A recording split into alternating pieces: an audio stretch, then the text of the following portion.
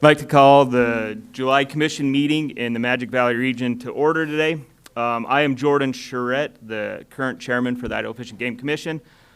I just want to take a second to thank Region 4 yesterday for their hospitality and grace they showed the commission as we went on a tour of the oldest fish hatchery and also of the Rock Creek Ranch. And I want to thank the Rock Creek Ranch Advisory Board for their hospitality shown to us. It was a very informal meeting where we learned about the importance of partnerships, strategic partnerships, both federal, state, and private. So I really enjoyed yesterday's tour. So thank you to the region and to the director and the staff for setting that up. With that, we will start the meeting by having a roll call, starting with Region 1. Dave Bobbitt, Region 1. Don Ebert, Region 2. Good morning, Tim Murphy, Region 3. Mike Roach, Region 4, Magic Valley. Good morning, Ron Davies, Region 7, Salmon Region. And I'm Jordan Charette from the Southeast region. We do have a quorum, and with that, I will turn the time over to the director for introductions of, No, we don't typically. Oh, my bad. Not even 5 minutes in, I already made my first mistake. All right, the next will be the agenda. Are there any changes to the agenda? Mr. Chairman, there are no changes to the agenda. I will just note there are two items that need to bracket our lunch. So item 6 needs to immediately precede lunch, Fish and Game Commission recognition of a citizen, and then the ISDA presentation needs to be right after lunch. So that's the way it is on the agenda, and we'll just have to shuffle things around as needed to keep them there. Okay, I will make those changes, or not make the changes, but yeah, make sure that stayed that way. Okay, next on the agenda is the review of public comment. Director Fredericks. Thank you, Mr. Chairman. So we had a very pleasant public meeting last night. We had about 12 members of the public in attendance.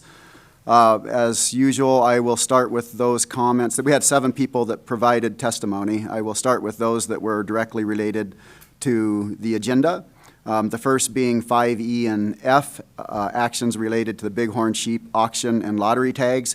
We had a representative from the Idaho Wild Sheep Foundation that expressed support for continuing that program and urged the commission to support release of those tags for that today, and also expressed their appreciation to the department for all of the collaborative work that we have done collectively on efforts to conserve bighorn sheep in Idaho. So then testimony not directly related to the agenda. We had 2 people testify about the lifetime license program and express their opinion that while not unsupportive of non-resident hunters in Idaho, they feel that the lifetime license holders who have left Idaho and are no longer residents should not be exempted from non-resident limits. And they also presented some information for you to look over. And then we had 3 people testify, all members of the HAT committee, former HAT committee, to express their support and appreciation to the commission and the department staff for their efforts to address technology as it relates to hunting. They recognize that it was a very contentious issue, but it's a very important one as it relates to the future of hunting in Idaho. They did acknowledge that in their opinion, there is still more work to be done and want to continue to work on that issue. And to that end, they have formed a group called the Idaho Sportsman's Legacy Group. And then finally, we had 1 person testify that as a non-resident landowner who has invested thousands of work and habitat improvements on their private lands to the benefit of the entire big game unit, he would like to see a program developed to allow him as a non-resident landowner to have access to tags to help promote his conservation efforts on that property. So we had some discussions with him after the fact as well. And then finally, we had a written comment submitted, and that was submitted via email. You should all have that in your box, and it's asking the department to encourage more restrictive regulations in conjunction with Idaho State Department of Agriculture on the captive elk industry to minimize the risk of disease transmission to wild ungulate populations. So, Mr. Chairman, that concludes my summary of public comment. Thank you, Director. Is there any questions for the Director? All right, moving on, we have the consent calendar. We have meeting minutes, the financial report and advisory committee appointments on our consent calendar today. Is there any objection to their adoption? Hearing none, On the minutes, yes. I had one minor deal. I told Elizabeth that our May meeting reflected it being in Boise and rather than Coeur d'Alene, so she's already got doing that change. So will I need a motion or?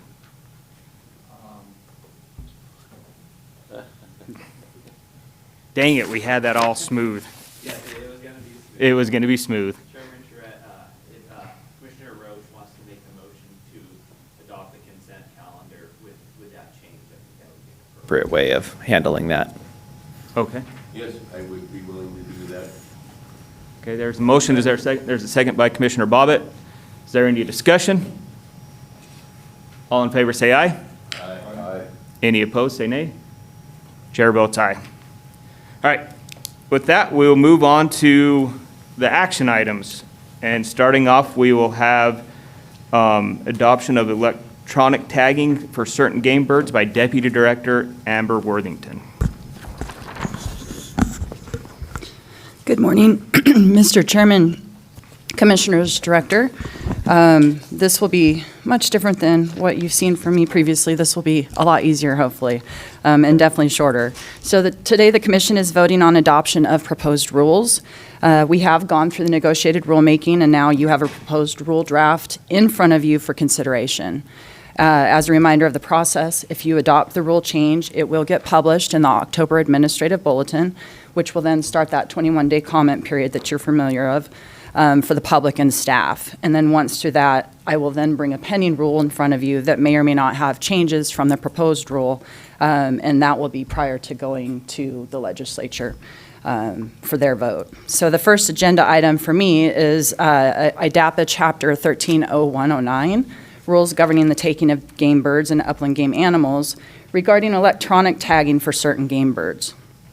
There are two sections in front of you with red lines that build in provisions for the Commission to allow for electronic tagging of certain game birds, should you decide to do so in the future. Only one member of public attended the negotiated rulemaking meeting and expressed support for a hunter to have a flexibility to do either the electronic tagging or the paper tag validation. And with that, Mr. Chairman, I stand for questions. Are there any questions for Deputy Director Worthington? Commissioner Roach. Amber, you reflect to explore certain game birds. To what are we targeting right off the bat, or how's that going to go? Thank you, Commissioner, Chairman. Turkeys, potentially, Okay. WMA pheasants, down the road cranes, sage-grouse, and potentially swans. Okay. Any other questions? With that, I'd entertain a motion. Mr. Chairman, Commissioner Bobbitt. I move the commission to adopt the proposed rules as presented with authority for the department to make non-substantive substantive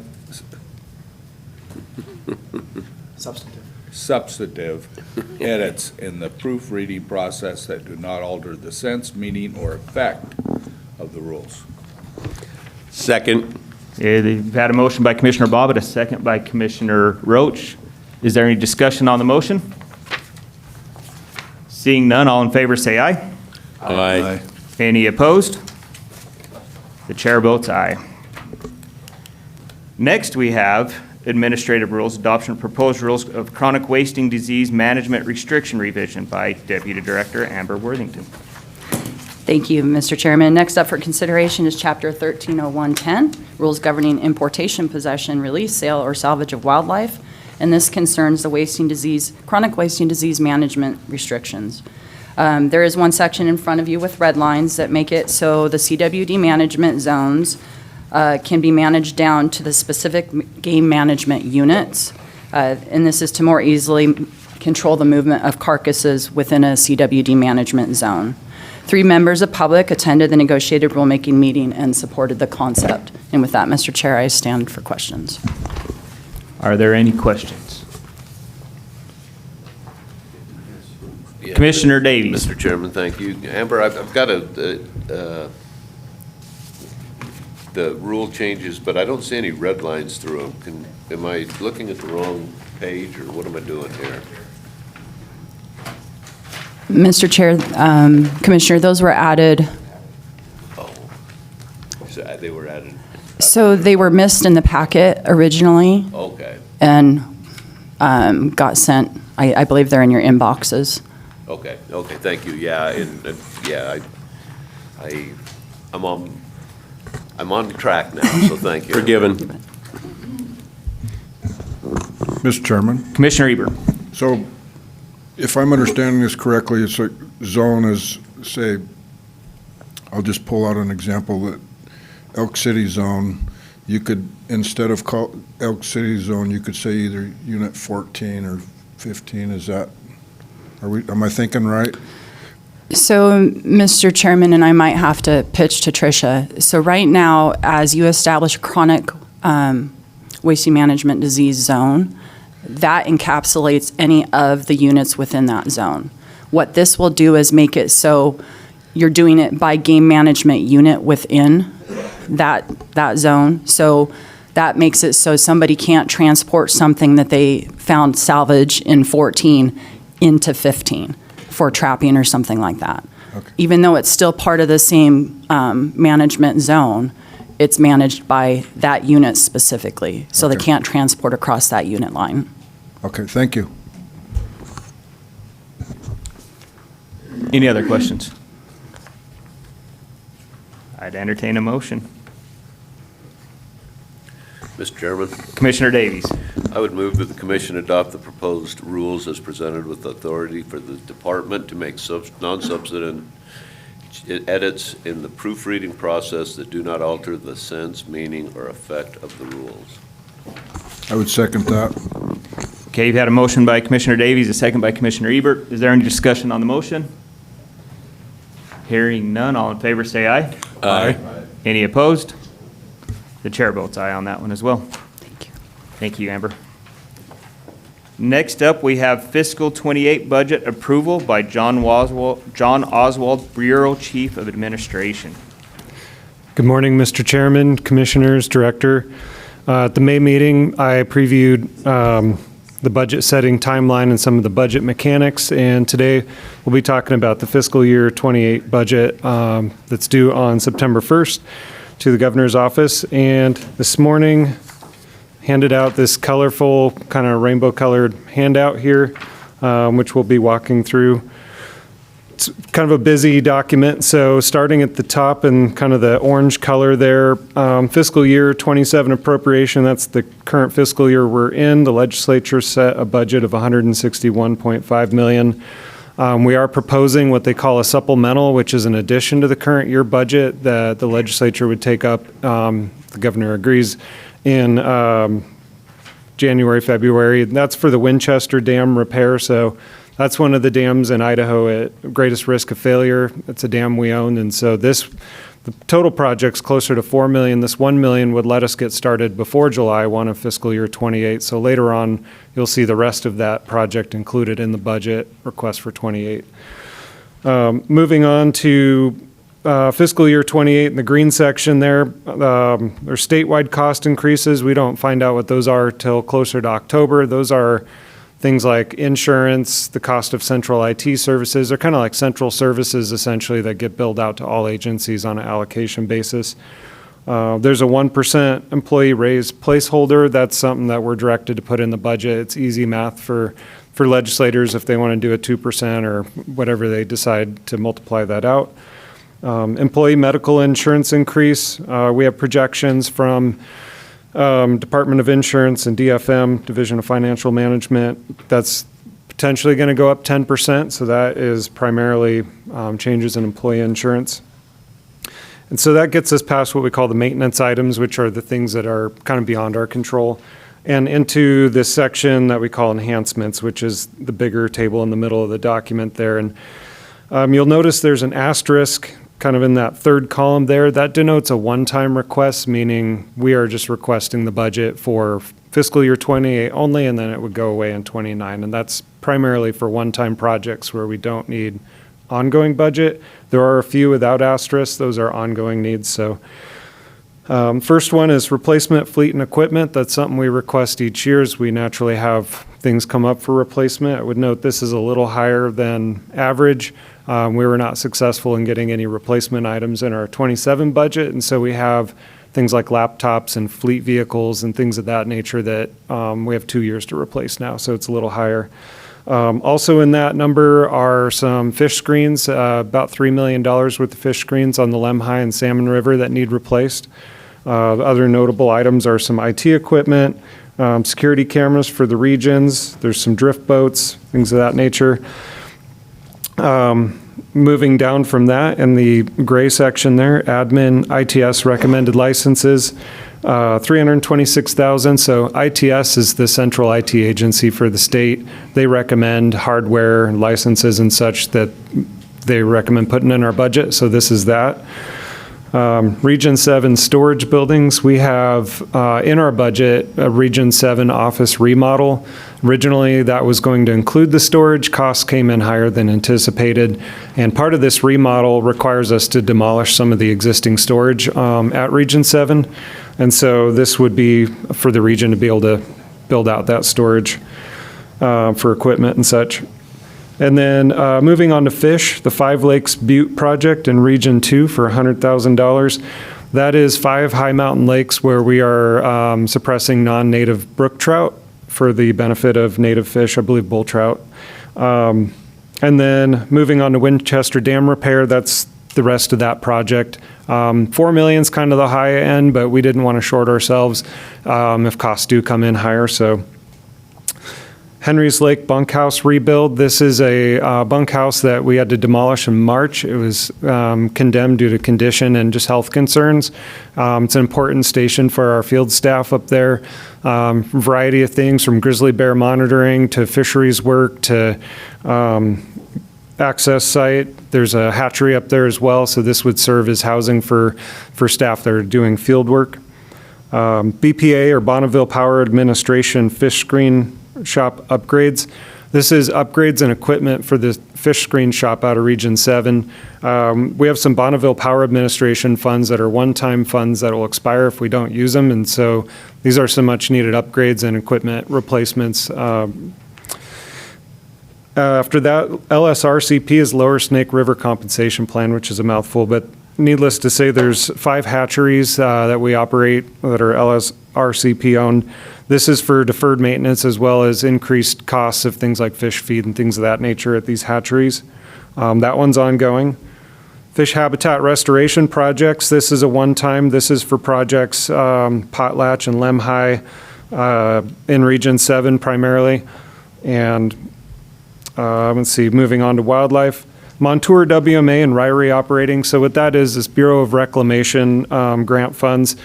That's for just increased costs of operating out at those sites. So that would allow us to, basically the feds are, the Bureau of Reclamation's willing to fund these increased costs, so we just need to bring the budget to be able to continue maintaining the same level of operations there.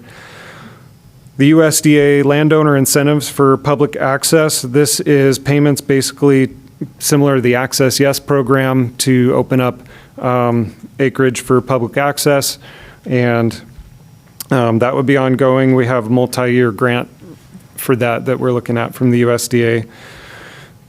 From there, we have some enforcement equipment that is primarily Starlink consoles for our enforcement rigs, as well as mobile scanners and printers and mounts. So that would outfit our enforcement officers and allow them to be connected while out in the field.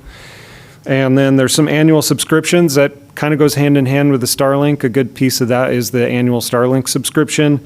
About $40,000 of this was the Citizens Against Poaching software that allows ISP dispatched kind of interface with cap calls. And then lastly is the customer communication services. This is a repeat from the prior year. This would increase, we have a service that we use, it will increase the amount of emails we're able to send to customers. We have more demand for some of these emails than what we have capacity for. And importantly, it would also allow us to text customers, which has been a request, or not a request, but in a survey, one of the preferred methods of communication that's not available to us currently. Customers could opt out. This wouldn't be like marketing as much as it'd be like, hey, don't forget to pick up your tag type of thing. So, let's see, go to my notes here. So with that, that's $28 million in total enhancements. However, about 26.5 of that is one time.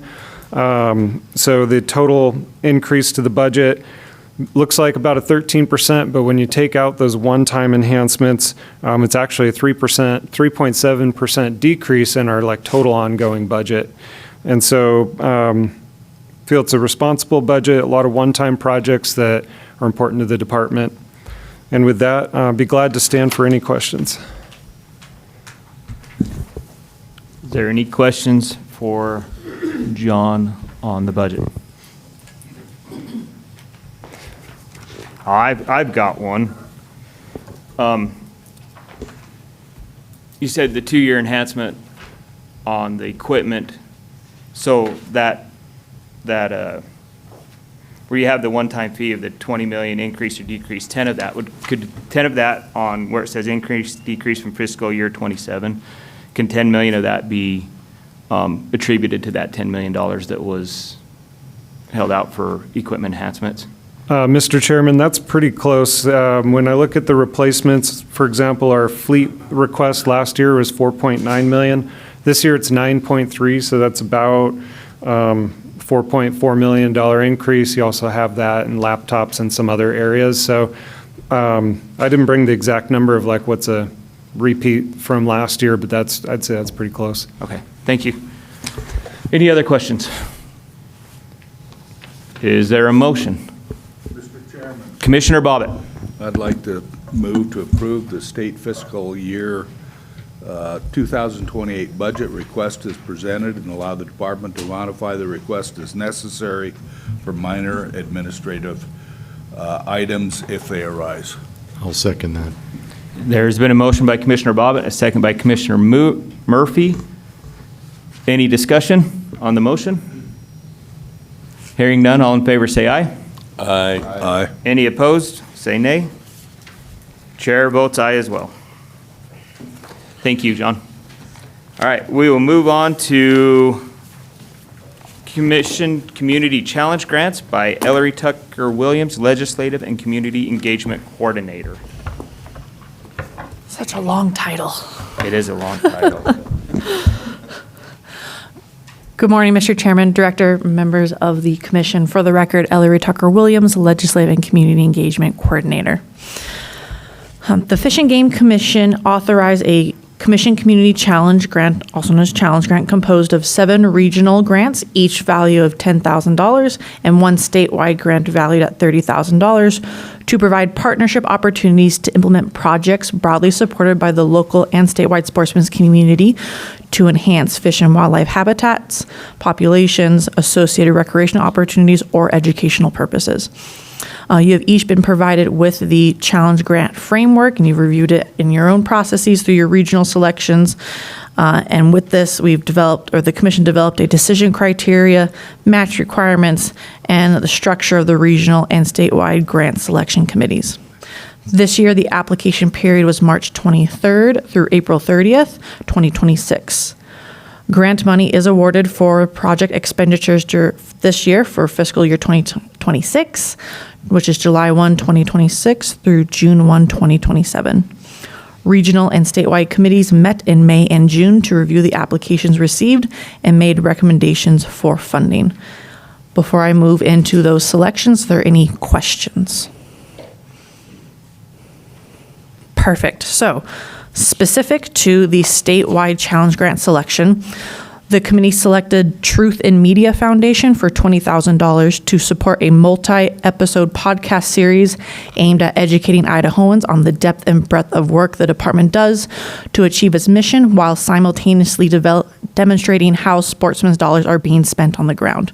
$5,000 to the Idaho Wildlife Federation to support the launch of the Idaho Women's Outdoors, a community-oriented educational platform to help women in Idaho learn to hunt in an ethical and responsible way, and $5,000 to the Idaho Conservation Officers Association for reduced registration fees for the Mark Hill Memorial Youth Conservation Camp. Moving on to the regional grant selections, Region 1 Panhandle selected Idaho Trappers Association for a Fishers research project for $6,000 and $4,000 to the Kootenai Valley Sportsman Association for a youth pheasant hunt at Boundary Smith Creek Wildlife Management Area. Region 2 selected the Idaho Trappers Association for a Fishers research project for $10,000.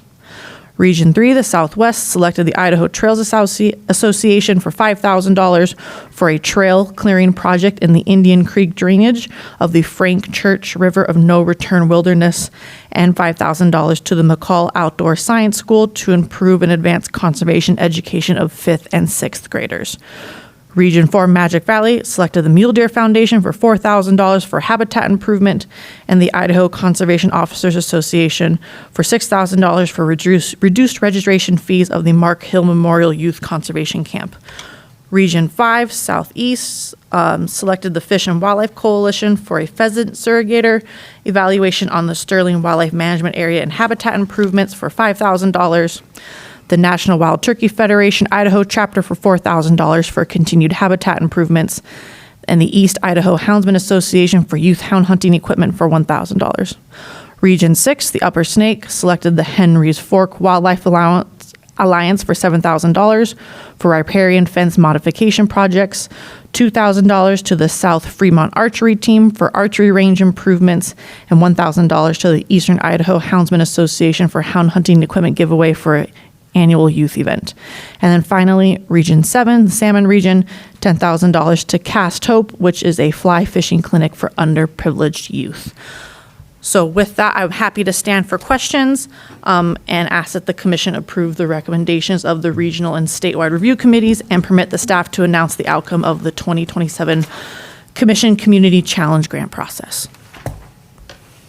Are there any questions for Ellery? Mr. Chairman. Commissioner Bobbitt. Hillary, these, what we're recommending here aren't necessarily the full ask.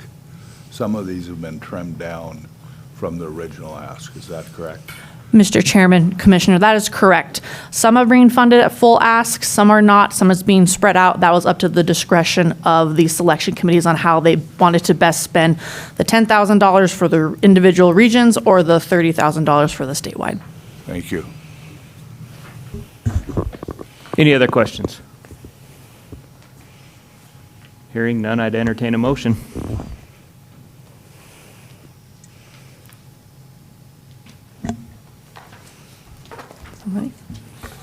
Mr. Chairman, I would move that,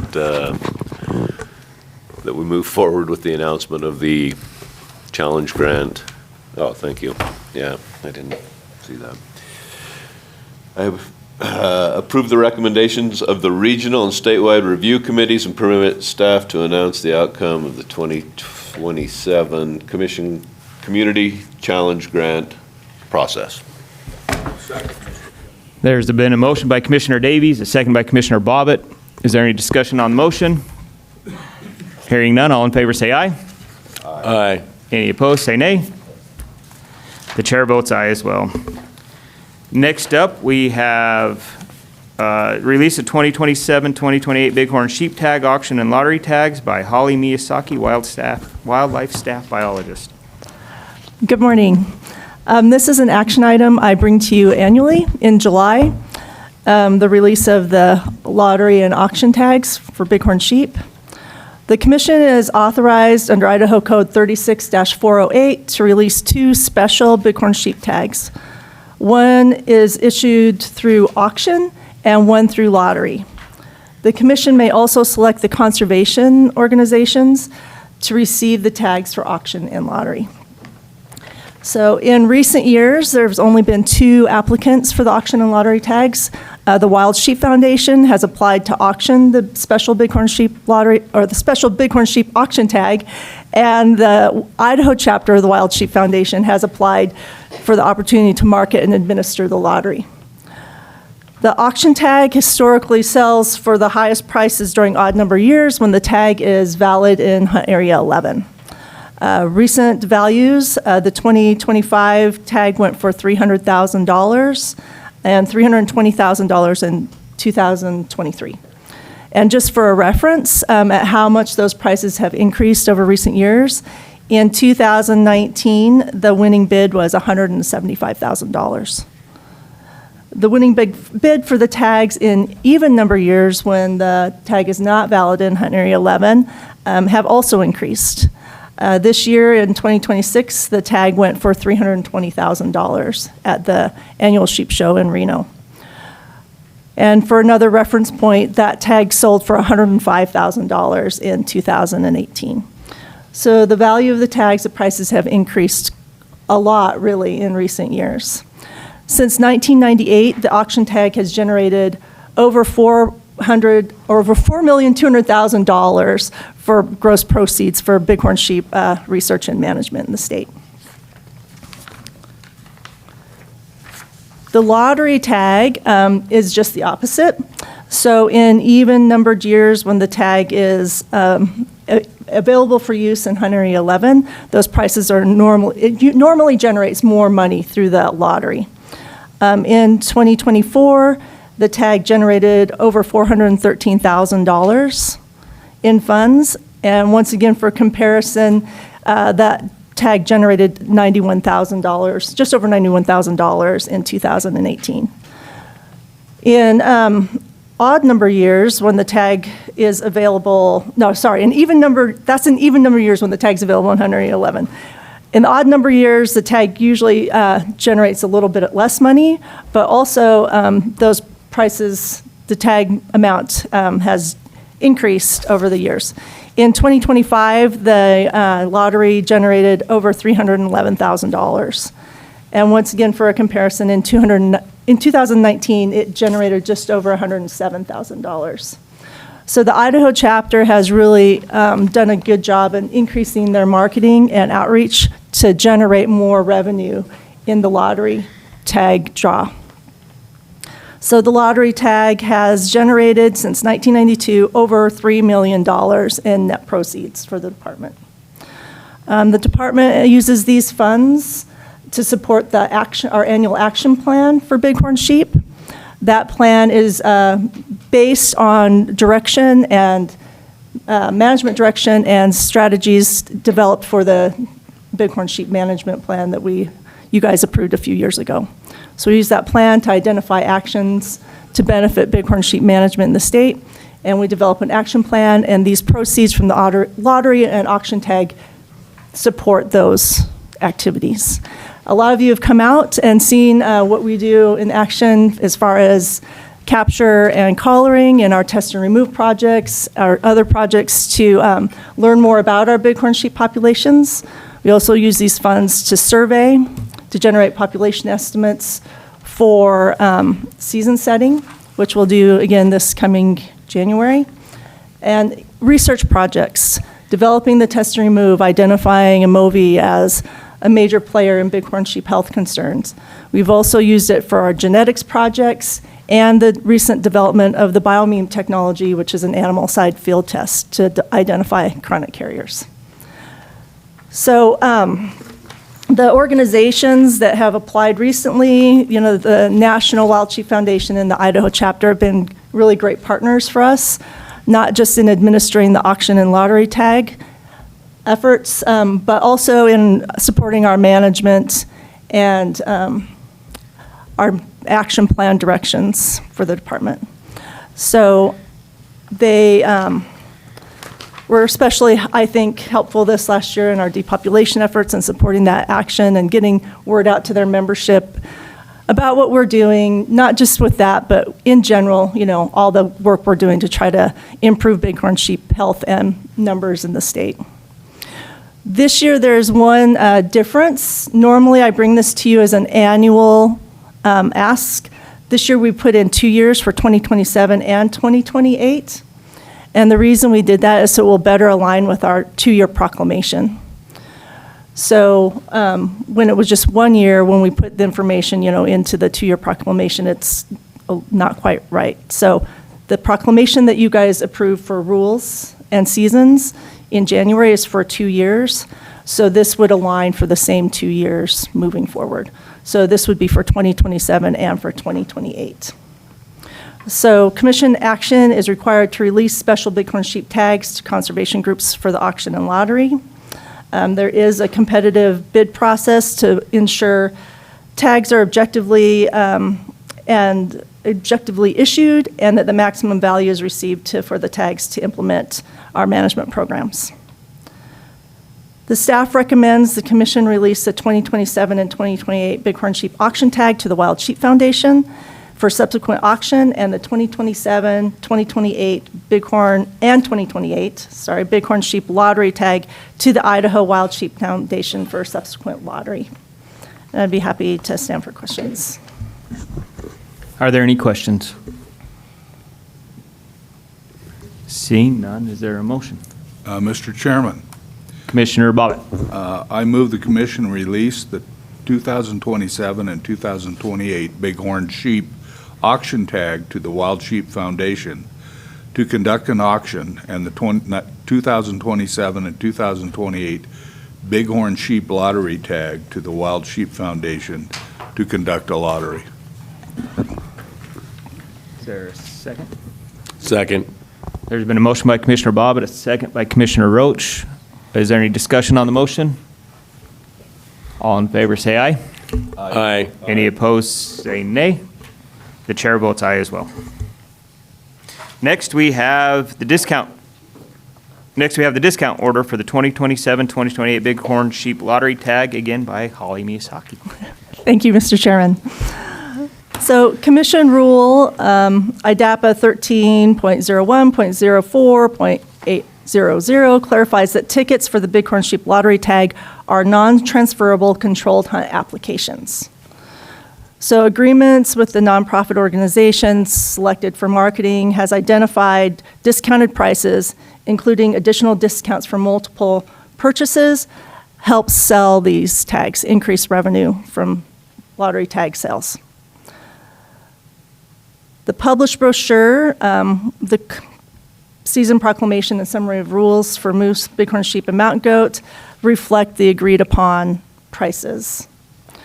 So once again, we're looking at doing this for 2 years so it better matches the 2-year proclamation. So for both 2027 and 2028. Fees for the Bighorn Sheep Lottery tag, special controlled hunt applications for July 2027 and the July 2028 drawings are proposed to remain consistent with the 2026 drawing as follows in your gold sheet, with one ticket, which is also an application, costing $20, 6 for $100, 14 for $166.75, and 25 tickets or applications sold for $250.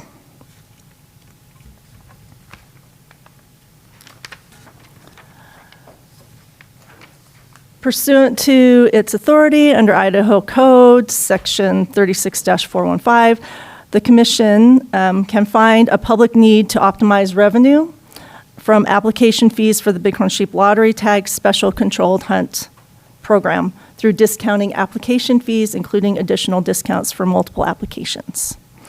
So the staff recommends the Commission adopt discounted fees for all Bighorn Sheep Lottery Tag Special Controlled Hunt applications for the July 2027 and the July 2028 drawings. And I would be happy to answer any questions. Are there any questions? A motion. Commissioner Murphy for a motion.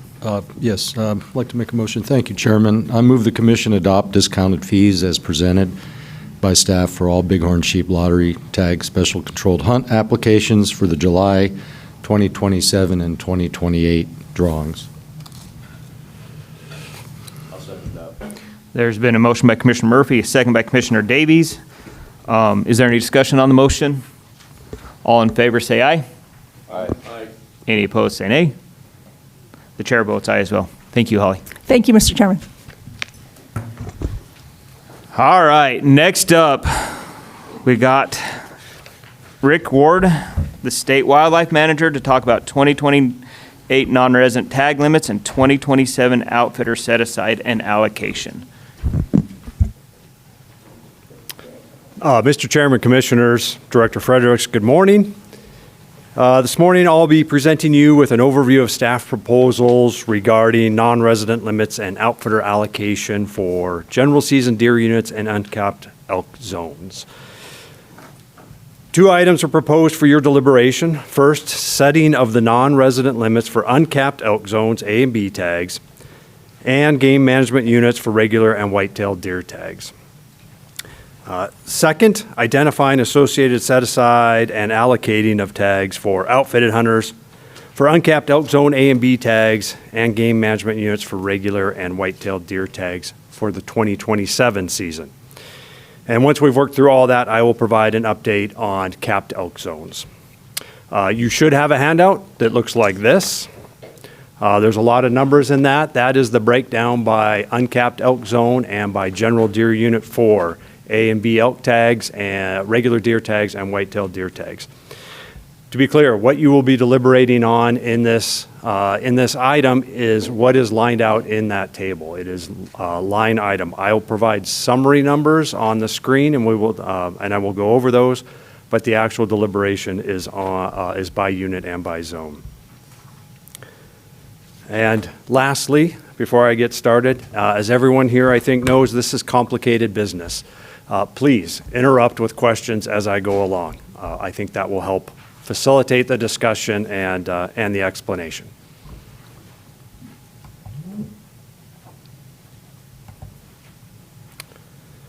The Commission now has the ability to allocate outfitter tags for 2 years. What we are going to ask for here is to just allocate for 2027 because there are lots of moving parts. That's the way it has been done in the past. Again, we are only talking about general season deer hunts and general season uncapped elk zones. Non-resident limits are set for 2 years, and that's what we'll be talking about, setting those for the 2027 and 2028 seasons. Outfitter allocation, again, proposed only for the 2027 season, and we'll get into the specifics of that in a moment. And as I think everybody is aware, big game season setting happens this winter with final seasons for 2027 and 2028 adopted by the Commission in next March. We come to the Commission early to set non-resident limits and allocate outfitter tags for a couple of reasons. First, the new draw system for non-resident tags begins in December of this year, and we need to have non-resident tag numbers established prior to that. The second reason is to allocate outfitter tags well in advance of the December non-resident draw so that outfitters know ahead of time the number of tags they will receive and they can begin booking clients. Once tags are allocated by the Commission, the Outfitters Guides Licensing Board will designate tags to individual outfitters based on that allocation. If general seasons change appreciably during that season setting process, we have flexibility to either forego those changes for a year or recall tags if necessary, if changes are deemed to be that important. So there is flexibility in this, but there is a need to identify those tag numbers in advance of December. So a little bit of background. There are 2 statewide limits, one for elk general season, including capped, and one for general season deer, 12,815 elk tags and 15,500 general season deer tags.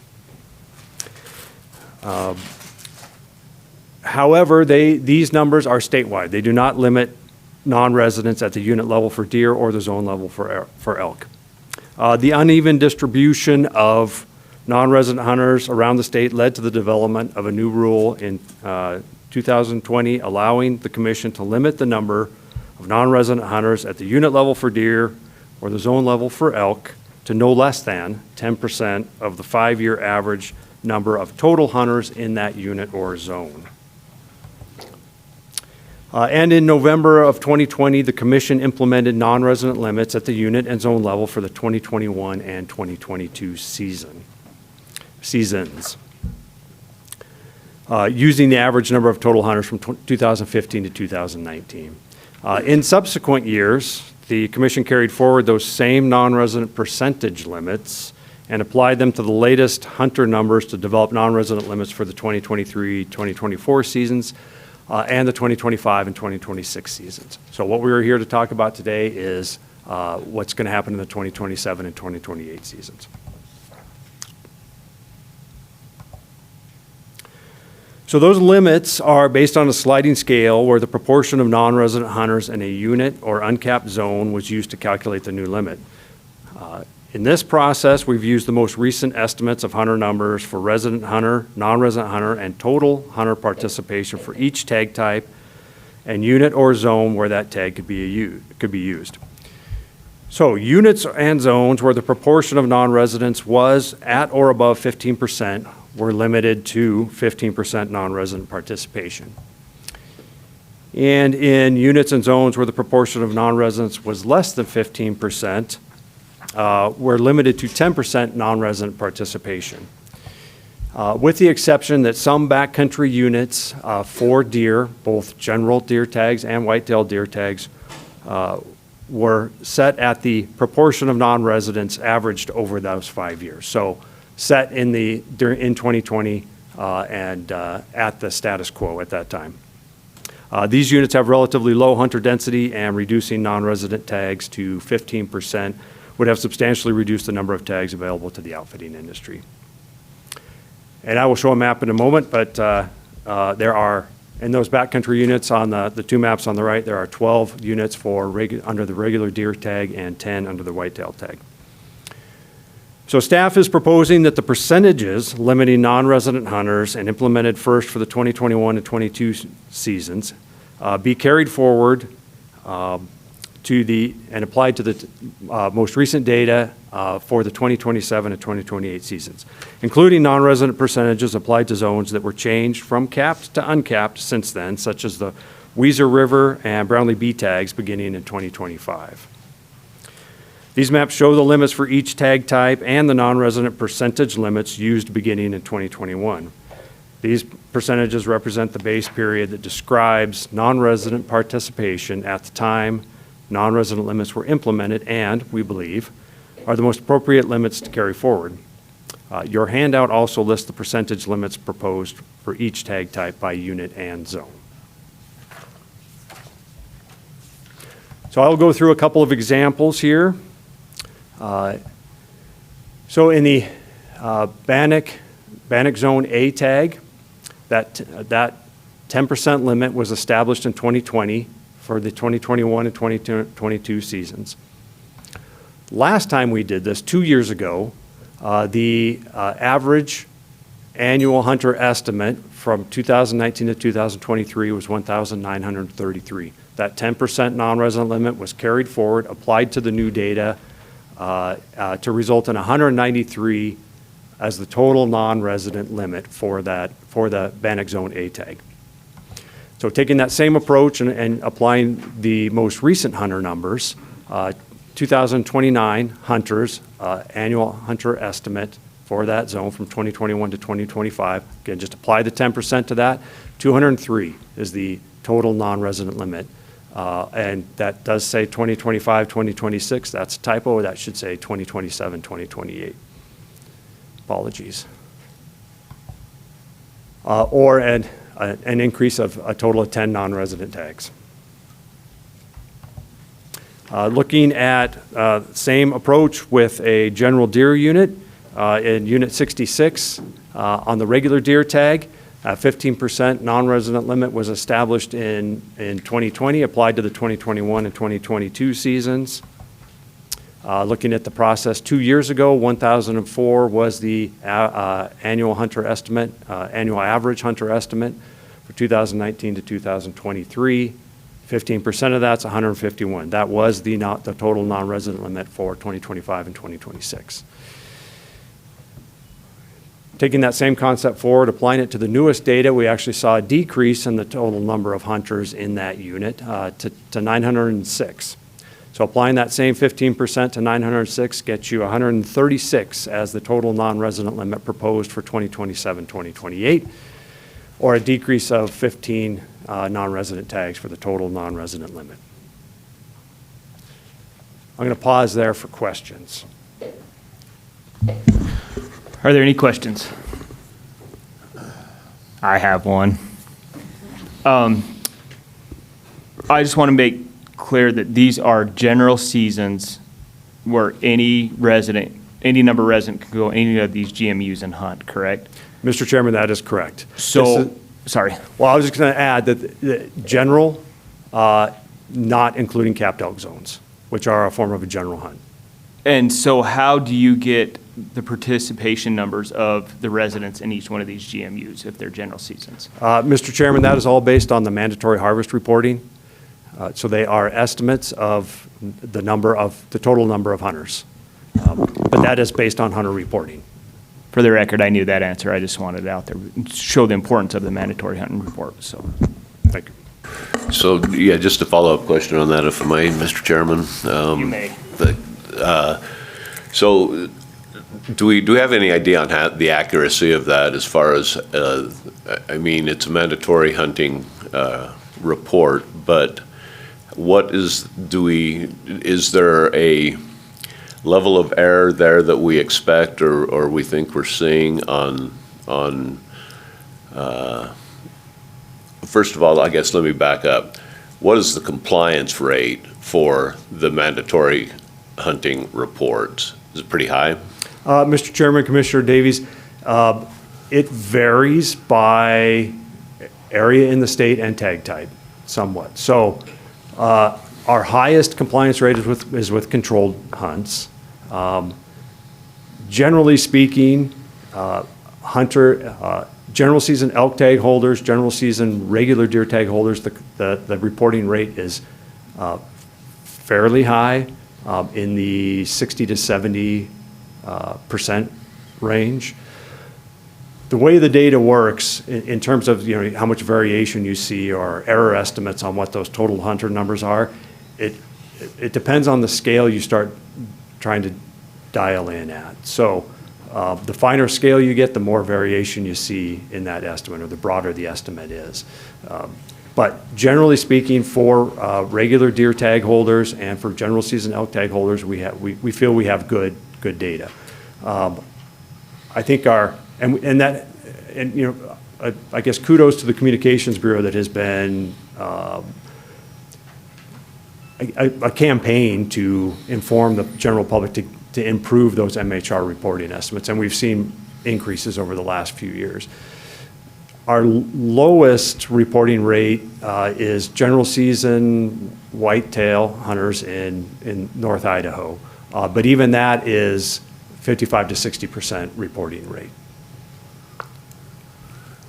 Okay, and so following up with that, and maybe you answered this in all of that information you just gave me, is there variation that you're using to make an estimate on that? I mean, with 50 to 55% in the whitetail panhandle region, is there are you using some sort of formula or are you just going strictly by the numbers? If you have 50% of the numbers of the participants reporting, I guess it seems to me like there'd be a wide variance on how accurate that information would be. Mr. Chairman, Commissioner Davies, yes, it is. People smarter than me have developed models to come up with the estimates. So it is not just taking the data we have and extrapolating it to the total number of tag holders. I don't know that I can provide more detail than that. I can certainly get you information on how the specifics of how that's developed, but I don't have that on the top of my head. No, that answers my question. Thanks, Rick. Any other questions before we move on? All right, go for it. Okay, Mr. Chairman, Commissioners, this is a summary table of what you have in your handout for total non-resident limits. So I will explain these numbers because there is a little bit of wonkiness in there. But across the board, we did see declines in non-resident hunter numbers, which is expected after 6 years of non-resident limits. And the way the math works, that is kind of a stair-step process, and we think after 6 years, we are about at the point where that should level out.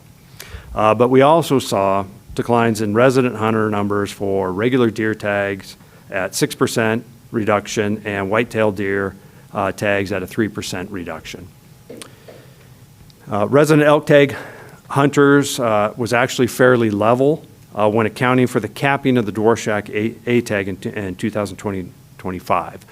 And that is reflected in that red number you see, the minus 332. So that went from, prior to this year, that the Dvorak A tag would have been, those hunter numbers would have been included in this calculation, but because now it is capped, it was moved out. So you see that minus 332.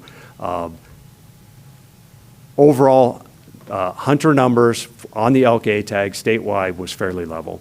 And actually the same is true of the B tag. You see a plus 392. Well, we had two capped elk zones, the Brownlee B tag and the Weezer River B tag, that went from capped to uncapped. So we had additional hunter numbers that are included in this number here. So that minus 332 and plus 392 are largely a result of those changes in cap zones. Overall hunter numbers were fairly stable in those. What I think this does help demonstrate is that resident hunter participation is the primary driver of non-resident tag numbers.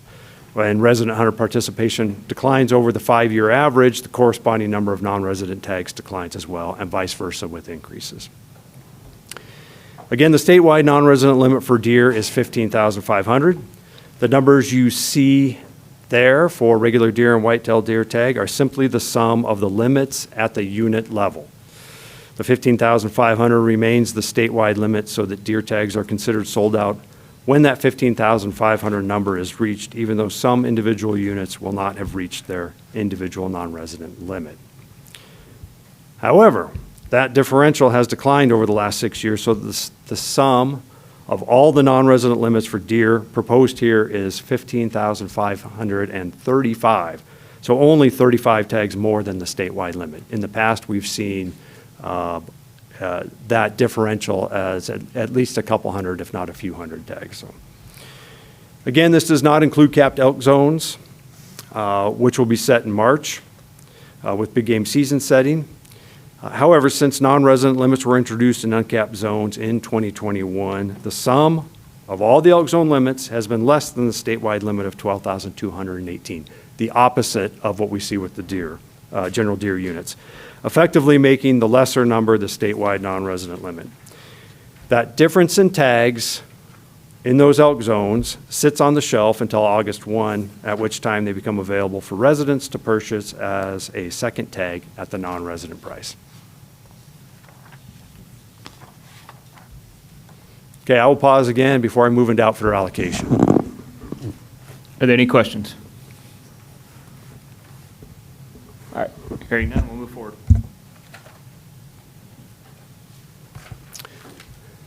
So when setting big game seasons, if the commission limits the number of deer or elk tags available for use in any game management unit or zone, the commission may allocate by rule where there are outfitted operations a number of deer and elk tags from the outfitted hunter set-aside pool of tags for use by hunters that have entered into a signed agreement for that year to utilize the services of an outfitter. That is all spelled out in rule. When non-resident limits were established beginning with the 2021 season, that created new demand. There's a lot of new allocation that came out of that. That's what I'm going to go over today. The outfitter set aside are tags that are taken from the non-resident portion and set aside for the use by outfitters. That comes from the non-resident limits. That outfitter set aside number is established by commission proclamation. It includes capped and uncapped elk zones. Tags are then allocated by the commission from that set aside. And in 2024, there was a new rule established that created what I call base allocation. The name in rule is the initial tag use number. Base allocation makes more sense to me. That establishes at the unit and zone level the minimum number of tags to be allocated in uncapped and general deer. So that is the floor for allocation. The statewide total limits, the 15,500, the 12,815, that is the ceiling for, 25% of those is the maximum that can be allocated. So that sets the ceiling on allocation. That rule also established that additional allocation could be earned through historical use. In this case, historical use, the historical use numbers we're using are 2024 and 2025. So again, I will go back to the Bannock Zone A tag. The base allocation is 2, so that is the minimum number of tags to be allocated in the Bannock Zone. In 2024 and 2025, outfitters earned historical use of an additional 8 tags, so the total number of tags proposed to be allocated is 10 for only the 2027 season. So those allocated tags come out of that total non-resident limit that I just went through. So that total non-resident limit is proposed to be 203 for the 2027 to 2028 season. From that 203 comes the allocation, or 10 tags. So that comes out, the remaining number, that 193, is the proposed 2027 non-resident, non-outfitted tag number. Going back to Unit 66, regular deer tag, similarly, 33 is the base allocation that was established in 2024. The additional use from the last 2 years was 0. There was no additional use on that, so the proposed allocation for that zone is the base allocation, which is 33. Again, taking the total non-resident limit of 136 that is proposed for 2027, 2028, removing the 33 proposed allocated tags gets you to 103 is the proposed total number of non-resident, non-outfitted tags. So you have this in your handout. The green part there I showed you before, those are the proposed total non-resident limits. The other two columns, the middle, the purplish color there is the proposed 2027 outfitted tag allocation. The yellow on the right side there is simply the math of taking the allocated tags in purple, subtracting those from the proposed total non-resident limits in the green. And I will reiterate here that the total non-resident limits are proposed for 2027 and 2028. The allocation and the proposed non-resident tags are for 2027 only. Can I ask just one question, Rick? The resident participations for the 24-25 season that generates 26-27 non-resident numbers, correct? Mr. Chairman, Did I ask that right? If I understand what you're asking, not exactly. The resident participation, well, the total number of hunters it's the 5-year average. The last 2 years comes into play for the outfitter allocation. So that's the historical use part. So we look at the last 2 years where we have data of outfitter use. That's where that change comes from. My thought process was that big winter a few years ago, it still could be playing because there was less hunters the next year after that big winter. So I was wondering if that was still a fair assumption.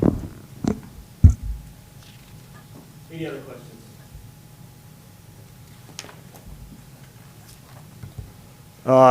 So, Mr. Chairman, with that, I will summarize with some staff recommendations, and I will tell you here the staff recommendations and the sample motions I will be putting on the screen are slightly different than what is in your gold sheet. So I would just draw your attention to that. So for non-resident limits for uncapped elk zones and deer units, the staff is recommending to continue the sliding scale percentage limits developed for the 2021 and 2022 seasons and apply them to the average hunter participation estimated for the previous 5-year period of 2021 and 2025 to set non-resident limits for the 2027 and 2028 seasons. Mr. Chairman, Commissioner Davies. I apologize. I do have some more questions. We have a bunch of these to go over. There's a bunch of different numbers there. It's really difficult to use just your examples with moving forward with the decision, in my opinion. So if I could get you to look at the Lemhi A tag for me, moving forward. So just to make sure I'm reading this correctly, the proposed limit would go to 215, and that would include both the non-residents and the outfitter allocation, correct? And of that, 187 tags would be going to the outfitter allocated tag, and 28 tags would be going to the regular non-resident pool. Mr. Chairman, Commissioner Davies, that is correct. Okay, so in that, if my math is correct, that's 87% of the tags in that unit that would be actually taken by the outfitters moving forward, the way the rules are proposed right now. Is that correct, too? Mr. Chairman, Commissioner Davies, that is correct. Okay. I will, at this point, I think it's good to bring up the topic of restructuring outfitter allocation. That is in the process. We are in discussions with representatives of the outfitting industry and interested legislators on restructuring allocation. And the door is wide open at this point. There's lots of different directions it could go. But I will say that one of the issues that has been identified out there is the upside downness, and the Lemhi A is the example of that, of the disparity or the discrepancy between the number of non-resident DIY tags and the number of outfitter allocated tags. Whatever comes of that would not happen for the 2027 season. That would be further down the road, potentially 2028, because there's a lot of things involved, including statute and rule change and whatnot. The way the system is designed now, or the way it is spelled out in statute and rule, as it is now, it is, this whole process that I just outlined is really it's a math equation. So you go through, it's like the data says this, and you subtract this from that, and this is what you end up with. So I will say this part, that is the way it is in rule. But that is acknowledged, that there is some upside downness there, and people are paying attention to that, and there is an objective to try and remedy that. Question? Do you have any more? Let him go Okay. ahead. I'll gather Commissioner the Roach. You guys are talking about Lemhi and all that sort of thing. Is that somewhere in here, or, Yeah, Mr. Chairman, Commissioner Roach, it is on page 2. It's the Lemhi Okay. A tag. And this is, okay. And so that goes, you calculated, Ron, 87%? That's, yeah, if my math's correct, and Okay. I think it is. All right, well, I was looking in the deer deal, so I was, Yeah, I guess just a follow-up comment, if nothing else on Commissioner this. Davies. Thank you. So in tracking this trend across from the 2021 season on through now, it's gone from 21% of the tags going to outfitter allocation in 21, all the way up to 87% at this point. I realize that the department understands that that's not sustainable, and it's not a fair deal to move forward, and I understand that we're moving towards steps to correct that. My problem or my concerns with this is that it's not, I don't know, I guess it's not fixing the problem quickly enough, and I understand that there are limitations, and Director, maybe you can jump in here and help me explain how we can make changes now that would actually be beneficial to this upside down area. Another issue that I've got is, I picked the Lemhi because obviously that's the biggest one, but there's a lot of tags out there, that a lot of particularly elk zones that while maybe not as upside down as that, they're disproportionate and probably becoming more so. As I haven't had a chance to, looking at these numbers today, I haven't had a chance to go through and actually pencil out the rest of the tags that I would be concerned with. But I don't know, Director, maybe you can help me here. Yeah, Mr. Chairman, Commissioner Davies. So I think, as Rick indicated, right now, what we're presenting here on this piece of it for uncapped and for deer, this is in rule. I mean, this is math, and there is no latitude really to say, well, we'd like to ratchet that back down, because you don't have the authority to upside down it or right side up it, given what rule says right now. So there is a concurrence and a recognition that place, there aren't a lot of those places, but there are places like that it is very inequitable between the do-it-yourselfers and the allocated tags, and that I think there's broad acknowledgement that needs to be fixed. So in terms of how do we get there as quickly as possible, the strategy that we've been on, and I think it's the right one, is to work with the outfitting industry to bring and key legislators and commission to bring something that we can all agree to that maintains the industry in a reasonable manner, but makes it more equitable and achieves kind of a broader suite of goals. And so that's the path we're on, which means continuing to work with them to try to bring something for the 2027 legislative session. And unfortunately, if successful there would still be a process of rulemaking that legislation would authorize in 2027, which would mean that then we use the year of 2027 to go through the rulemaking process, then come back to the legislature in 2028 with pending rules that become effective in July of 2028. So that is the fast track. So I guess would, Mr. Chairman, if I could, can we discuss what kind of changes that we're going to do? Because I'm not really comfortable voting in favor of this with the current system.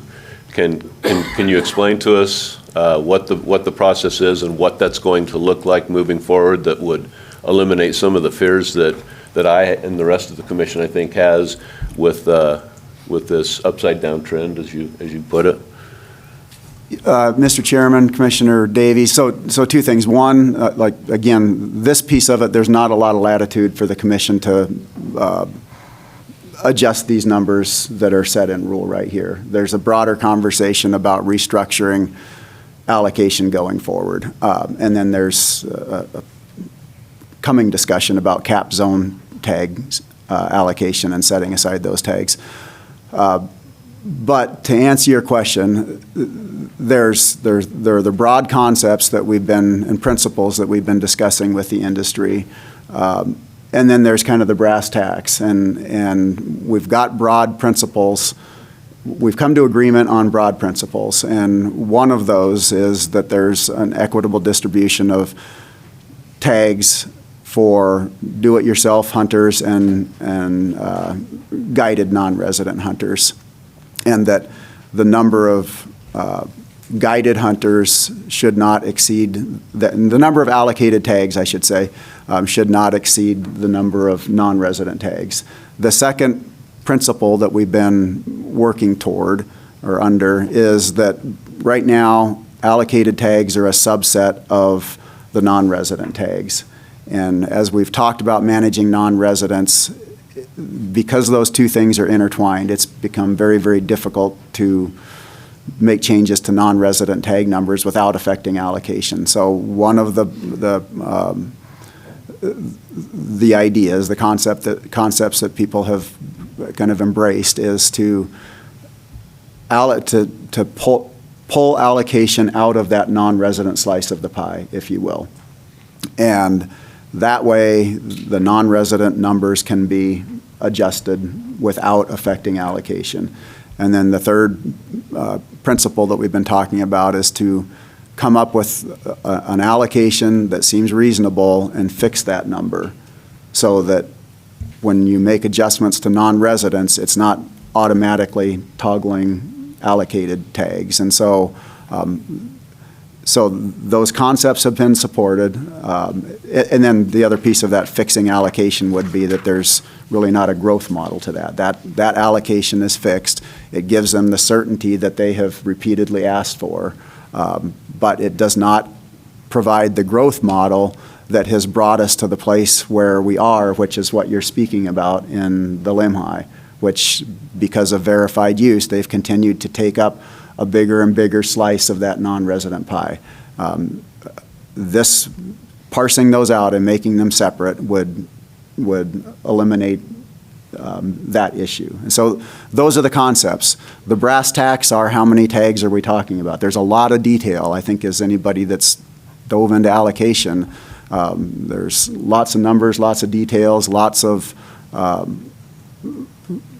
spreadsheets, and then looking at a lot of averages, and then there's a suite of rules and statutes that need to be addressed in that. So we have been working, again, toward trying to clean all that up under those general principles.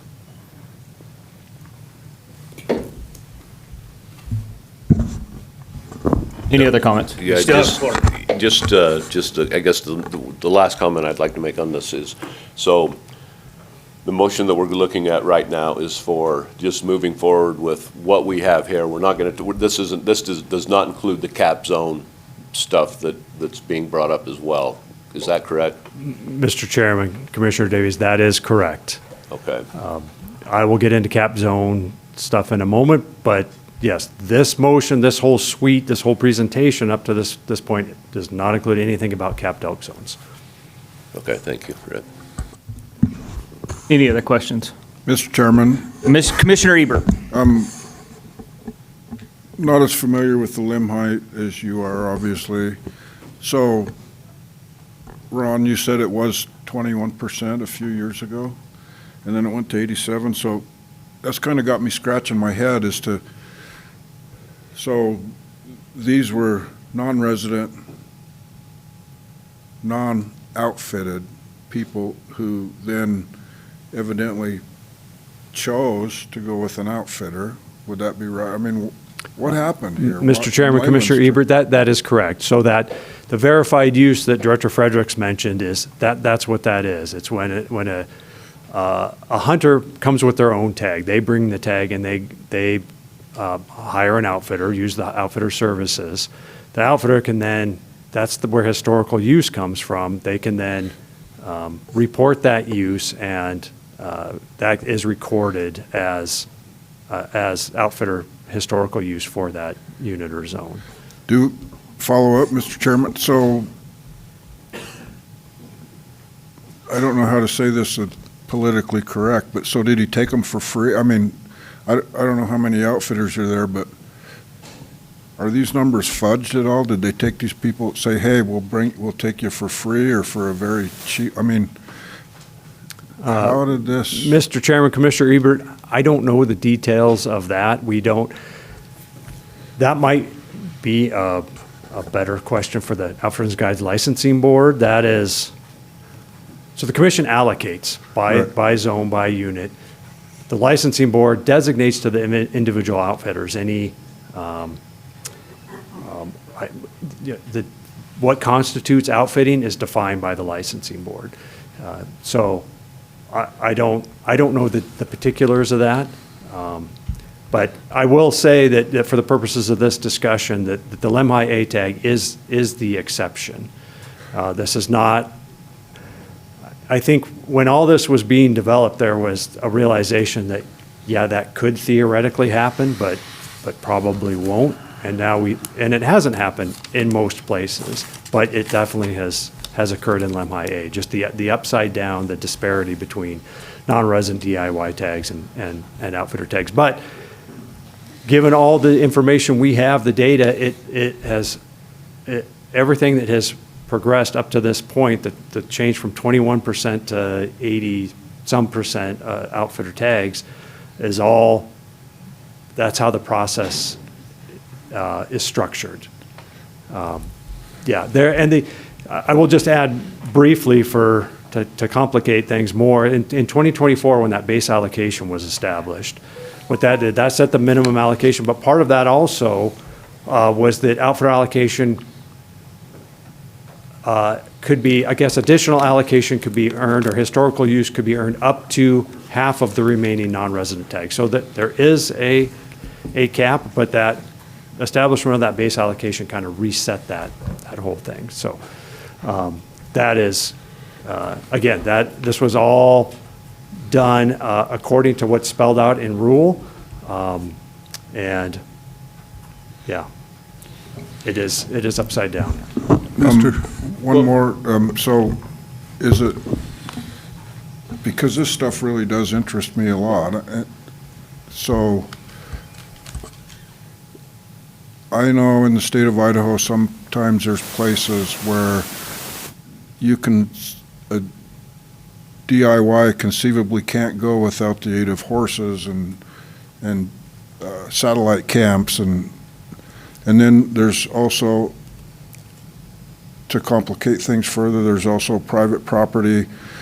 I know there's private property where you cannot go unless you go with the outfitter. And that kind of, I think, skews, because, one size does not fit all, and each zone is a little bit different. So, yeah, I appreciate your comments, and I hear your concerns. I just wonder what has happened here. Commissioner Murphy. Thank you, Mr. Chairman. Rick, if we got to a point where there were two silos, the DYI and fixed allocation for guided tags, would ongoing historic use on that side of the allocation for guided tags be affected by historic use from that point forward? Mr. Chairman, Commissioner Murphy, no, is the shorter end. That is the model we're looking at now, and that's what Director Fredericks mentioned as the growth model. That the idea of setting allocation, putting it aside, not changing it on an annual basis or based on a formula that is written out, like what we're dealing with here. So, yeah, no is the short answer. That's where it's at this point. And just an add to that, so if the historic use, future years, if there was a separation, wouldn't affect the fixed allocation, could you conceive of any other means where that fixed allocation could be adjusted? Or should be adjusted based on what kind of proposal we're looking at? Mr. Chairman, Commissioner Murphy, that all this is still open and I guess undecided, or really no clear exact direction. But I think the vision at this point is that at some level things would be up to commission proclamation. The whole idea of changing that allocation, like set it and forget it, is kind of the words we throw around, but unclear on where that might go. And I think that's all open for discussion on what that might look like. I think the vision is that it would not be something automatic. I think we are also cognizant that there are times when those numbers would need to change for biological reasons. So how we get through all that, how we develop a system that addresses all those things, unclear at this point. Conceptual, it really is what we're at. We're as Director Fredericks mentioned, there are kind of these big overarching themes that we are, I think, in agreement on. Devil's in the details. Okay, and biologic reasons could go in both directions, both increase or decrease within a fixed allocation, if we explored that. Yeah, Mr. Chairman, Commissioner Murphy, potentially, yes. Okay. I think in the scenarios we talk about, it's usually going down. A big snow year where animals are hit hard and we need to address the amount of harvest, then yeah, that's usually what we talk about. But yes, it could go both ways. Okay, thank you. Commissioner Bobbitt. Yeah, it's, I think Don kind of hit on some of the issues that from being an outfitter in the past, all outfitting areas aren't created equal. Some need a whole lot more equipment and things than others. And also, to further complicate the issue is some of these areas that have private ground that go with them. So there's some real issues that we haven't really dealt with in the past. But another one that I think of is, and I'm in talking to the director, we're working on some things there now, is what is an outfitted hunt? Is it a sale of a tag, or is it an outfitted hunt?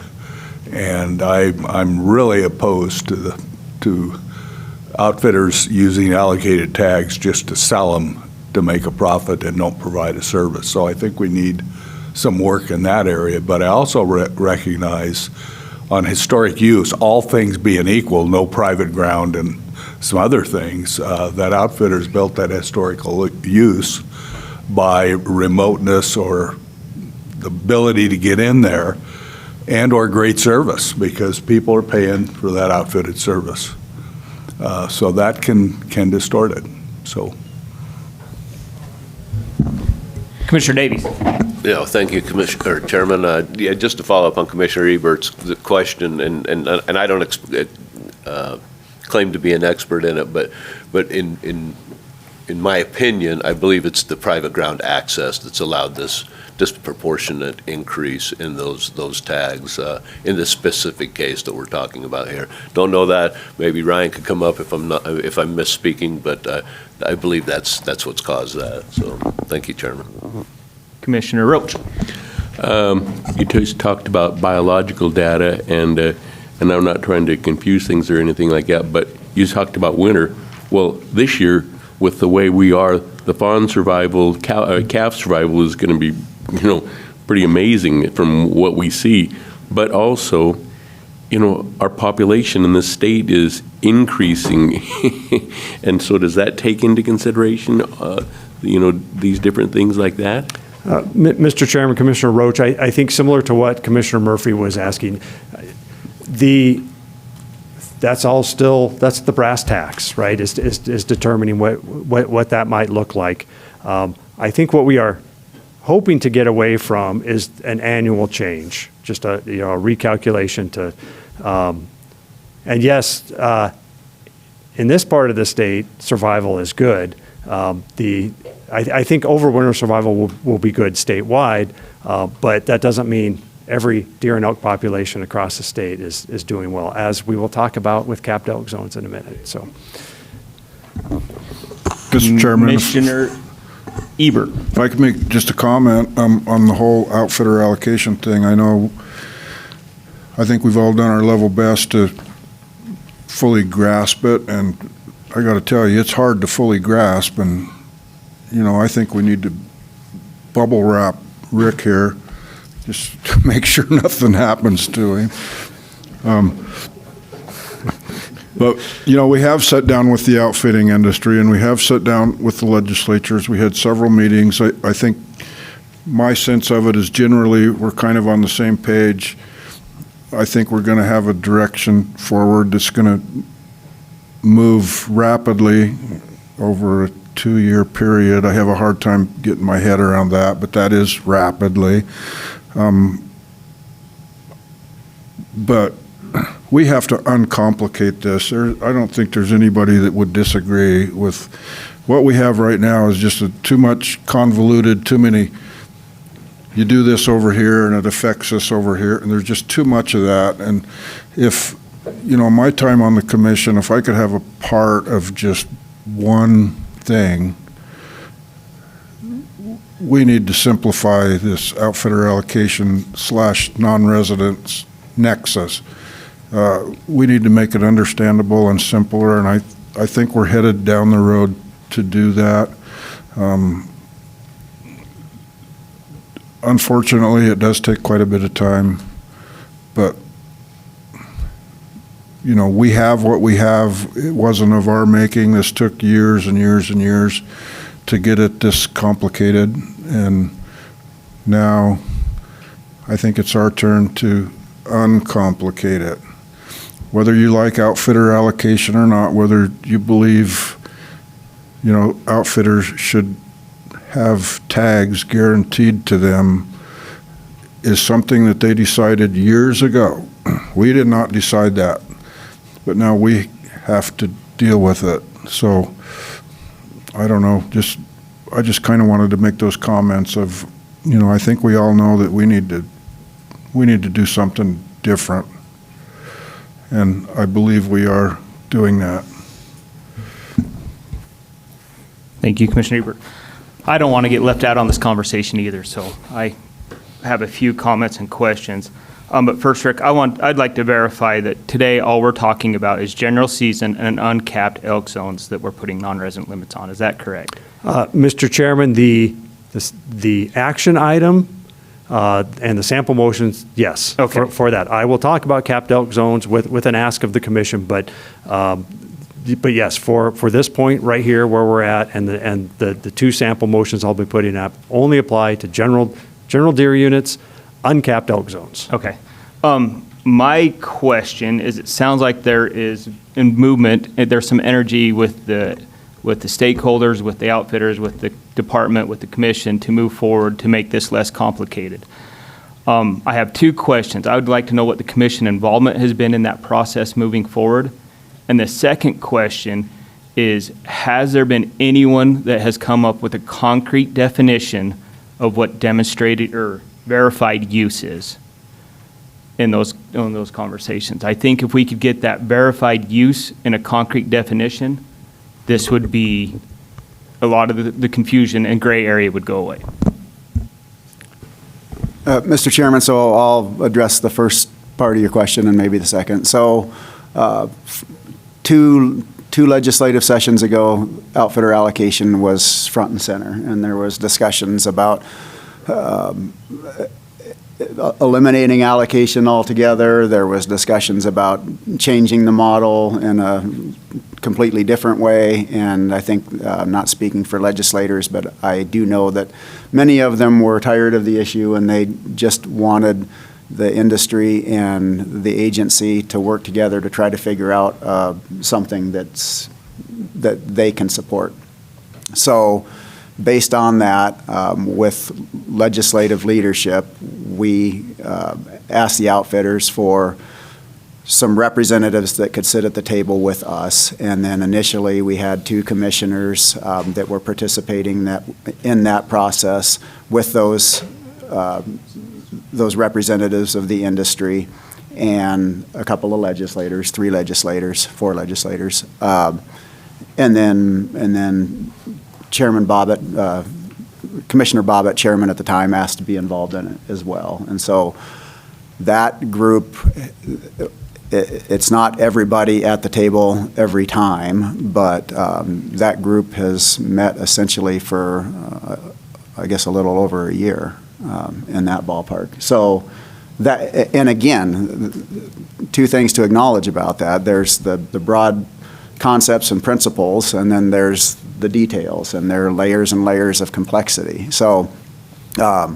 that's been the involvement there. More commissioners than that, obviously. We're talking about a quorum, so that's a whole different thing. So I think we've been operating under the assumption that we've got representation or the support of the commission as we've gone forward. And so we need to check that and be sure that that's still the case.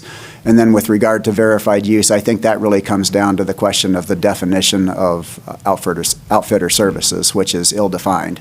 And that is also part of the discussion that we're having, is whether the industry would like to see that cleaned up. I think many in the industry would like to see it cleaned up.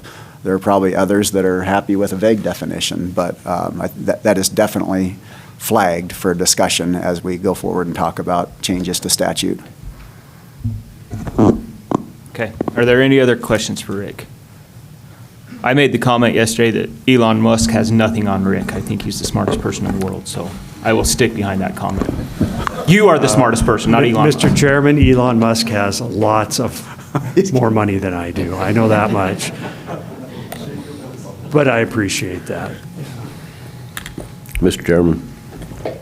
Commissioner Davies. Yeah, so we're looking at these numbers for the first time for the most part, in the minutes coming up to the presentation here. I guess I would ask you or the director, what would be the downside of tabling this decision until the November meeting to give us a little bit more time to get with our regional supervisors, to look at the numbers and to move forward appropriately then? To follow up on that, would the numbers change any between now and then with the mathematic formula? Mr. Chairman, Commissioner Davies, you are correct. So we would be violating rule by not moving forward with this allocation structure. This is not, there's no latitude here in what we're talking about with these allocation numbers. Rick is presenting the numbers to release for non-residents, and then those to reserve for allocation for the 2027 season. So if we postpone that to November, yes, you could still meet your statutory obligation. The numbers would not change, and the industry would be really concerned with the fact that they don't know their numbers that they would like to be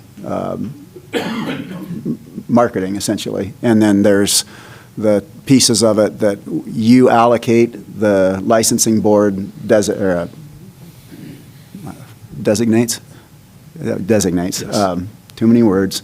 And there's a process there. So that you need to allocate those tags so the licensing board can then designate those out to individual outfitters. And I don't know if a November thing would throw that into a tailspin, but it would throw other things into a tailspin. Fair enough. Thank you, Director. Any other discussion items? Commissioner Ebert. Well, I have a saying, you know what's better than perfect? Done. So I understand the issues. I think we have a lot of cleaning up to do forward. Going forward, I'm interested in all these little examples of these outliers around the state, but hopefully that is up and coming, and we all need to be involved in that discussion because we're only going to get one chance to get it right. That said, I will go ahead and move the commission adopt staff recommendations in the summary tables presented to us for setting limits for non-resident general season uncapped elk zone A and B tags and regular and white-tailed deer tags. I'll second it. There is a motion by Commissioner Ebert and a second by Commissioner Bobbitt. Is there any discussion on the motion? Seeing none, all in favor say aye. Aye. Aye. All opposed say nay. Nay. Nay. The chair votes aye on this one. So that motion failed, or the motion passes. All right. Mr. Chairman, Commissioners, thank you. The next item and staff recommendation, this is where there were two sample motions in the gold sheet that we've combined into one recommendation and sample motion for simplicity, is about outfitted tags set aside from the non-resident limits and zone unit allocation. So the staff recommendation is to allocate 2027 outfitter tags by unit and zone as base allocation, plus the 2024-2025 historical use above base allocation. Set aside would then be equal to the number of tags allocated. And the second part of that is that the 2027 non-resident, non-outfitted tags in each GMU and uncapped elk zone would be equal to the non-resident limit minus the 2027 outfitter allocation. Mr. Chairman, question? Commissioner Ebert. So where does uncapped fit into this? Or, excuse me, capped? Mr. Chairman, Commissioner Ebert, the capped would not be affected by this in any way. This is, capped doesn't fit in, to put it simply. So maybe, Owen, shouldn't the motion say, call that out, outfitted tag set aside from non-resident limits and zone unit allocation for uncapped? Mr. Chairman, Commissioner Ebert, I'll let Owen speak, but this is the sample motion we put up that does specifically say uncapped. Oh, okay. So point of clarification, all we're talking about right now is general Okay, season okay. and uncapped elk zones. Mr. Chairman, that is correct. All right, I get it now. I see it now. And this is statute that we have to set these aside. Yes, and Chairman Charette and Chairman Ebert, or Commissioner Ebert, I'll stand with Rick's answer. Wow, that's a first. Smarter than Elon. Any other discussion on this motion, or any other discussion? Chair would entertain a motion. Mr. Chairman, I would move the commission adopt staff recommendations, summary tables, presented in the summary tables to us for the set-aside and allocation of general season uncapped elk zone A and B tags and regular and white-tailed deer unit tags for use by persons with an agreement for services by a licensed outfitter. I'll second it. There is a motion by Commissioner Ebert, a second by Commissioner Bobbitt. Is there any discussion on the motion? All in favor, say aye. Aye. Aye. Any opposed, say nay. Nay. Chair votes aye. Mr. Chairman, Commissioners, thank you. Moving on, I did say I would talk some things about capped elk zone recalculation, and what I want to go over briefly is why we're having this discussion, which we've kind of already covered that to some extent with the whole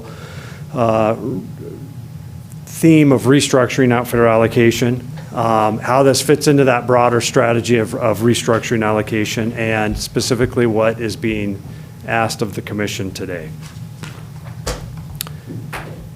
So why are we talking about this? As a follow-up to the last legislative session, the department has had discussions with representatives of the licensed outfitting industry and interested legislators about changing the approach for allocation of outfitted tags. Cap zone recalculation is part of this broader restructuring of general season tag allocation statewide. Additionally, recalculation of capped elk zones was recommended by the non-resident tag issuance advisory group a couple of years ago, specifically tied to the move to a non-resident draw system. It was viewed by the group that a draw system for non-resident general season tags would reduce the likelihood or the ability of outfitters to purchase over-the-counter tags on behalf of their clients, and that recalculating capped elk zones would mitigate some of that lost opportunity. So here is the basic concept. One, I'll say right out of the gate that there is no proposal to change caps. All this would operate within the existing caps. So like we just discussed with uncapped, allocation would be set to the highest outfitter use of 2024 and 2025. In capped elk zones, those numbers have been fixed since the time, well, when a cap is set, the numbers of resident tags, non-resident tags, and outfitter allocated tags are set based on the average within each of those categories leading up to the time the cap is set. If a cap moves up or down right now, the way it is structured, those change proportionately. But there is nothing in the process that allows for the adjustment within the zone. So, and I'll give examples of that in a moment. So over allocation are places where there have been more tags allocated to outfitters than have been used. Those tags under this concept would go into the resident portion under the cap. So almost all of those are low, sell way, middle fork. So that's where there is an over allocation of tags. In places where there is an under allocation of tags or where historical use has been greater than the number of allocated tags, those would come from the non-resident portion under the cap. Again, cap would not change, with the caveat that allocation would not exceed the number of non-resident tags. So today we are asking for a procedural action, a head nod to withhold 163 tags from the December 2026 non-resident draw in selected zones under the director's authority. Holding tags now preserves flexibility to recalculate capped elk zones with big game season setting next March. We are not asking the commission to approve recalculated numbers today, only to preserve the ability to adjust outfitter and non-resident tags should the commission opt to go there next March. And I want to emphasize, nothing here is set in stone. This is simply taking these 163 tags, setting them aside to preserve that flexibility. That is the only ask of the commission, the only change. Rick? Yeah. Commissioner Roach. So those 163 designated, would this be by the Outfitters and Guides Board, or who would determine that? Mr. Chairman, Commissioner Roach, that is at some point down the road. So this action of withholding the tags just basically sets them on aside. But yes, for all allocated tags, the Outfitters and Guides Licensing Board designates them to the individual outfitters. And if all this happens, then yes, that would be the process for these tags. So I think you all did get a handout of this. I like to think of this as my fisheries style slide here, because this is a good one. So just I do want to step through this real quick, because if there's any theme when it comes to things like non-resident limits and outfitter allocation, it's that you have statewide numbers that mean one thing, and you get into the unit and zone level, and the picture changes, or it can vary quite a bit. So first off, these numbers are preliminary. This is the hypothetical of what it is right now, and does not account for any changes during season setting next March, which could happen. So keep that in mind. So you have all your capped elk zones on the left. That first column is the highest outfitter use of 2024 and 2025. The next column over is the theoretical 2027 outfitted tag allocation. And I'll explain what the yellow means in a moment here. But in many cases, the number, the hypothetical outfitter tag allocation is equal to the highest outfitter use. And then the next column over is the change in allocation. So red are negative numbers. And if you go down that list, you see the Lolo B, and then Selway AB, and Middle Fork AB. All those tags, those 398 there, summed up at the bottom, would go within each of those zones, would go from the outfitter allocated portion under the cap to the resident portion under the cap. Moving on to the next column over, the 2027 non-resident tags. Again, that is the math of taking the current non-resident limit under the cap. It either stays the same in places where things have been over-allocated, or the tags would move from that non-resident portion to the allocated portion. And that next column over, the change from 2026 non-resident tags, shows those numbers. So the red numbers are zones where tags would go from the non-resident portion to the allocated portion. 163 tags total.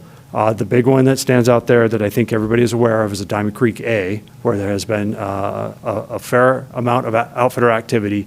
That's the big one. Other numbers are much smaller than that. So there's a lot of zeros. That's no change to non-resident tags, and then but an overall decrease of 163. And then the next column over, the 2027 resident tags, either stay the same or increase in those zones where outfitter allocation, where allocated tags were over allocated. And then the change from the 2026 resident tags. So the number there, the 163 at the bottom, that is what we are talking about putting on the shelf, withholding from the non-resident draw system in December. And those boxes there highlight these specific zones where that would occur. So what we are looking for is some discussion and a concurrence or head nod from the commission about withholding those tags. Mr. Chairman, Commissioner Emer. could you go back a slide? hold 163 tags out of the December 2026 non-resident draw. Shouldn't that say, that's not the number, it's actually 1,500. Mr. Chairman, Commissioner Ebert, it should be 163. What are you, I'm sorry, could you explain what you're looking at? That We're actually talking about withholding 163 additional tags from the non-resident, non-outfitted. Yeah, Mr. Chairman, yeah, I understand what Commissioner Ebert's saying. So there would be 1,522 tags allocated in cap zones, and those need to be withheld. So we don't sell them in December. And what we're talking about is not selling. Okay, I got you. Mr. Chairman, Commissioner Ebert, yes.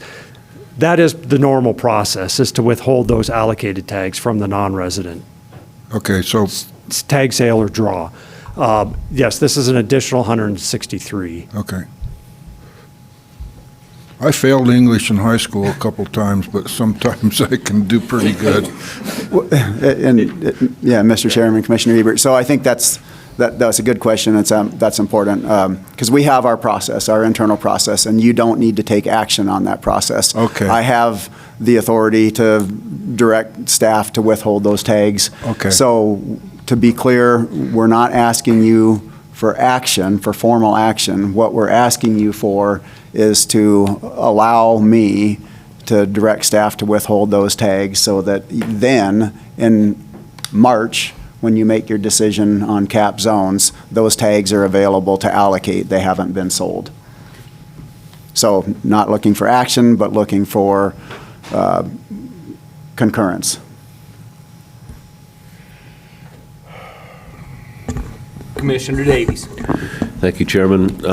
Rick, so looking at the numbers up there, there's 398 tags coming out of the outfitter allocated portion. I'm assuming the reason that these tags are coming out of the outfitter allocated portion is because they're not being used. Is that correct? Mr. Chairman, Commissioner Davies, yes, that So is correct. these would be the ones that they're returning anyway.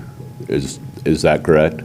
Mr. Chairman, Commissioner Davies, yes, those have been unsold outfitter allocated tags I can't remember all the exact dates, but they go into that August 1 tag sale as available to residents as a second tag. Okay. Okay. Yes. And I'm assuming it'd be safe to say that the 163 that we're going to take out of the non-resident portion have been used? Mr. Chairman. And that would be a reduction in the amount available for the non-resident do-it-yourselfer? Mr. Chairman, Commissioner Davies, yes, that is correct. Thank you.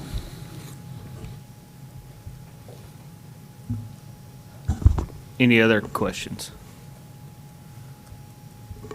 Okay, I just got confused by that last comment from Commissioner Davies. So the 398 tags, the red line on the bottom is tags that have been returned from outfitters that have not been used. Yeah, sorry. Mr. Chairman, yes, essentially, yes, that And that's highlighted in your red, like the Selway, the Middle Fork, and stuff like that. Yeah, Mr. Okay. Chairman, the red numbers are negatives. So looking at that change in allocation, that is simply the number of allocated tags minus the historical use, which in some cases, or it's the historical use minus the allocated amount. So you end up with some negative numbers where tags that have been allocated because it's fixed in cap zones, those allocated tags aren't being used. And those are the ones that are returned. So yes, that 398 is the way the math works out. A lot of differences within the zones. So if I understand this correctly, in 2027, Diamond Creek A, there will be 129 tags. This proposal is suggesting to add 82 more to that 129. Mr. Chairman, that total would be 129. The current allocation, I can pull that up, but it is 129 minus 82, whatever that is. And that's what I thought. 40 something, yes. Yeah, 47, okay. One quick question on Diamond Creek B, that is a new hunt. The allocation is 4 there. So there will be a change of 4. So currently, there's not outfitters that are getting allocated tags in Diamond Creek B. If we don't approve this, is there already procedure in place for a new hunt for those tags to be allocated moving forward? Mr. Chairman, no, there is not a process to automatically allocate tags in capped elk zones based on historical use. Director. And to be clear, you're not approving these numbers right now. What you were doing is preserving the latitude to continue down this path.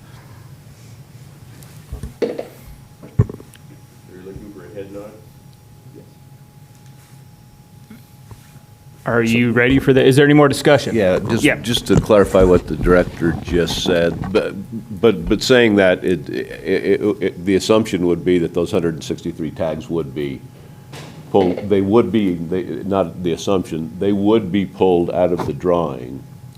And if in fact, going forward, the department, the commission didn't agree with the changes to the capped, can you explain what would happen to those 163 tags? We would not, yes, that's what I thought. Yes, we would sell them in a return tag sale, yeah. Yes, and if you need more details on time, Tara can tell you that. But essentially, yes, they would be sold like other return tags. Any other questions? All right, I have one more. Why now to hold these out? I got pretty beat up last year when we were going to the non-resident draw from outfitters wanting us to reallocate then, worried about this exact thing. Why is the timing now for this, to do this? Mr. Chairman, a couple of reasons. We have been hearing about cap zone recalculation for years from the outfitting industry. I think the establishment of the non-resident tag issuance advisory group and the development of their recommendations, which included going to a draw system for non-resident general season and to recalculate capped elk zones in conjunction with that, has kind of pushed this forward. And it's part of this bigger theme or the overall objective of restructuring how outfitter allocation works. One more follow-up. If hypothetically we came up with a concrete definition of verified use and some of these outfitters were not falling in that, would these tags go back, or would that all be done under the new next process, or we don't know the answer to that? Does that make sense what I'm asking? Mr. Chairman, it does. I think the definition of what constitutes outfitter use might be they're connected, but regardless, I don't think it works backwards. I think we could say that the numbers that we're looking at now, for instance, if the definition of outfitted use were to be narrowed down or restricted, I don't think there's any mechanism to look backwards legal or from a data perspective, to look backwards and say which of these tags met that definition of outfitter use. Going forward, as the director mentioned, that's wide open.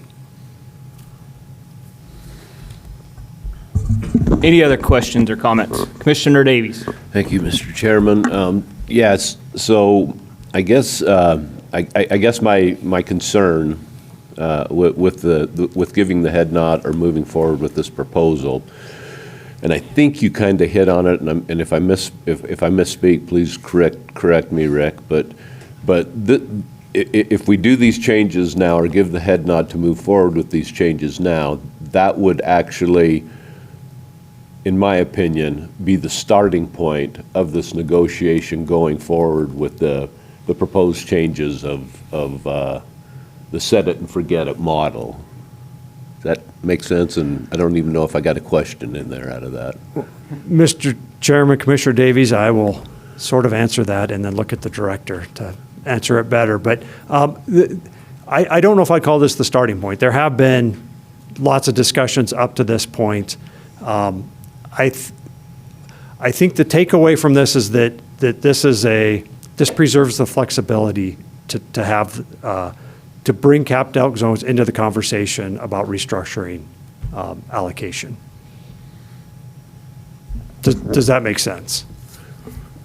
Well, I guess it would, I guess it would depend on your outlook. I can see where it would be in the discussion either way, even if the head nod wasn't given to move forward with withholding these tags, that it would, you know, it's still going to be a wide open discussion with the outfitters, and correct me if I'm wrong, Director. Yeah, Mr. Chairman, Commissioner Davey. So I echo what Rick said. I don't think this is the starting point or kind of solidifies the direction. I think this is consistent with the direction that we've been talking about. Again, kind of the make it a separate piece, and then those allocated tags can't exceed the number of do-it-yourself hunters. This is consistent with that direction. So, yeah. Any other questions or comments? I'm sorry. Go for it, Commissioner Davies. No, go for it. This is why we're here. So are we gonna discuss further kind of the concept or where we're moving with this proposal of the set it and forget it model today? Is there going to be further discussion on that today? Was there a plan to do that, I guess? Mr. Chairman, Commissioner Davies, no, that was not the intent. I think we've kind of shared really where we're at in the whole process. And going forward, if we preserve our opportunity to continue on this path, then the next steps are to sit down again with the outfitters and a subset of commissioners and get into the brass tacks and the legislators that have been involved. And what I need is to know that we either have, the industry expects that if we sit at the table that we have some decision space there, some negotiation space. And so if there's a subset of commissioners that are kind of providing that, that's helpful.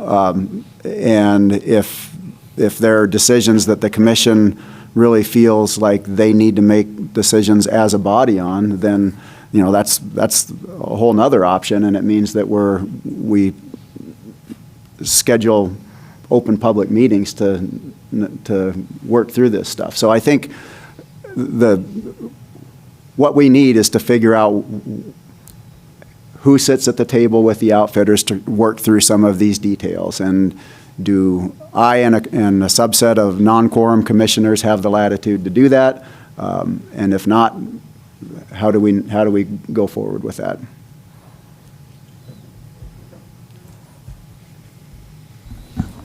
Any other questions or comments?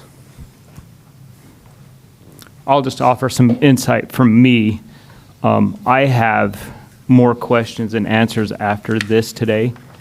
But with that being said, I want to make it publicly clear that I am not anti-outfitter. I'm pro-small business. I want to see them succeed. I want to give them the tools they need to do that. But I do have a lot of questions about tags coming back, and you know, we were, again, last year when I was getting beat up about allocation, it kept saying, well, we don't know the outcome, we need more information. I feel like we're still in that area right now, from me personally.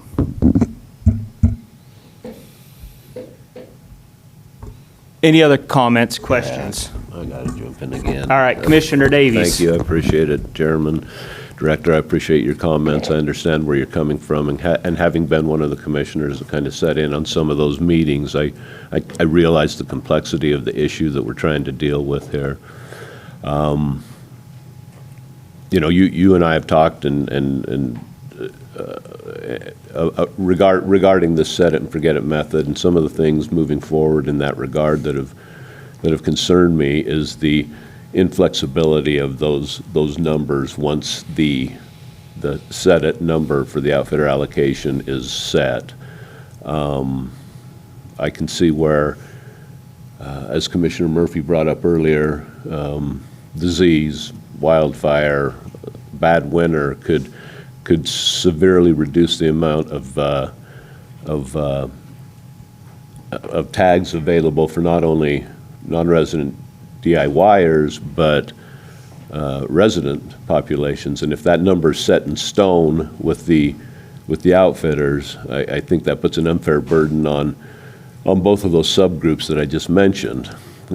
Conversely, I think there's a wide agreement among the commission that we should that we would like to see non-resident participation brought down to 10% across the state. I think the legislators on board. I think the citizens of Idaho would like to see that. And again, if we're at a set it and forget it spot moving forward, then I can only assume that reduction would come again from the non-resident DIY hunters, which I would be opposed to as well. I guess I would give the input that I'm not opposed to sitting down. I think we need to iron it out. I think we need to simplify the solution or the system as everybody has brought forward here. But I also think there has to be some give and take between the Outfitters Association, the commission, on how to make this equitable. So that's the last comment I'll make on the subject. Mr. Chairman, thank you. Thank you, Commissioner Davies. Is there any other comments or questions? Commissioner Ebert. Mr. Chairman, Ron brings up an interesting point. I hope we don't get in a situation, set it and forget it, that it cannot be, outfitter allocation could not be reduced under any circumstance. I mean, because sometimes there's fires, sometimes there's winters, and I think we need to kind of hang on to the idea that, if we go down this road, this is kind of the base. However, population level impacts, we would possibly still need to allocate every year. I mean, I do think there needs to be an ability to reduce those numbers in the case of environmental constraints. Mr. Chairman, Commissioner Ebert, yeah, I agree, and I don't think anybody would likely argue differently. I mean, that is a detail that we haven't really talked about under what circumstances would we do that. So in the next 3 to 4 months, we are going to continue these conversations with the outfitters. And so what I need to know is how do we as a commission, how do you as a commission, with me as your secretary, advance in this conversation? And does that mean that we need to potentially schedule some conference calls so that we can come in and I can check in with the commission and you can take a formal vote on something or continue to review like where we're at? But I need that unless there's going to be an understanding that we have the decision space to negotiate with the outfitters. I understand there needs to be give and take. They would contend there has been give and take. I wouldn't disagree with that. Not as much give as some commissioners would like to see. So how do we strike that balance? That's the question for the commission. So moving the meeting along, what I'm hearing is there's not a general consensus to hold out the 163 tags. Is that? I did not hear that. Yeah. So if we need to take a vote on that, then No, I think there's not a general consensus, but I want to be clear. I believe, to quote a comment we heard yesterday, I believe there's a win-win-win here somewhere. A win for the non-residents, a win for the residents, and a win for the outfitters. I believe that there is room on the mountainside for everyone, and we just need to figure out how to get there. And it's this, I might be speaking out of, well, coming from me personally, I think the commission would agree with me. We're not anti-outfitters. I believe that there is a win for all of us here, and we want to see everyone succeed. We all want to be on the same page and see everyone succeed. Commissioner Murphy, let's see if Director has anything else, and then Commissioner Murphy after that. Okay, Commissioner Murphy. A comment and a suggestion.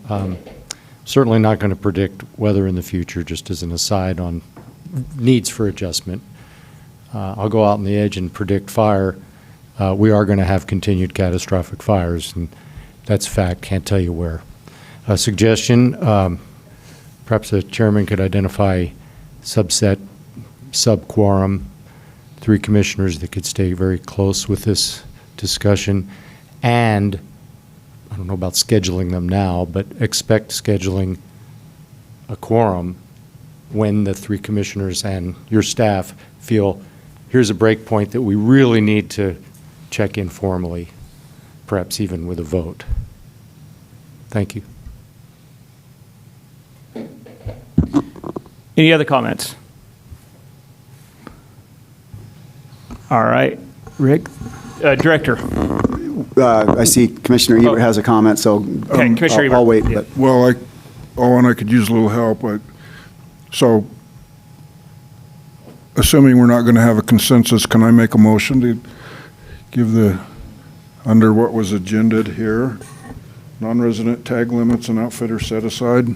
Yeah, Chairman Charette, Commissioner Ebert, it is an action item, so a motion could be used. Also, I don't know where the whole commission lies on the topic.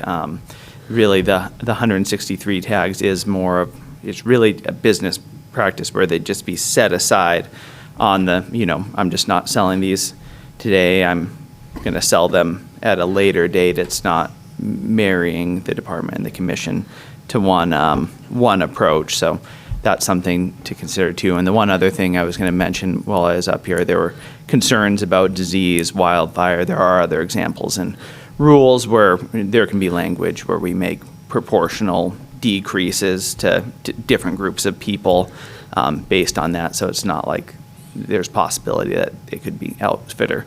Set aside tags wouldn't just be set in stone.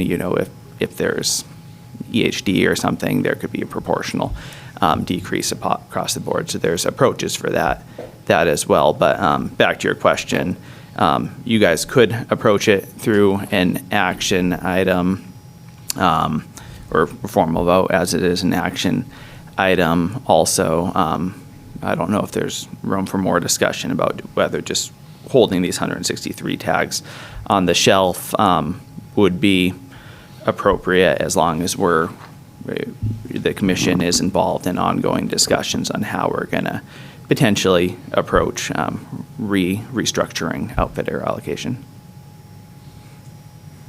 Mr. Chairman, Commissioner Bobbitt. just a comment is Is the your mic working on? group or Okay. it's on. The working group, I don't know why you'd want to change the long involvement of Ron and Don and myself. I think that you're losing a whole bunch of knowledge already getting into it.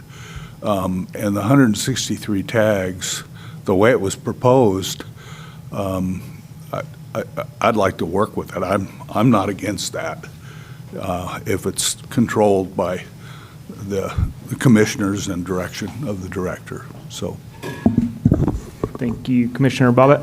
Mr. Chairman, I would just ask again that by withholding these 163 tags, that preserves the opportunity to continue the discussions that we've had and honor the commitment that you have made to recalculate cap zones. Now, the numbers have not been ironed out, but there has been a commitment made to recalculate cap zones.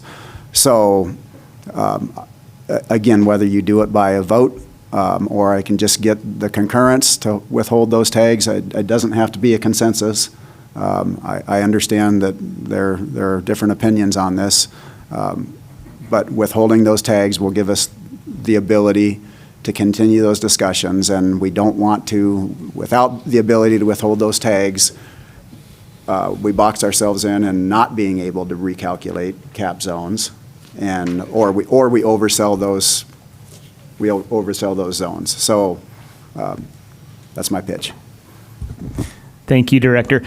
Just one quick, or is there any other comments or questions? I have one, I think probably for you, directors. What would be the harm in tabling this till November on this one? Would this give the communications the time they need for the tag draws and still keep that dialogue open? Mr. Chairman, not really. And I think what that would do would be to signal to the industry that you're not supportive.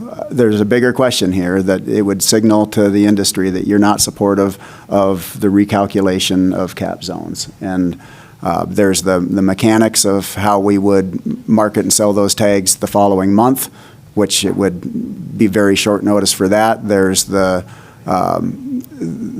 impacts on the industry that would like to know with some certainty what the allocation looks like in their cap zones so that they can market those tags, which is very important to them. So it would not help with our efforts to work in good faith with the outfitting industry. Now, the alternative, yeah, I'll stop.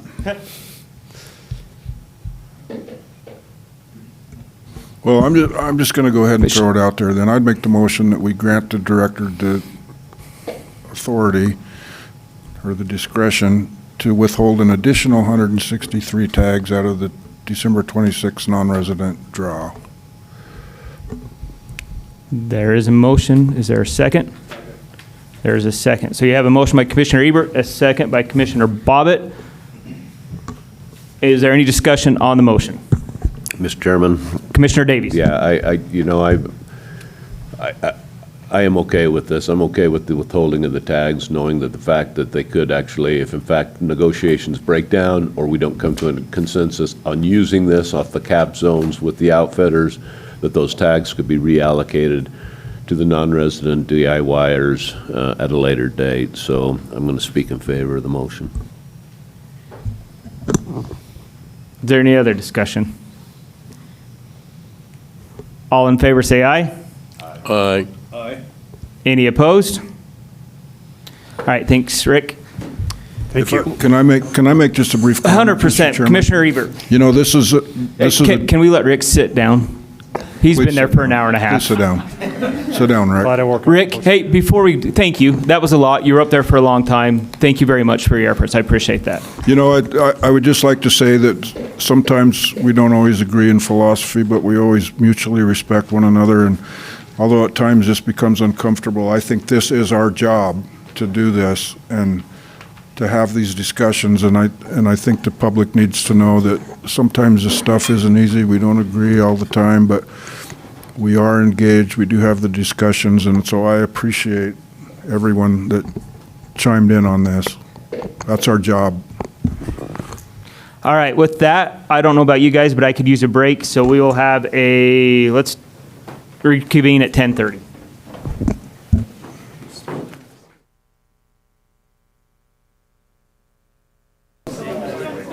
We're good to go. Okay, welcome back to the commission meeting. Next up on the agenda is Jennifer Struthers talking about the 26-27 sage-grouse season, and she is a wildlife staff biologist. Wild biologist. Did I say it wrong still? No, you got it. Good morning, Mr. Chairman, Commissioners, Director Fredericks. I'm here to present the department's recommendations for the 2026-27 sage-grouse hunting season. This will be the 6th year tags are required to hunt sage-grouse in Idaho. As you are aware, the tag system gives us the ability to closely regulate harvest within individual sage-grouse hunting zones.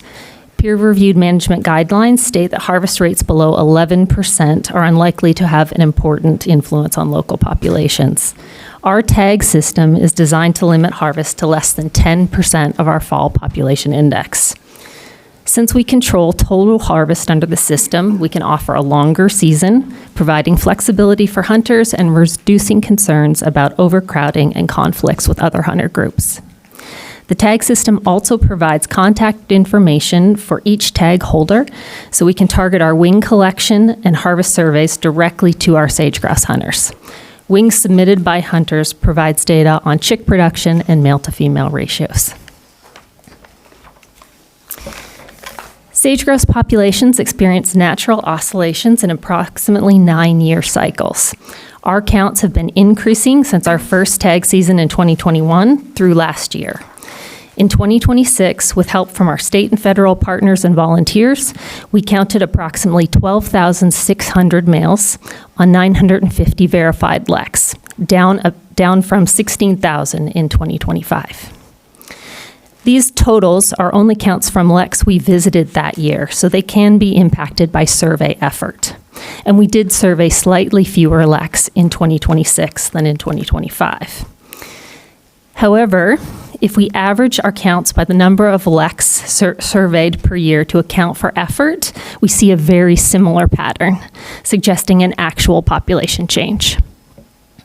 Based on this year's data, we likely reached a population peak in 2025 and are now entering a downward cycle.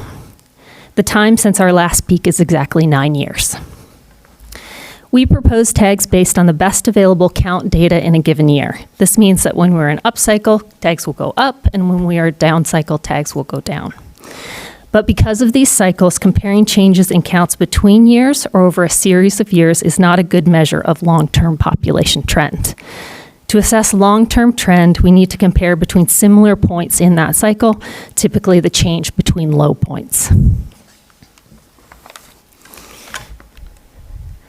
To determine tags for a given year, we start by calculating the harvest limit.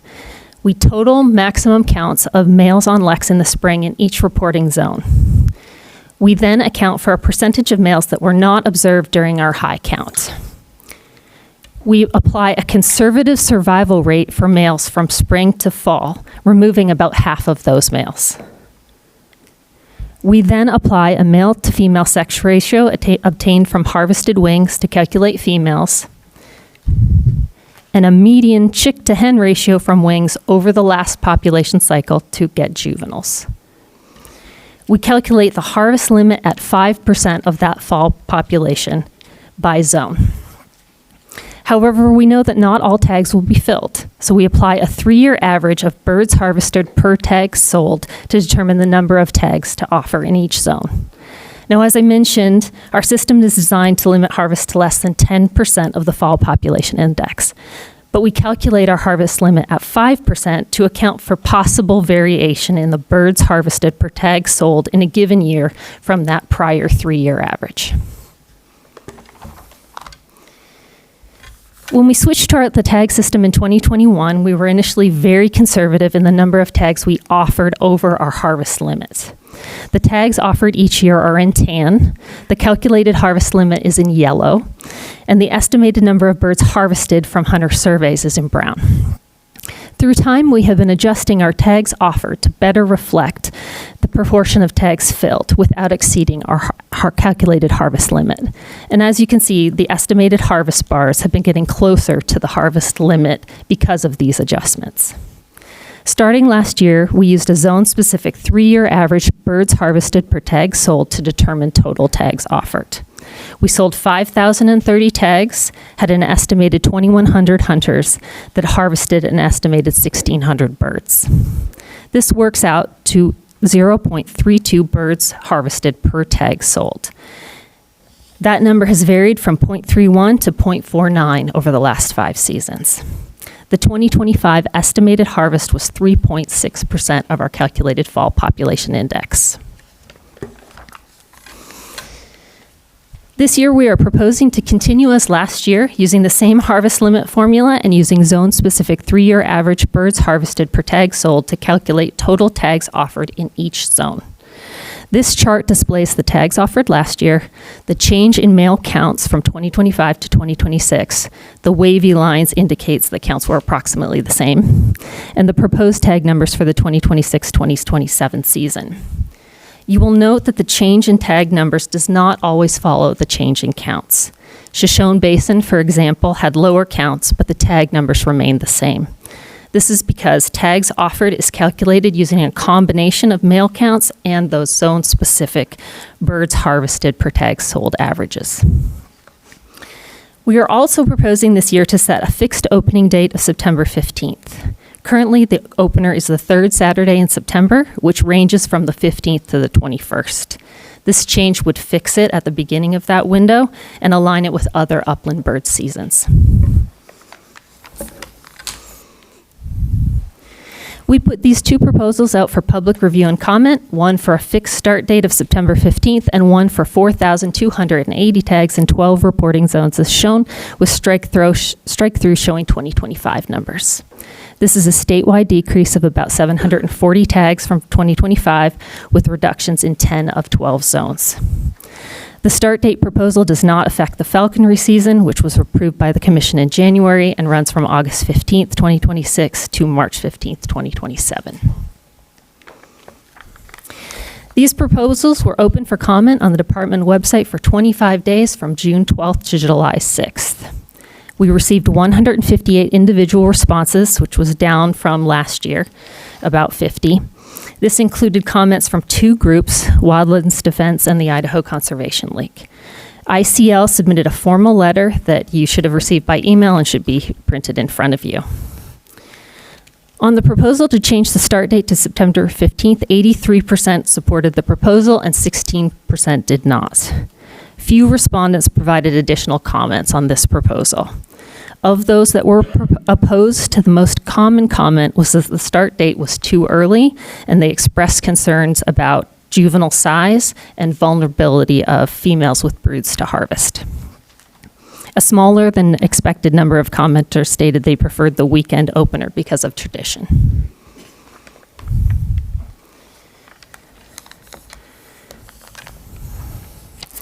On the tag quota proposal, 71% supported the proposal and 25% did not support.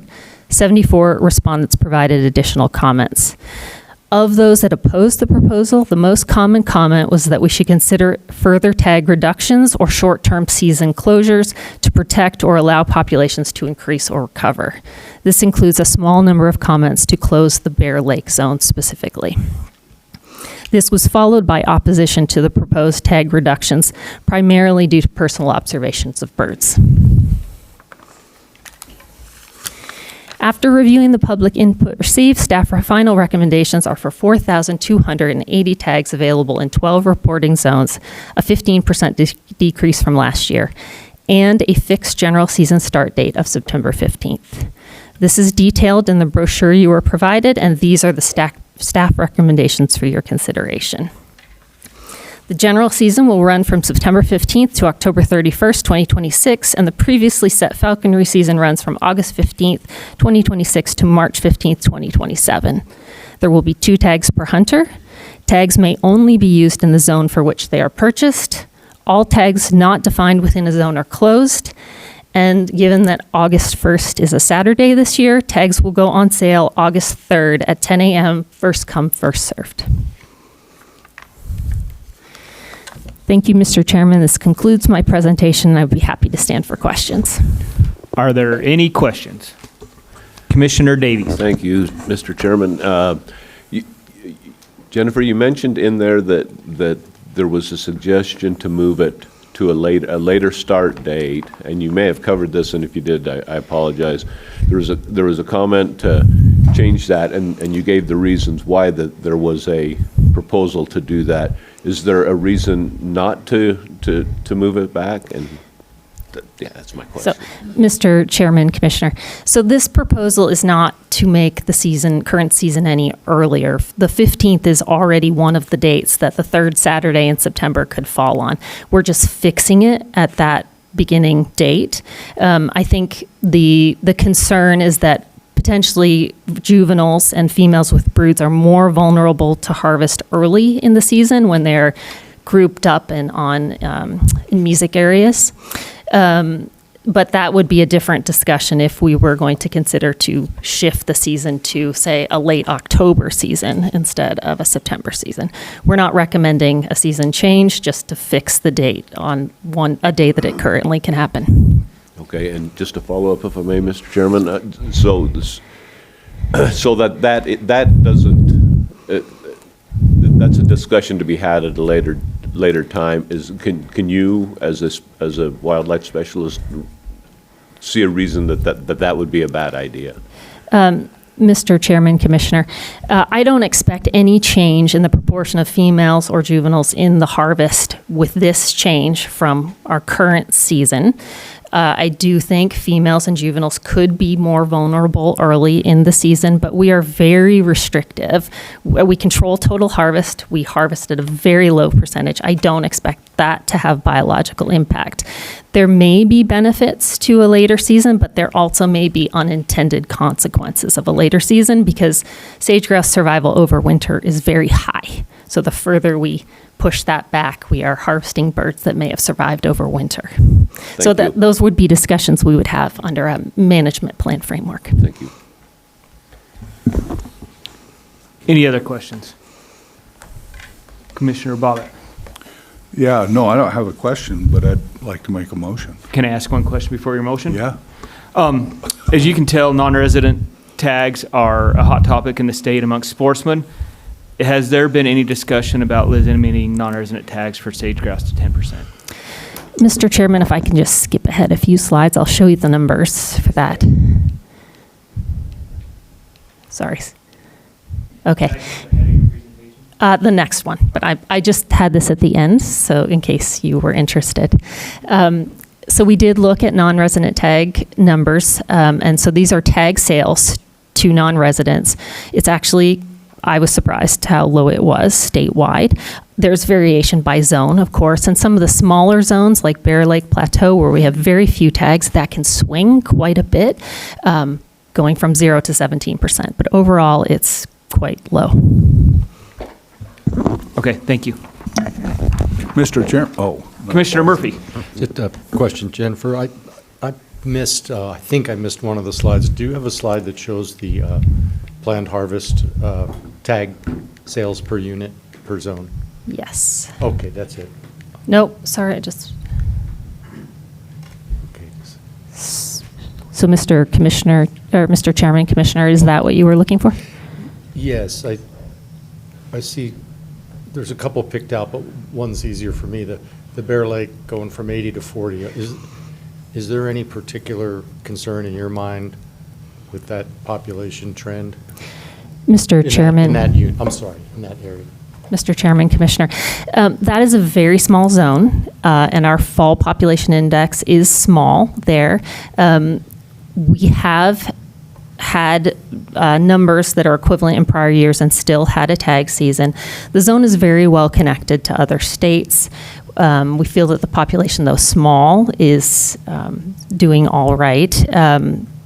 I would say that decrease in that particular area is impacted by survey effort this year. Some of that area is hard to get to, and we didn't fly this year. Okay. So the region feels like some of that decrease is probably part of the population cycle, and some of it is survey effort.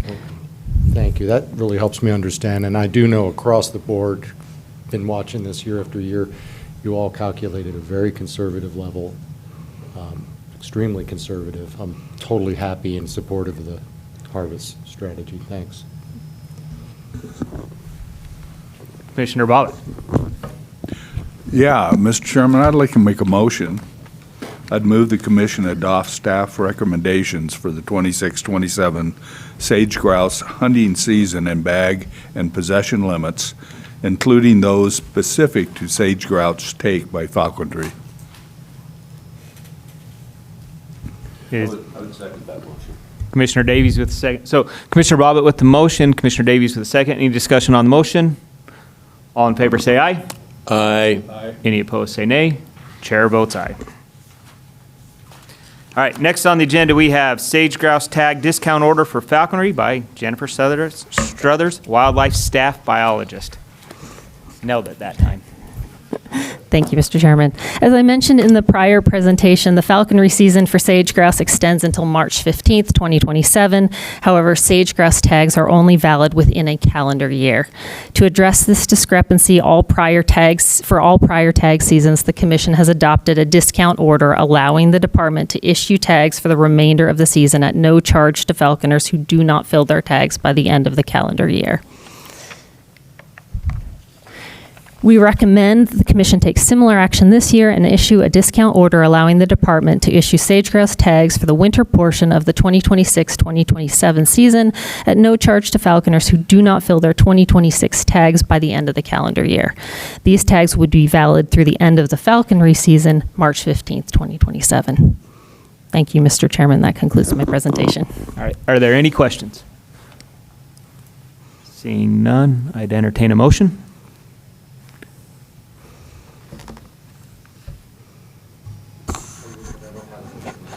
Mr. Chairman, Commissioner Hebert.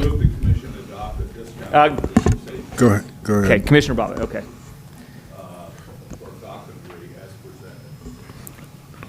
Second. Okay, motion by Commissioner Bobbitt, second by Commissioner Ebert. Is there any discussion on the motion? Seeing none, all in favor say aye. Aye. Any opposed? Chair votes aye. Thank you, Mr. Chairman. Thank you very much. Thank you. Next up on the agenda, we have the Silver Creek Property Exchange by Casey Perzinga. Dang it. Nobody gets it right, it's okay. Dude, Charette's not any better, but Just KCP. I practice on the names except for yours, Casey. I apologize. I thought I had yours nailed and I was wrong. I It's apologize. okay, I accept the apology, Mr. Chairman, nobody gets it right. I am Casey Pajangra, the Lands and Mitigation Program Coordinator. The action item in front of you today, Mr. Chairman, Commissioners, Director Fredericks, is for a property exchange in the Magic Valley region. So just to orient you where we're at, this is the Silver Creek access site. You can see off the southwest corner of the image here, Highway 20. So Stanton Crossing would be to the west, Cary would be to the east of this location. The two parcels that we're going to be discussing exchanging are these polygons you see highlighted in blue and red in this image. And I will dive into those here momentarily. So a little bit of background about why we're having this discussion, why we're in this position. Fish and Game was made aware of an encroachment onto the Silver Creek East access site by a neighboring landowner several years ago now. This first came to the Commission in executive session in July 2023.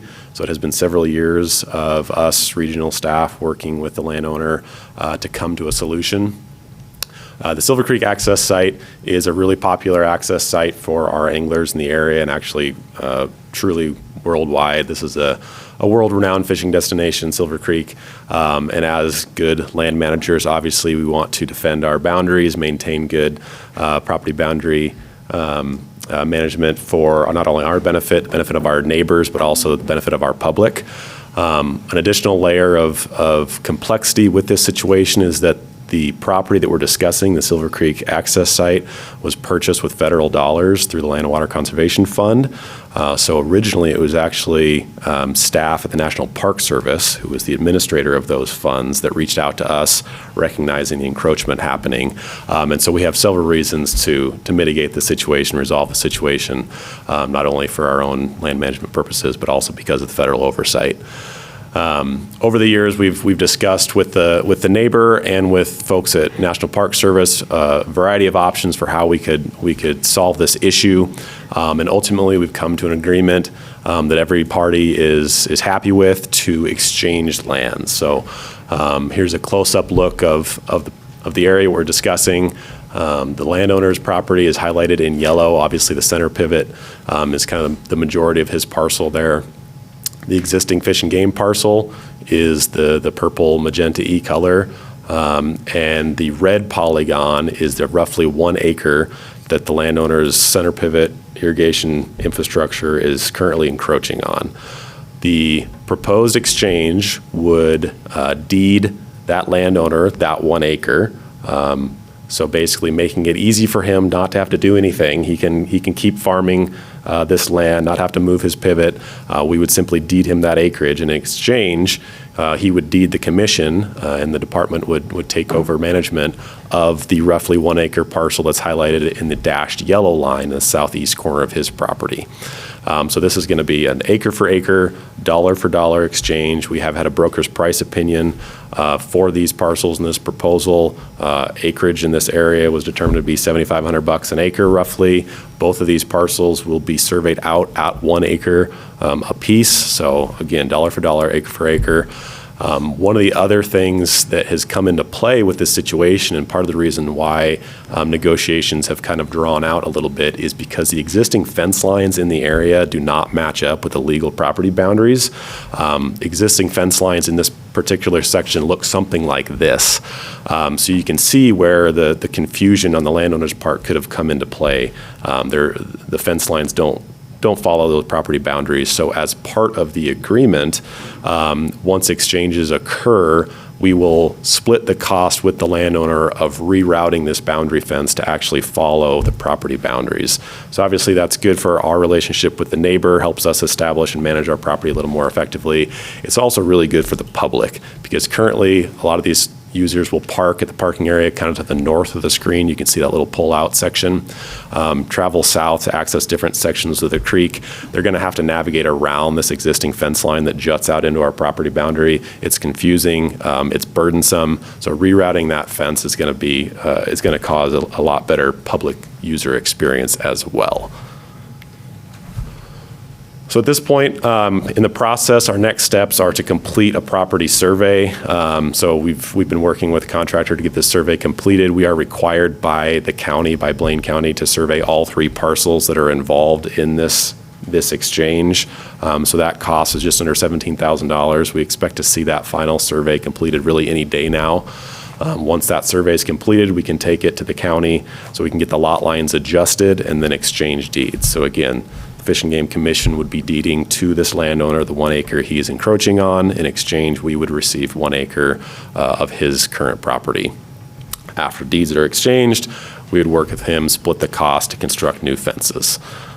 So at this point, with commission approval today, I think it'd probably be realistic to say that we could get this hopefully finalized by the fall. And with that, I'm happy to stand for any questions. Are there any questions? Commissioner Roach. This process originated before I came on the commission, and it's been worked on, and I think Commissioner Murphy always has these little sayings, and I think one of the sayings is that, not his, is that good fences make good neighbors, and so we need to have a good fence and kind of go through, get rid of all this stuff. You talked about Blaine County in our preliminary write-up. You said Blaine County commissioners have been notified, so we've received their input, so that's what you were talking about there? Mr. Chairman, Commissioner Roach, we have sent notice to the county commissioners that this action was taking place, being proposed. As far as, I don't think we received any comments back. Craig is shaking his head no. So typically we'll inform them via letter. If no comments are received back, then we move forward. Now, Mike Peterson, you've been involved too, so I believe we need to get this move forward and get the good fences to make good neighbors and everything like that. So at some point in time, I'll make a proposal. Any other questions? Mr. Chairman. Commissioner Bobbitt. I see we're splitting the fence. How about the survey cost of $16,800? Yeah, Mr. Chairman, Commissioner Bobbitt, that's honestly one of the reasons why this has drug on as long as it has. Initially, the department staff felt like it would be in our best interest to approach the landowner with a proposal to split the cost of the survey, given the nature of the issue we were dealing with. Basically, because of the issues with the existing fence line and pattern of use, the historic use of the area, the landowner felt that he had a case that he should not be responsible for fixing the issue. We went back and forth for some time discussing, potential implications of holding out and trying to strong arm our way into a split.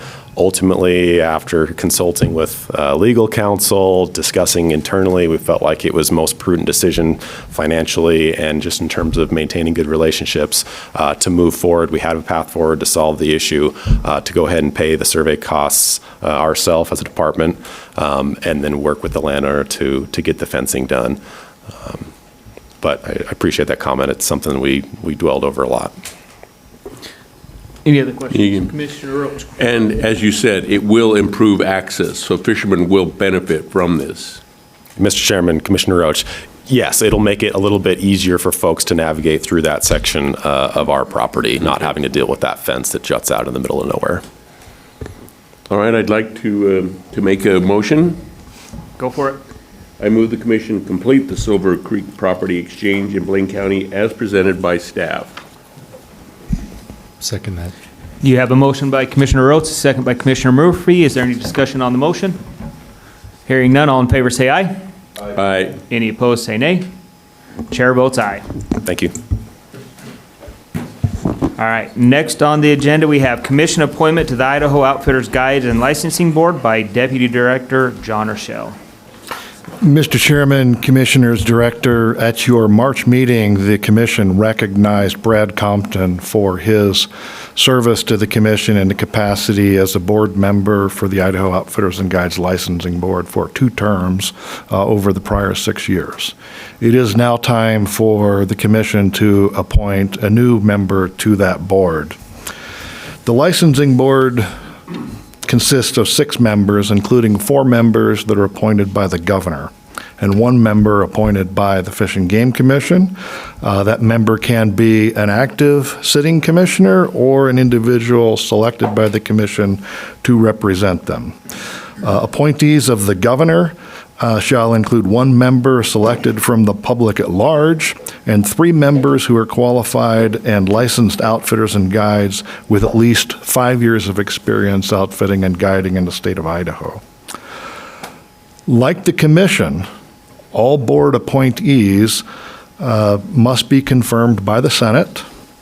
Licensing board members serve at the pleasure of the governor and serve 3-year terms. Derek Atterbury is a sportsman who has resided in Idaho for over 4 decades. He has archery hunted, muzzleloader hunted, and rifle hunted throughout the state. Derek has served on the Idaho Fish and Game Commission representing the Upper Snake region for 2 terms. He served from 2015 through 2024. As a commissioner for those 8 years, he became very well versed in outfitter tag allocation as it relates to capped elk zones. And he was on the commission during the period we converted to limiting non-residents throughout the state in general seasons for both deer and elk. We believe Mr. Atterbury is uniquely qualified to serve on the Outfitters and Guides Licensing Board. And it is the recommendation of staff that the commission appoint Derek Atterbury to serve as their representative on the Idaho Outfitters and Guides Licensing Board. Thank you, Deputy Director. Is there any questions? Mr. Chairman, I don't have any questions, but I do have a comment. I really can't think of a more solid individual than Derek.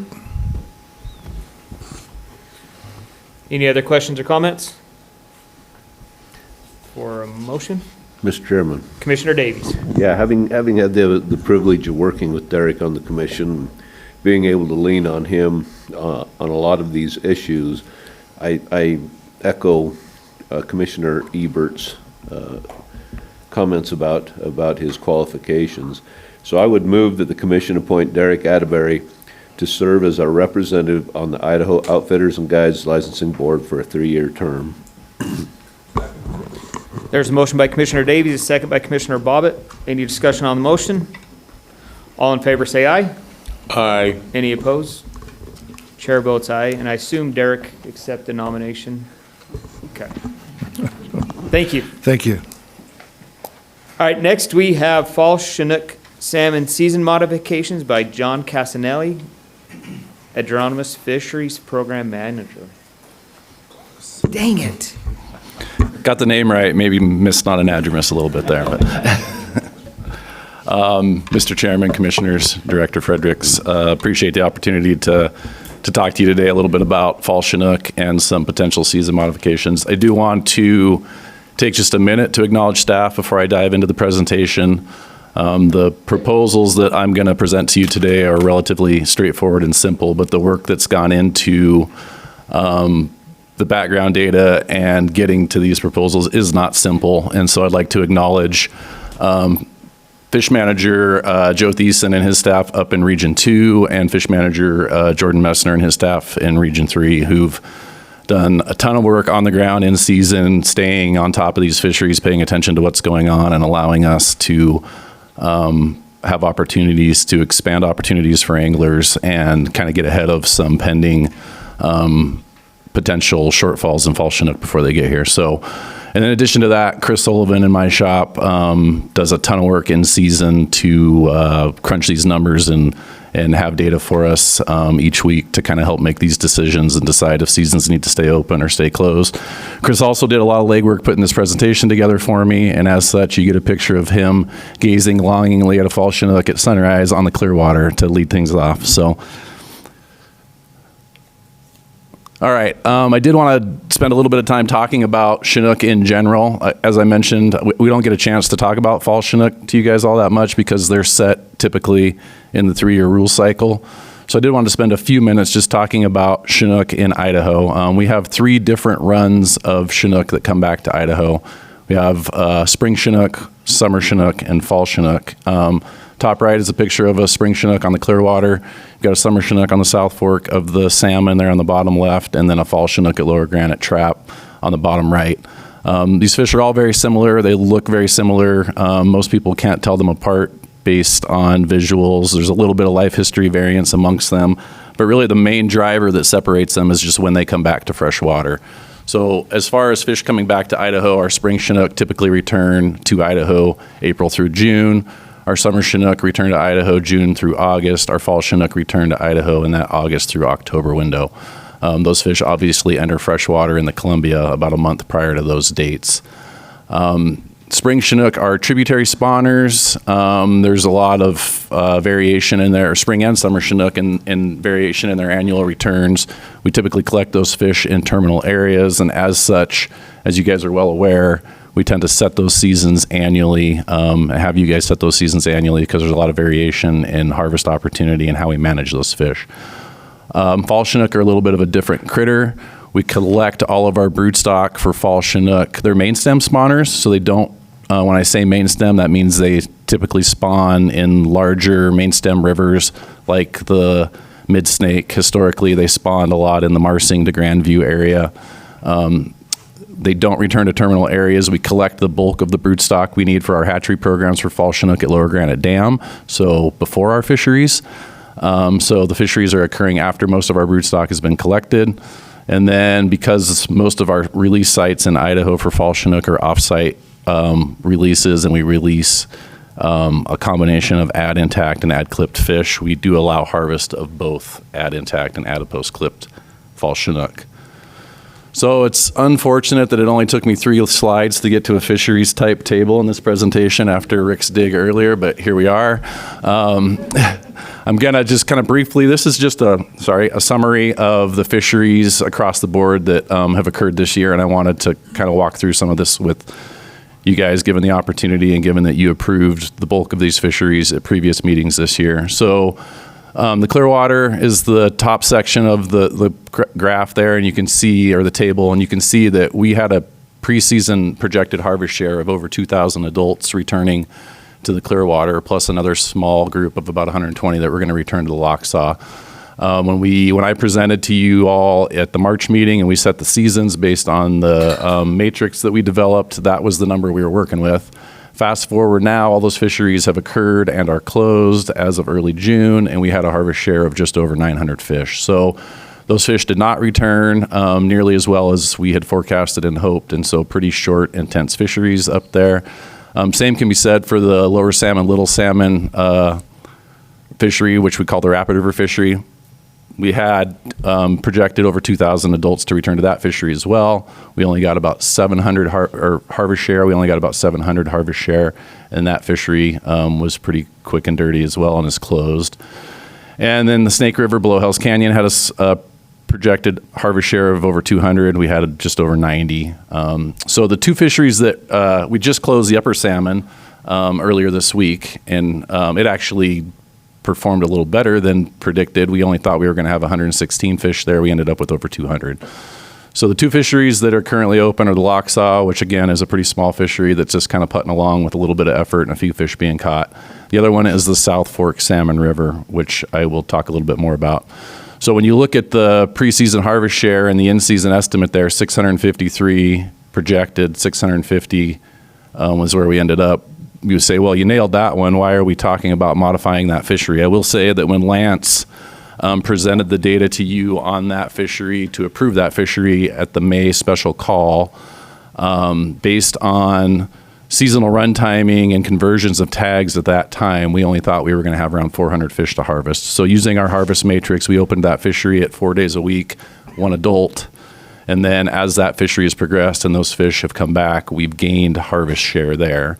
So using the matrix that you all approved at the May call, the director was able to change that to a 7-day-a-week fishery recently to increase opportunity there, which was great.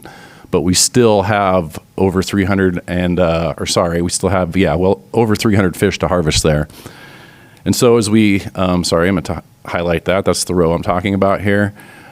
And so as we move forward, the fishery's been open since mid-June. We went to a 7-day-a-week fishery, as I mentioned. We have over 300 fish left to harvest. The fear now is that we're getting to the point in the season where flows are really starting to drop, water temperatures are really starting to rise. And if we kind of ride this out for that 7-day-a-week, 1 fish per day limit, we probably won't be able to catch all those fish.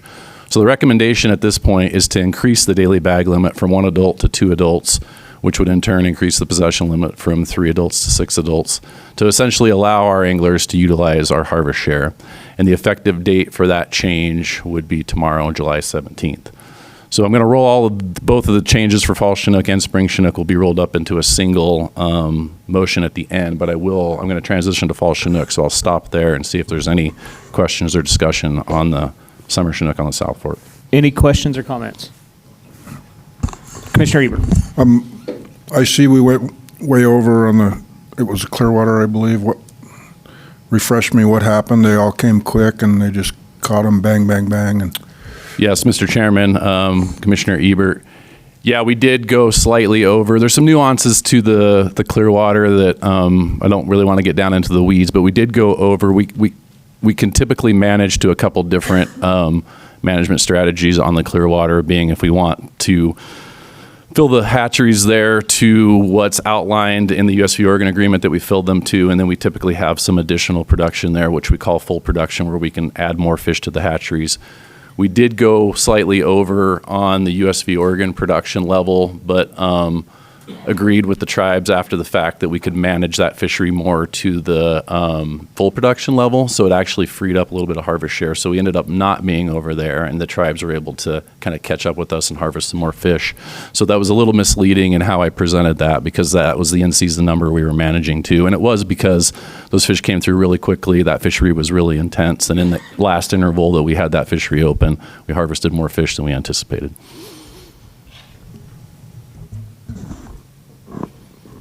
Okay, I'll proceed. So giving you a little more background on fall Chinook, as I mentioned, they are main stem spawners. Their populations really declined following the construction of the Hell's Canyon complex because they were so reliant on that spawning area above Hell's Canyon. Like many of our anadromous fish in Idaho, they were ESA listed in the 90s. That's a pretty common theme. And so some pretty large-scale hatchery programs were established in the late 90s. Most of those are outside of Idaho, Lions Ferry in Washington, Irrigan Hatchery in Oregon. There are some fish raised at the Nez Perce Tribal Hatchery on the Clearwater. And the bulk of the funding for those programs is through Idaho Power Company and the Lower Snake River Compensation Program. We rear near 7 million sub-yearlings annually within the Snake River Basin. Fall Chinook are a little different in spring summers, and that those fish that are released from the hatchery are released as sub-yearlings. So they leave the hatchery the year prior to when they'll out-migrate, unlike spring summers, because that life history, being main stem spawners, works better for them, and that's just how we rear those fish. So when you see that terminology, that's what that's referring to. And then the other important thing to know with fall Chinook is the adults do contribute significantly to ocean and main stem Columbia, Snake River, and Idaho fisheries. So we don't really have a lot of our spring and summer Chinook that contribute to ocean fisheries like fall Chinook do. Just the timing of when fall Chinook come back, when those ocean fisheries occur, they do contribute significantly to fisheries down in Buoy 10 and the mouth of the Columbia and out into the ocean areas around the Columbia. So this is what trends have looked like over time. You can see, like following this data set goes back to about that time that the Hells Canyon complex was constructed. You can see that numbers were kind of tailing off at that time. And going into the late 70s through the mid 90s, we had over a 20-year period there where fall Chinook numbers were really, really low. And so through the hatchery programs that were started in the late 90s, those populations were rebuilt, and we can see that over time, both the wild and hatchery component of those stocks have rebounded quite successfully. And we see these kind of 10-year oscillations in abundance for those fish. That's pretty common in anadromous fish. It's typically referred to as the Pacific Decadal Oscillation, where you have shifts in El Nino and La Nina patterns out in the ocean that change ocean conditions. Obviously, El Nino and La Nina patterns contribute to weather patterns and precipitation in the Northwest. And I was a little taken aback by Jen's sage-grouse trends that she just showed, because they almost mirror the fall Chinook trends. And we're constantly trying to better our forecasting of Chinook. And so maybe we need to build a sage-grouse component into our forecasting of Chinook, because they seem to be highly correlated. Oh, I went the wrong way.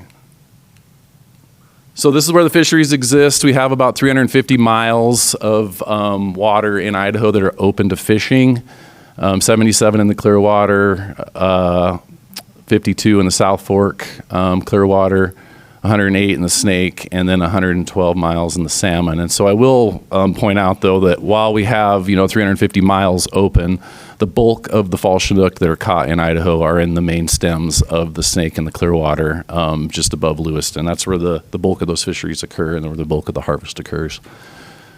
This is what harvest has looked like over time compared to the abundance of these fish. So you can see that these fisheries have gotten more popular starting in 2019 with the issuance of an updated fisheries monitoring and evaluation plan from NOAA. We were able to start harvesting at intact fisheries. So you'll see the gray bars and the black bars there start in 2019. And that just shows you that we've been able to harvest both ad-clipped and unclipped fish since that time, and some pretty significant fisheries there. I will point out that we only harvest about half the fish in Idaho that are harvested in the Snake River. There's a significant fishery in the Lower Granite Pool in Washington, and they harvest almost equally as many fall Chinook as we do here in Idaho. So significant fisheries in the Snake River.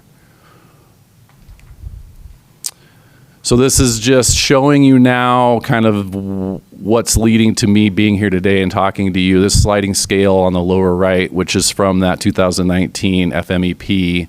I don't want to get into the details or the weeds here, but just highlighting that the fact that when we get below 5,041 natural returns or ad intact returns, that's when we have to start thinking about restricting that mark selective harvest. And so that's, as I'll show you here in a second, kind of where we're at this year, where we're teetering on, and why we're talking to you today. This is an abundance-based sliding scale, and our 2026 forecast is going to be below that threshold. So this is the forecast. It's 5,370 wild fish, but as I mentioned earlier, we pull a bunch of fish for broodstock out at Lower Granite Dam, and that includes both ad intact and ad clipped fish. And so after you account for broodstock needs, that number drops down to about 4,800. So it puts us well into that, below that sliding scale of having to be a little bit more restrictive in the how we allow ad intact fish to be harvested. You can see the hatchery forecast over on the right, which is just under 21,000 fish that are going to come back this year. So this is what the 3-year rules booklet looks like. These fisheries all open in August or September 1, and they run through mid to late October.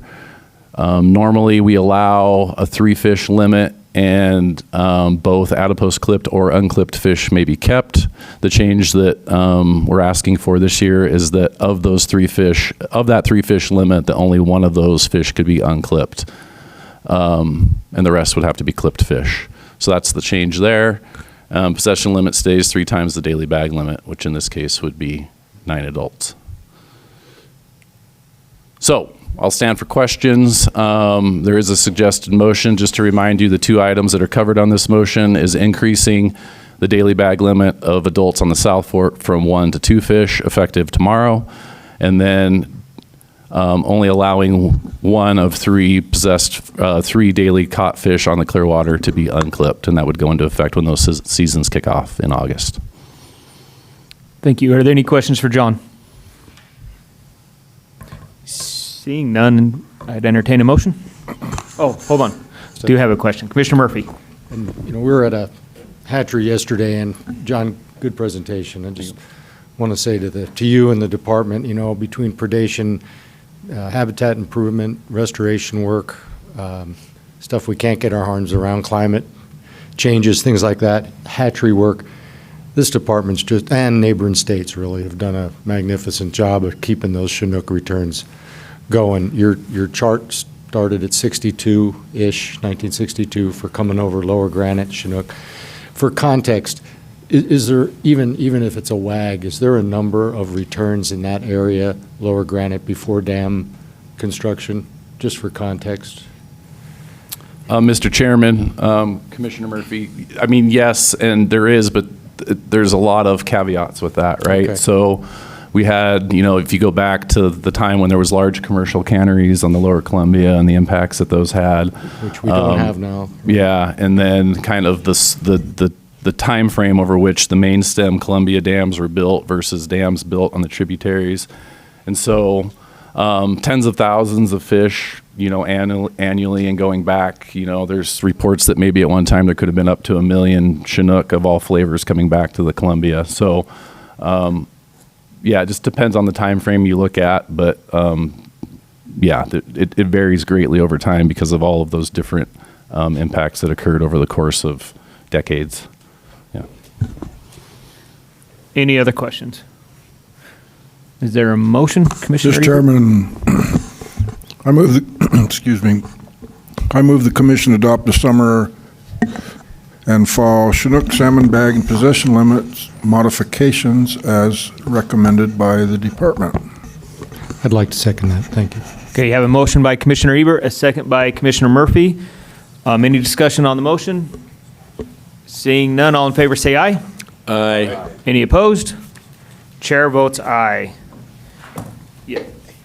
Yep. Next on the agenda, the next 2 items will hold their place and be presented at the time on the agenda. So we'll move forward to number 8 by statewide wolf management status update by Corey Mosby, Wildlife Program Coordinator.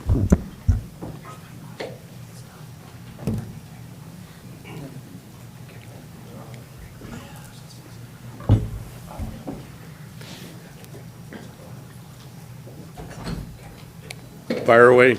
All right. Good morning, Mr. Chairman, Commissioners, Director Fredericks. Today I'm here to provide a pretty exciting topic, a wolf management update. That's going to include a little bit of history on the management of wolves in Idaho. We're going to walk through our harvest and depredation trends, particularly as it relates to our current wolf management plan. And then we'll end with the most exciting part, which will be our most recent population estimate. So, personal perspectives aside, the reintroduction of wolves in 1995 to Idaho by the U.S. Fish and Wildlife Service was biologically a surprising success. Within 1 year, the first litter was born. A short 7 years later, in 2002, the U.S. Fish and Wildlife Service's own recovery goal for the population in Idaho was met, meaning a minimum of 10 breeding pair and 100 wolves midwinter. Despite meeting that recovery goal in 2002, it wasn't until 2009 that the Northern Rocky Mountain DPS was first delisted in Idaho. It was relisted for a short time in 2010 until final delisting in 2011. Since 2011, the department has had uninterrupted state management authority of this species. And through that, you'll see that we've developed an evolution in how we monitor wolves in the state, an expansion of our harvest methods to address population and depredation concerns, and how both of those relate to some very real observed population changes. So let's start with the monitoring component. We always want to know how many do we have. So from 2011 to 2017, the department relied on these minimum counts. It's an approach that's very understandable. It's easier to wrap your head around. It involves deploying a lot of field staff to try and count how many packs are on the landscape. A subset of those packs we radio collar. From those radio collars, we get an estimate of how many individuals are in a pack, as well as reproduction. Using that more detailed information on a subset of the packs, you extrapolate that out to develop some estimate of the statewide population. And while that was a very effective, tried and true method, you can imagine as the population continued to grow and continued to expand in the state, that is a difficult effort to scale up. And so the department needed to develop new tools. In 2017 to 2023, we utilized a non-invasive trail camera type approach with like a nested occupancy and abundance framework to estimate the population size. That method worked well. We were confident in its ability to predict trends in the population, but there was concerns. Not only was it very staff time intensive, but also how sensitive was it to any small changes in the population. With that came what we currently use, which is approximate Bayesian computation. And I can talk to the highlights of it, but any detailed questions on that method will need our research manager to chime in. But from a 30,000-foot view, what we're doing is we're utilizing data we already have access to, our harvest data. We take genetic samples from those harvested individuals, and it's a combination of the understanding of the relatedness of those harvested animals as well as their age and sex structure that informs a population estimate. And what we're most excited about this method is that it enables us to, from a multitude of efforts to look at the sensitivity of the model, we think it will accurately predict populations over a variety of population sizes, which is important, as well as it reduces staff time because we're utilizing data we already have access to, the harvest. When it comes to harvest management, the department wasted no time in implementing our preferred tools for managing wildlife in this state. And with wolves, that would be hunting and trapping. In 2009, the year it was delisted the first time, our first hunting season. A short relisting in 2010, and then in 2011, we started our first hunting and trapping season, and we've maintained that since. I did not bring all of our big game season booklets from 2011 until today, but if you were to grab all those and rifle through them and look at wolf harvest, what you would see is a cautious expansion of harvest opportunity through that time. We've lengthened hunting seasons, we've expanded trapping, not only their seasons, but the methods, how we utilize snares in trapping, and the areas in which those tools are available.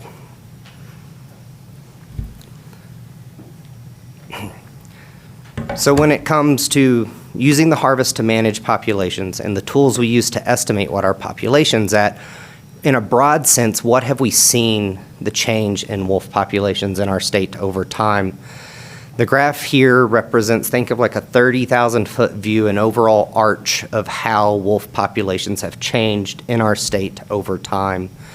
In 1995, like we just discussed, the service reintroduced wolves.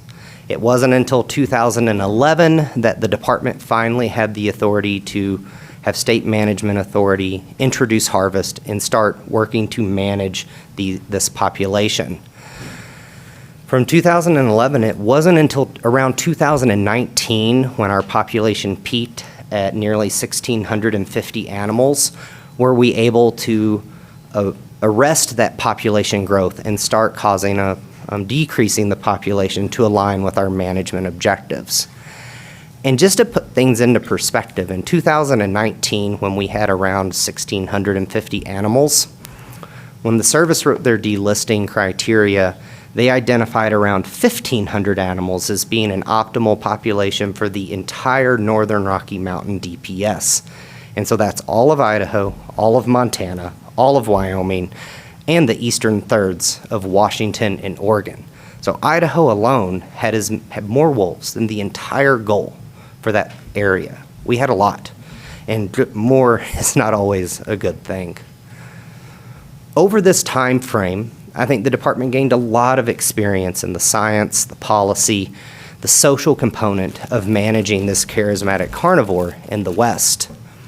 And with that came our wolf management plan, which we are currently operating under. It's a great read, it's not too long, and the overarching goals of this management plan is that we want to maintain a healthy, connected population of wolves well above our delisting criteria. We want to maintain state management authority.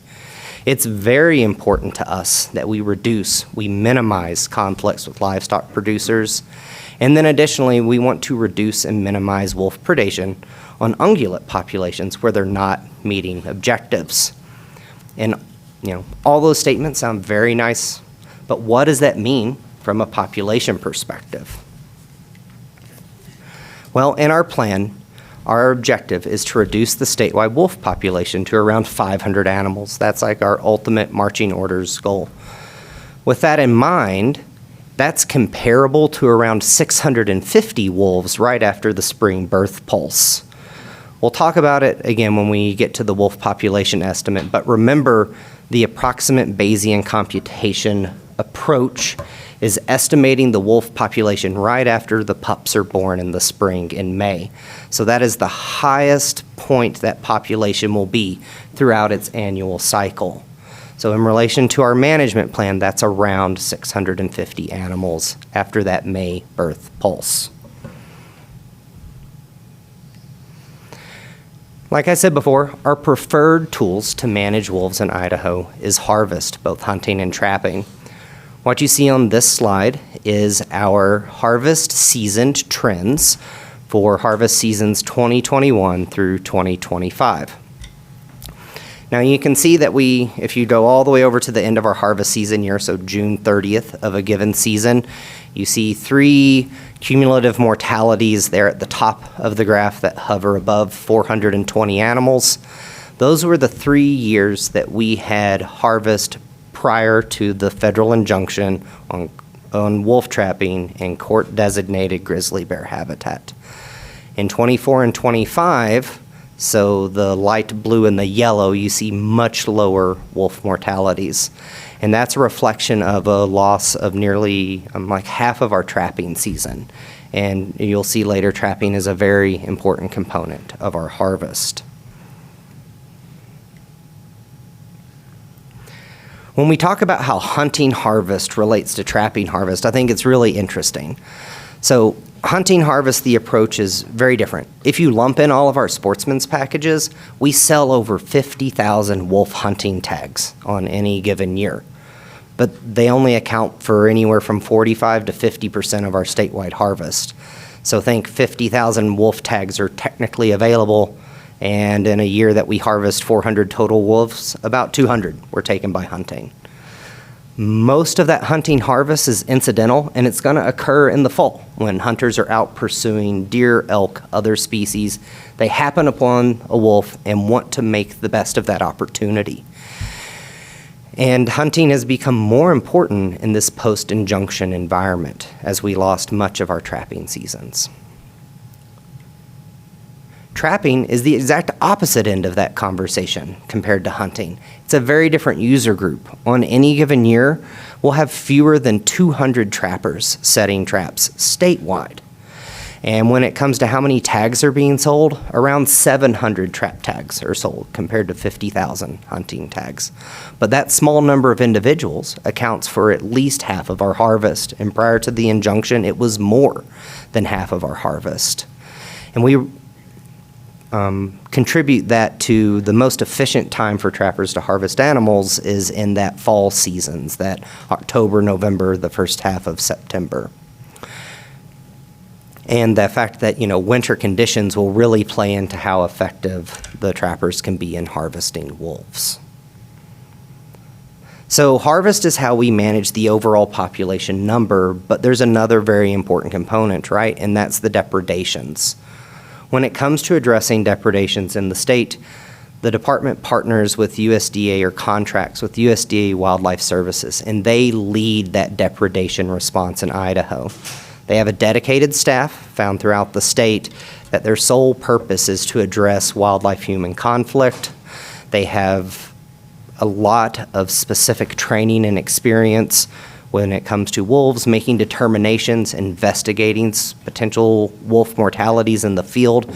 And they also have access to approaches and tools that fall outside of what we would traditionally use for harvest under like regulated hunting and trapping.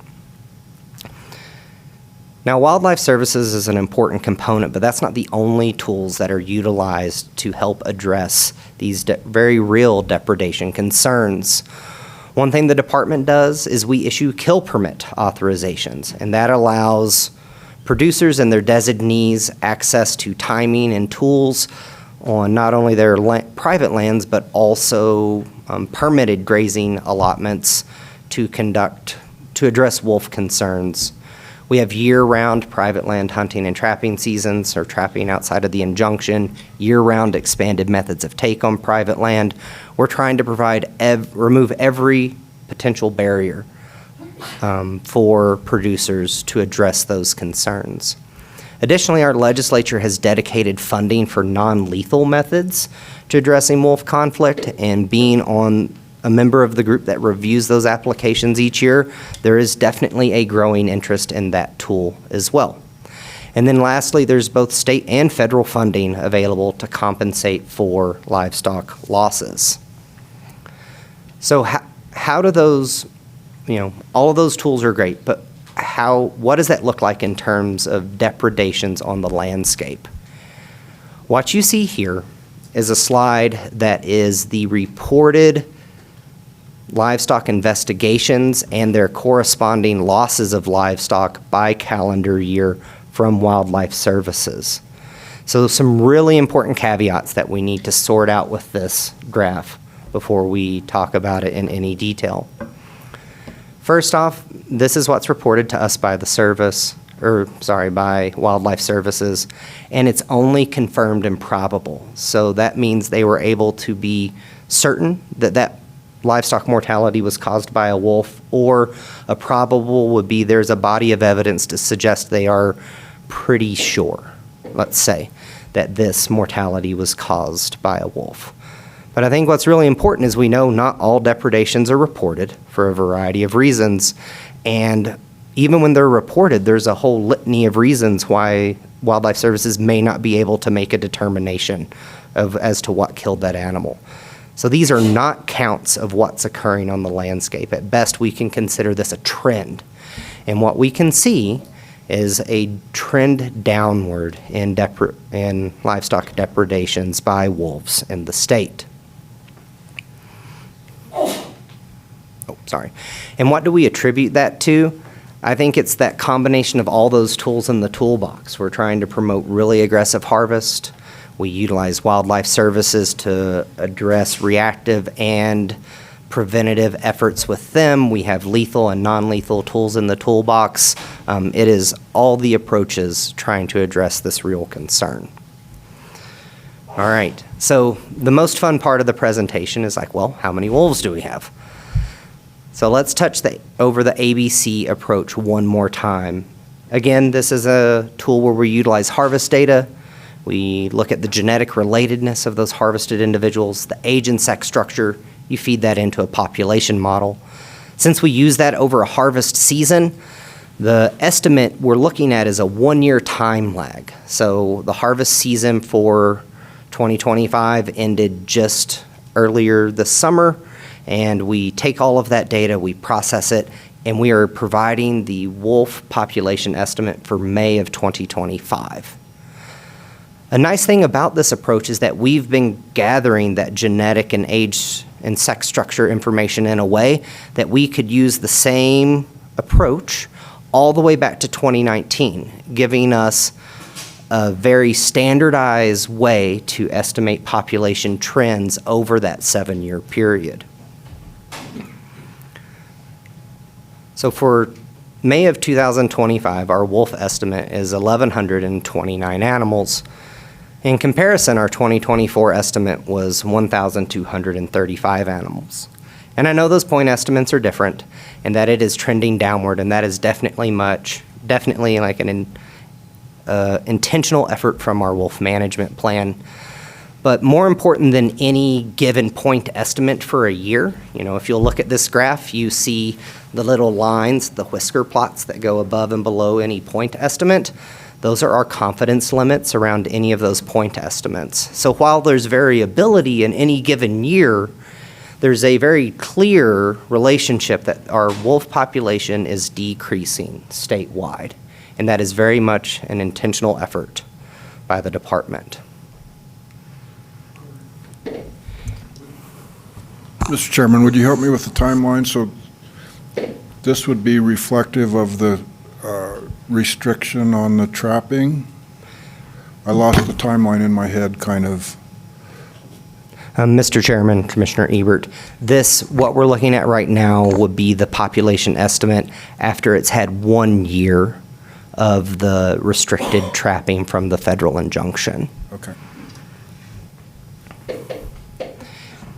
But that's a really good point, and I want to touch on that on this next slide.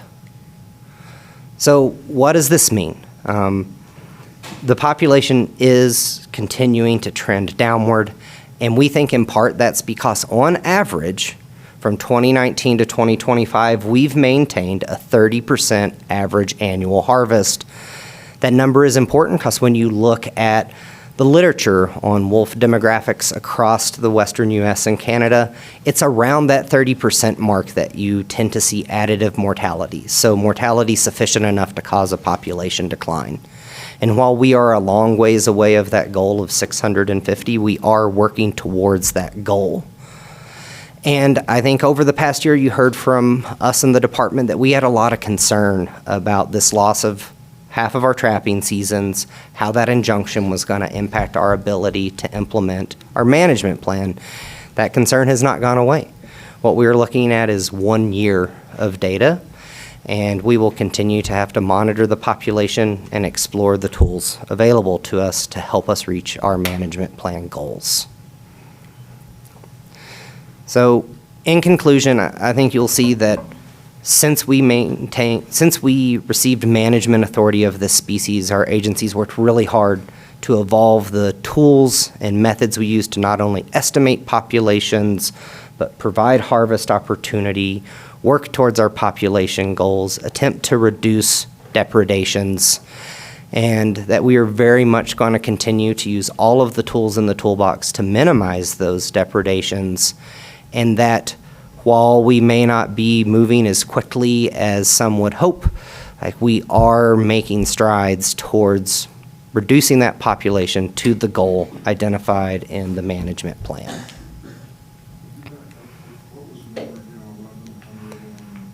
$29. Yes, sir.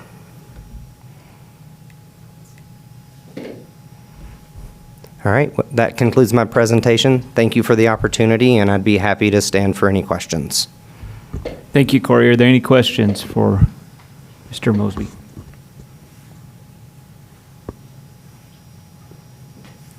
All right, seeing none. Thank you, sir. Sounds good. Thank you.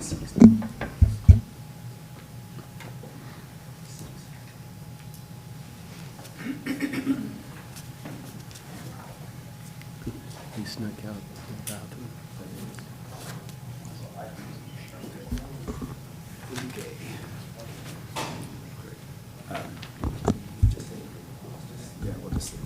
We'll just have a brief pause just for a second.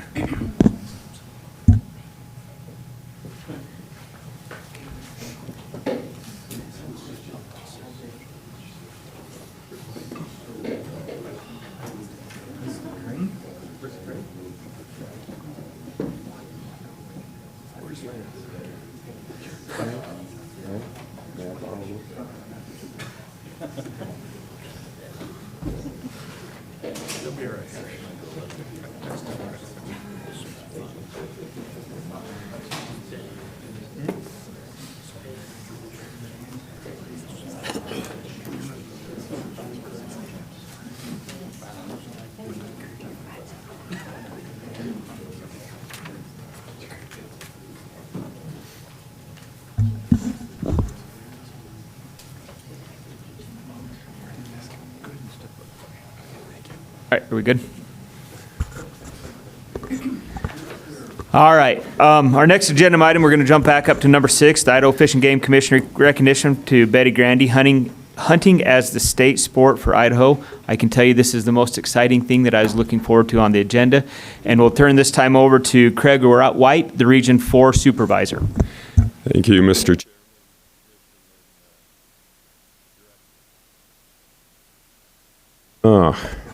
Well, thank you, Mr. Chairman, Commission, and Director. So it is my honor to get to introduce Betty to you. And this is her father, Neil. This is Betty, obviously. And in the back, we do have her mother, Diana, her sisters, Margaret and Louie. And Betty is the oldest of the 5 children and a homeschooler that's headed into 5th grade next month. She just turned 10 on July 14th, and that's why that's not why we're here, are we, Betty? No, okay. She is active in sewing and baking 4-H and loves sports, especially tennis, which she calls her passion, as well as music. She has had the honor of singing the national anthem at the Gordy's Highway 30 Music Fest in kindergarten and 2nd grade, and that's a local big-time deal here in the Magic Valley. Since 2nd grade, she's published a monthly print newspaper, the Grandy Gazette, that now reaches more than 50 subscriptions. And as you've heard earlier this year, she took it upon herself to help Idaho adopt an official state sport. She worked confidently with state representatives, senators, and the governor to make hunting Idaho's official state sport. And she celebrated that idea becoming law on July 1st. So she's had a big July. She's never met a stranger and takes on new opportunities with curiosity, confidence, and a big heart. And Betty she'd like to share her journey on how this happened with you. And then they are going to be able to join us as a family for lunch, and she'd love to be able to make you her new friends. Members and staff of the Idaho Fish and Game Commission.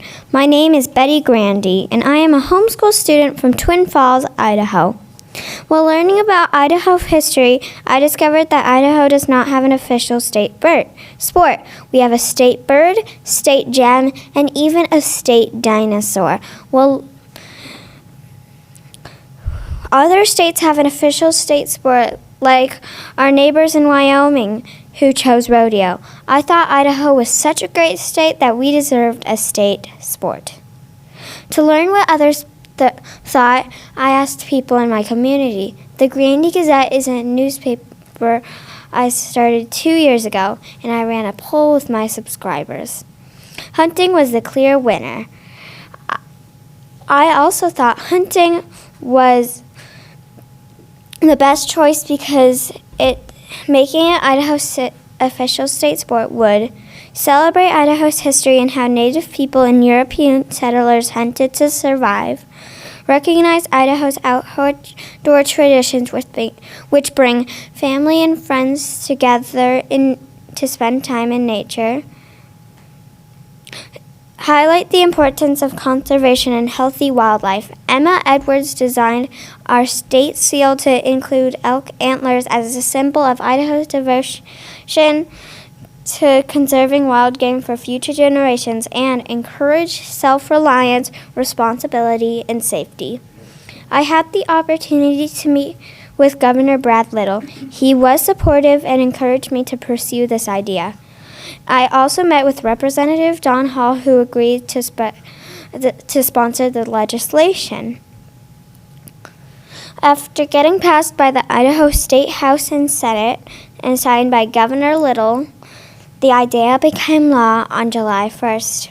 Making hunting the official state sport simply recognizes something that has shaped our state and is still important today. Recognizing the importance of hunting in our laws will make sure future 4th graders learn about how important hunting is to Idaho's history. Thank you for taking the time to listen to my letter. I am grateful that you are willing to consider ideas from kids like me. Sincerely, Betty Grandy.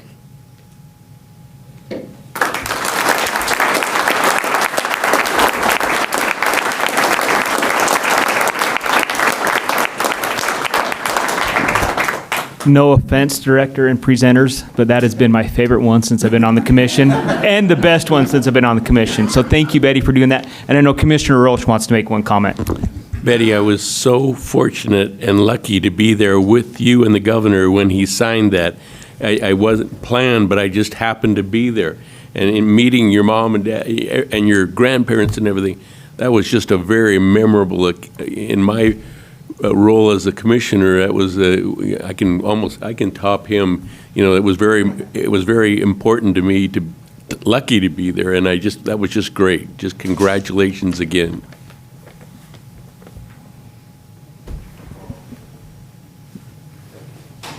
I think this is a favorite thing I've ever seen when I was on the commission. You are an amazing young lady, and your parents, it's like, oh my God, this is amazing, and you did such a wonderful job. Thanks, Mr. Chairman. Thanks, Betty. That was one of my favorite presentations of all time as well. So we're going to break for lunch now on the chair's blessing, and then we've got something that we'd like to share with you and take a picture. So with that. Yes. With that, we will go to lunch till 1 o'clock? Okay. Excellent.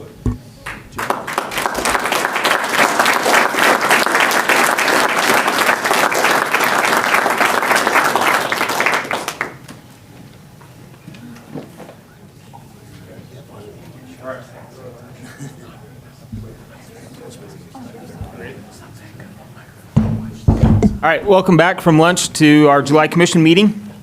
Next on the agenda is an update on domestic cervid industry from the Idaho State Department of Ag, from Scott Libesley, the state veterinarian, and the director Chanel T-Wall. Thank you. Thank you, commissioners. Appreciate the invitation to be here. Again, my name is Scott Libesley. I'm the state veterinarian at the Idaho State Department of Agriculture. I'm here to give a report on the domestic cervidae program at the Idaho State Department of Agriculture. So I've got a short PowerPoint. I'd be happy to stand for questions at the end, and obviously Director T-Wall is happy to address any policy questions as well. So as I'm sure you are very well aware, 1994, you guys started off with the program and very graciously passed it lovingly over to the Department of Ag. So now the Department of Agriculture now houses all regulation for domestic cervidae farms in the state. We have full authority to promulgate and enforce general and reasonable rules pursuant to Title 25, Chapter 37. And then we also have promulgated multiple iterations of our administrative rules over the past several years, rules governing domestic cervidae. The domestic cervidae program at the Department of Agriculture is still run on 100% dedicated funds. The current fee structure, which part of it is established in code, and those are annual fees that are meant to account for a per head inventory that is collected at the end of each calendar year. Every farm is required to submit their per head count, and they are charged an annual per head fee. In addition to those fees, there are movement fees, import and export fees that are attached that are also established in statute. I will say that the Department of Agriculture does have the discretion based upon the current funding balance to adjust the per head fee, and we have actually been lucky enough to have a little more funding that we've had in recent years. So our current per head fee that we have administered this last year was reduced down to $5 per head, and that was a welcome change by the industry as our dedicated fund has been reasonably well and consistent over the last several years. But those movement fees, the $10 per head imported, exported, and the transfer fee, those are firm fees that are set in statute. Here is the current report as to the status of the domestic cervidae farms in the state. So this is as of December 2025. That is when all domestic cervidae farms are required to submit their inventory. Those numbers very well may have changed since then, but we're mid-year, and so I don't have an exact analysis per month. So this is the exact report as of the end of calendar 2025. 5,082 farmed elk were alive on Idaho domestic cervidae farms in 2025, 156 fallow deer, 10 reindeer, in Idaho, and those were on 36 different farms. There are 28 dedicated elk farms, 4 deer farms, and then 3 mixed elk and fallow deer farms. Average herd size is 163 head. It ranges from 1 up to 1,462 is the range of the size of the farms in the state. And then we are predominantly an import state. Animals are shipped to Idaho for either breeding or harvesting or for meat processing. We do not have any domestic cervidae farms that are currently USDA certified through their CWD program to ship interstate. The only exception to that is they are permitted to ship direct to slaughter out of state. And we do have that happen on a somewhat regular basis, but those are going direct to slaughter. Their hooves don't hit the ground until they're being unloaded at the processing plant. The majority of Idaho's domestic cervidae facilities are located in eastern and northern Idaho. And I am sure you're most likely interested in this particular slide right here. I do have some supplemental. There's a few numbers that were added as we were driving down here. So I'll have a few more to add to the CWD positive numbers that I'll add along as I go through this. But dating back to 2022, so I will say that on the average, Idaho cervid farms harvest about 25% of their head per year. So we're looking at about 5,000 heads statewide, and annually about a quarter of those are harvested, and by that I mean either shot for a trophy harvest or sent for meat processing. So that's that's a pretty consistent number we've had over several years. 2022, 1,383 deaths. I did want to note that less than 16 months old, if those animals die less than 16 months old, our rules and statute does not require those animals at that young age to be tested for CWD. So only 16 months of age or older require it. 548 of those were tested, 502 were negative. The discrepancy there, those 46 that were not tested negative, they were submitted, but they either missed the OBEX or the tissue was so necrotic because they were collected a little bit later that they did not get a result.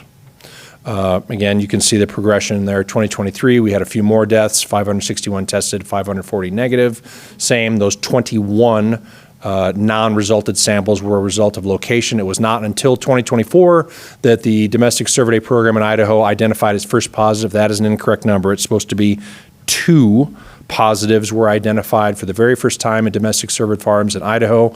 They were both in Jefferson County. And then in 2025, we did have 1,214 deaths, 978 were tested, and 974 were negative.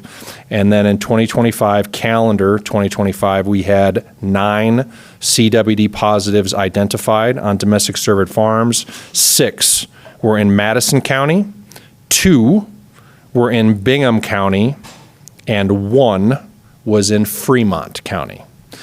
Since beginning of calendar 26, we have had 2 additional positives identified.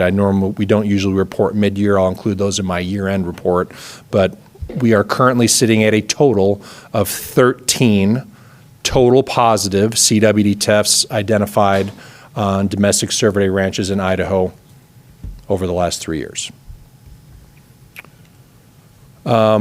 And then in general, our prevention and mitigation strategy, I think you're likely very familiar with. Import regulations, we're still very particular about. I think I wouldn't be surprised if the commission has some questions about our import policy. Now, the majority of our imports do come from Canada, and Canada is a very well-known epicenter of chronic wasting disease. 2 years ago, there was a bit of a reckoning, I would call it.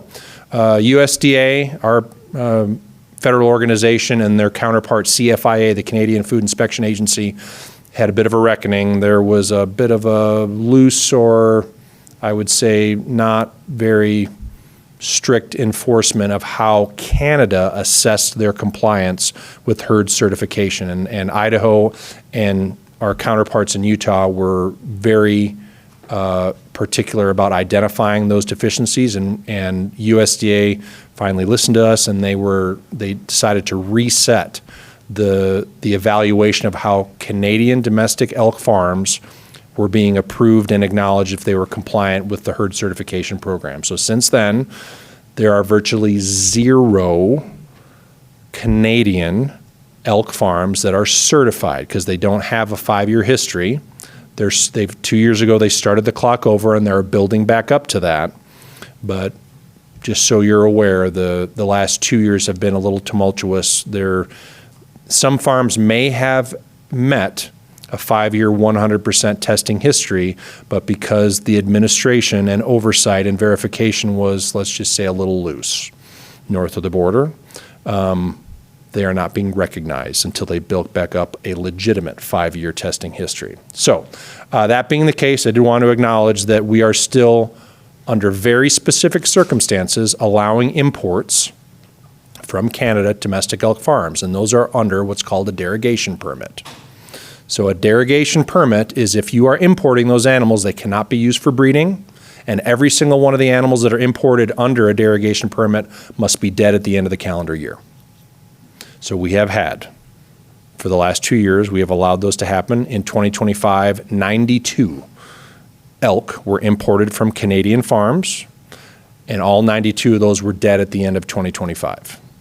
So there is an additional level of surveillance and verification that the Department of Agriculture requires. Photos of each animal and their identification is required, and an in-person inventory supervised by a member of the Department of Ag is also required if a producer chooses to have a derogation permit administered to their facility. We've only got a small handful of them, but they are trying to take advantage of it. And I would anticipate in another 3 years, they'll be back to where they were, but with a legitimate 5-year herd history associated with those farms.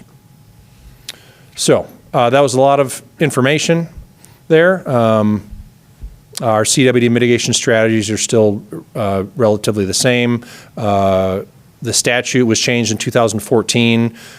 If an animal dies through harvesting, so that's either a trophy harvest or through meat processing, no less than 10% of the animals on a facility no less than 10% can be tested for chronic wasting disease. Unofficially, the Department of Agriculture strongly encourages all animals to be tested for chronic wasting disease.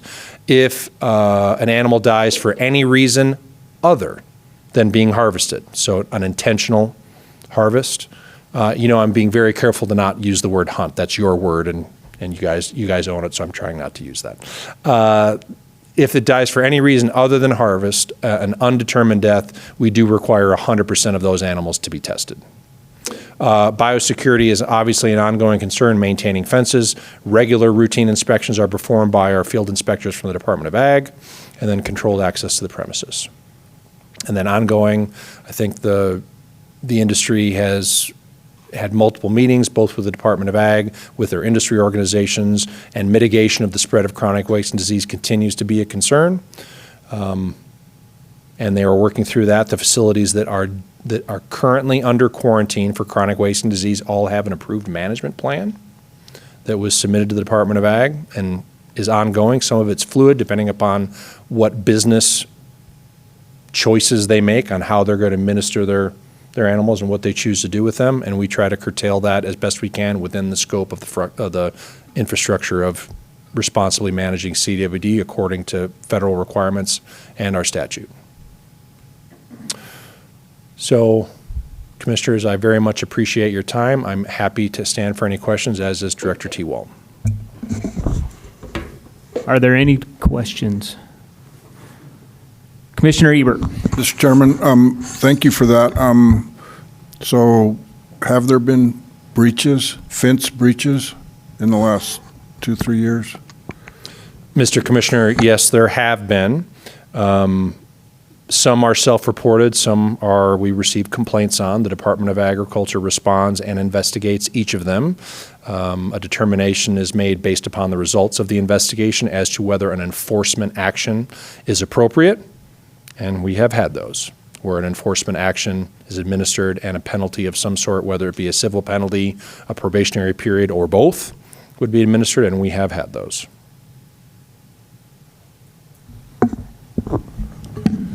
Commissioner Bobbitt. Yeah, Mr. Chairman, thanks for this report. It's really helpful. The question I had, and is I went to a CWD conference a couple years ago, and one of the best practices, according to that group was double fencing and no nose-to-nose contact.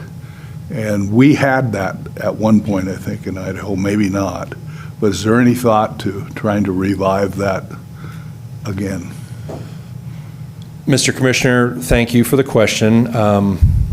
I think you're likely aware that a year ago, the legislature amended the statute and ultimately removed that requirement. I guess from my experience with the domestic cervidae industry, and I do interact frequently with other states that farm cervids.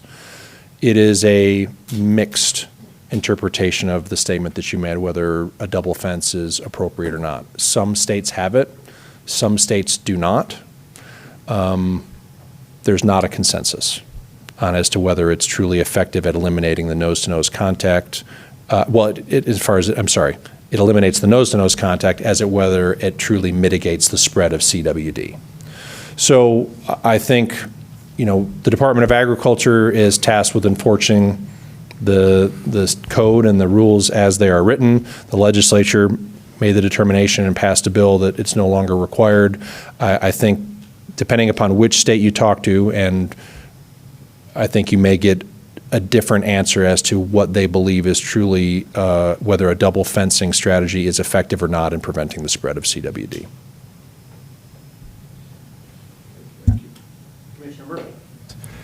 Good presentation, Scott, informational, and I appreciate both yourself and the director for taking the time driving across the state and joining us here. Myself and I know my colleagues, we get input from hunters, non-hunters, contact us both formally and just informally in our towns looking for updates. And there's always a keen interest in COVID health concerns around CWD, and like almost anything controversial, folks tend to fill in blanks. You've probably had to explain some of that stuff. So just a recommendation, you're doing it like for us here, but any way you can, increase ongoing, I guess, web page postings for current and ongoing surveillance, monitoring, inspections, infractions, enforcement, and corrective actions, including fines. But just as importantly, current information on positive results, because I think that's one that you get mostly is positive results on your inspections. So putting those together with both findings of infractions and so forth and what resulted from those infractions, ongoing basis fills in those blanks automatically. And that I think would help us all a great deal. Thank you. I appreciate the comment, Commissioner. I may invite the director to come up and make a comment on this as far as, making some of these, your comments, the items public, and when and if the department does that. So I would maybe ask Director T. Wall to address that. Good afternoon. Scott just didn't want to let me off the hook and sit there in peace. My name is Chanel T. Wall. I'm the director of the Idaho State Department of Agriculture. It's a good time to talk about a little bit of the, I think, ethos differences in the agencies. And Director Fredericks and I have a really good working relationship. And I think it's because we recognize the distinct differences in the mission areas of the two agencies. So the Department of Agriculture has a constitutional and statutory mission to protect private property and the freest extent and freest use of private property possible. And sometimes that flies in conflict with Fish and Game's mission to protect a public good. And we recognize that those are very different things, right? And so we also, that extends into the way that we approach policy as an agency. I know the commission can take, or sometimes does take a position on bills. The Department of Agriculture does not. So when it comes to the double fencing statute, when it comes to the 2014 changes, when it came to testing, we provide technical information, but you will never hear the department, unless it's our legislation, we never take a position to oppose or support legislation that isn't ours. And that is, again, because this is a private property discussion. And those are different things. And that is between industry and legislators at the time. Back to the website question, though. It is our longstanding policy at the agency, and it doesn't matter if we're talking about dairies or warehouses or cervids, we do not post, and we never have, any of our enforcement actions. We don't put it in news releases. We don't talk about fines publicly, and that makes it hard because people assume that because we don't talk about it, they don't happen. They absolutely do. There's certainly public records. We get lots of public records requests in the survey program for what we've been doing, but nobody will ever go onto our website and see an enforcement action news release because they simply don't. That's not what we do, and we never have, and it's for any program at the agency. That is our longstanding policy, and that, I think, goes back to the private property mission that we have that looks very different than talking about enforcement issues around a public good. So with that, I'll pause, see if there's any other questions when it comes to policy. We are talking about very different mission areas that often are complementary, but sometimes not. Are there any other questions? Commissioner Ebert.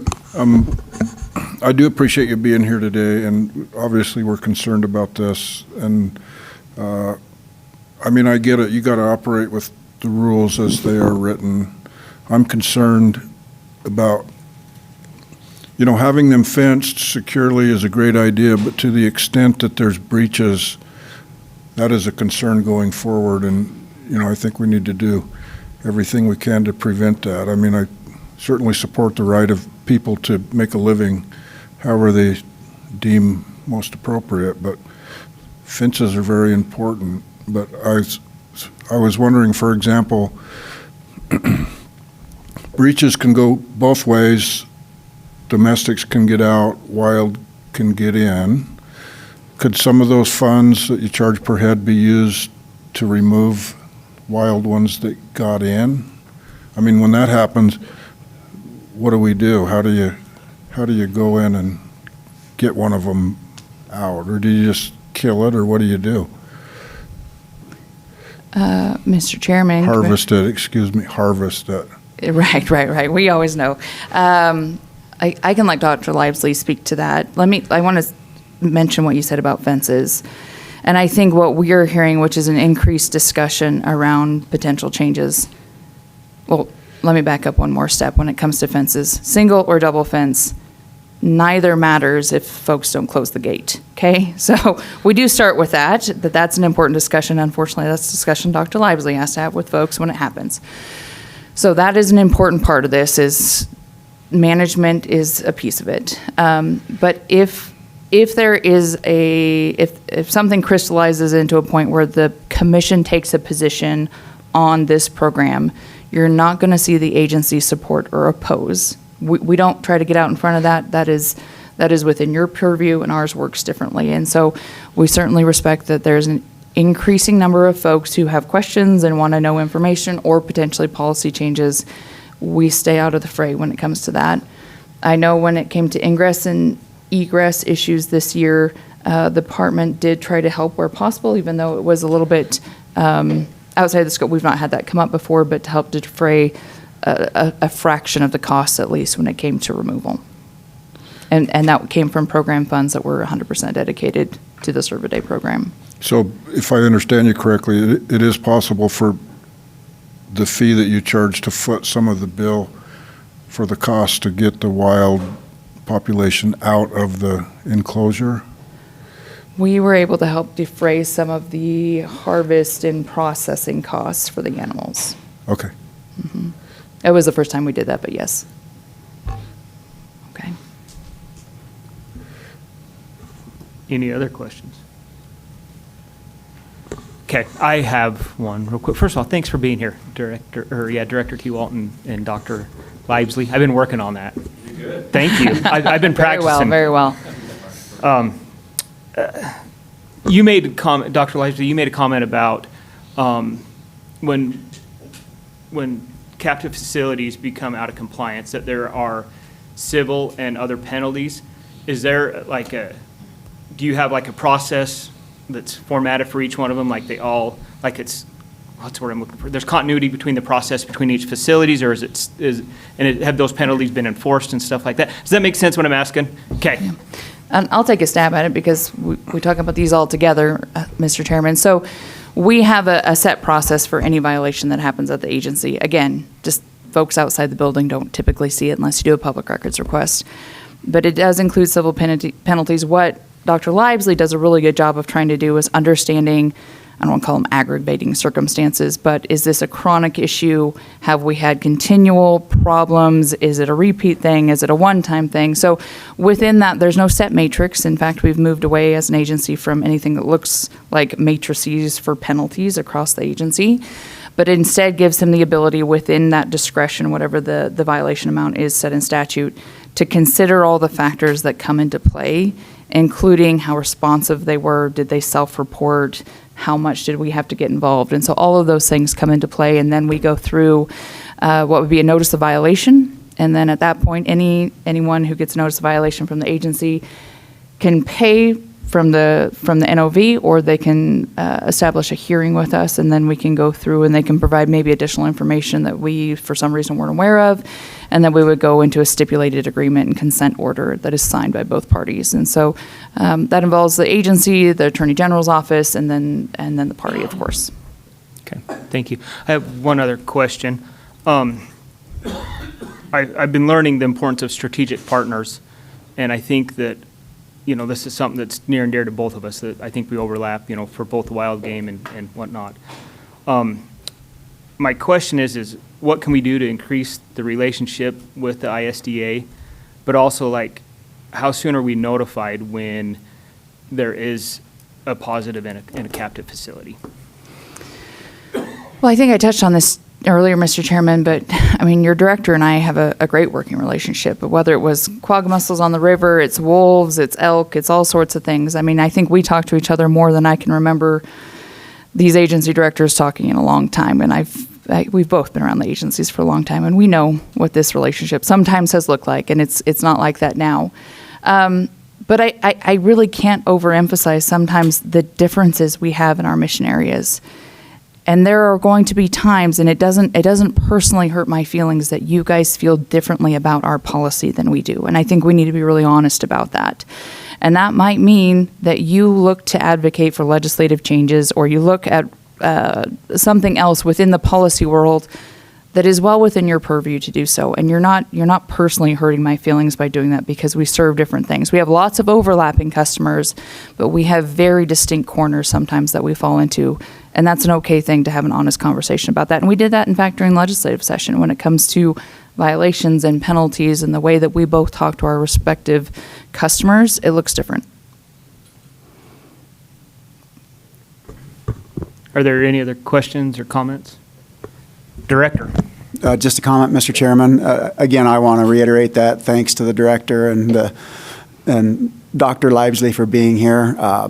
Really important that the commission kind of hear it from your side as well. And Director, as always, you do a really nice job of kind of explaining the difference between our agencies. And I think one thing that we hear, in fact, it's in your comment box, written comment, asking us to lobby, quote unquote, specifically lobby ISDA for changes. And I think there's a desire on the part of some people, given that sometimes our missions don't overlap and we're pulled in different directions, that we publicly speak out about ISDA rules, practices, and whatnot. And I just want to assure people two things. One, when Director T-Walt says we have a very good working relationship, we do. That is 100% true. We're co-chairs on the Wolf Depredation Control Board. We work very closely in that capacity. And the second thing is that we are always in constant communication with Department of Ag at all levels. And if there are disagreements and we think things ought to be done differently than they are, they know that. So we don't do that in a public forum, and I don't think anybody can expect that we ever will. But those conversations do happen. Mr. Chairman, if I might, and thank you, Director, to that point, and again, just take this as the parting note, whether you're in the audience or for the commission, anyone who wants to advocate for changes to these programs, and that isn't just the Cervid program. I say this to dairymen, I say this to organic growers, I say this to folks growing potatoes. these programs are meant to serve Idahoans. They're not something sacred to me personally, right? They are either serving folks the way they need to be served or they need to be amended. You are not hurting our feelings by having those conversations. Just make sure you're having them in the right venue. Don't lobby ISDA. We're not going to advocate for that change. Lobby policymakers and keep us in the loop, because that's within your relationship to do so, or to have the sportsman community do that. Again, Dr. Livesley and I don't consider that a personal attack on us. We didn't found these programs. They're not our personal babies. They're meant to be what the law.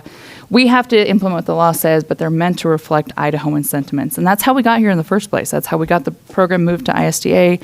That's how we got changes in 2014. That's how we got changes 2 years ago to fencing. Is the discussion was very much outside of the purview of ISDA.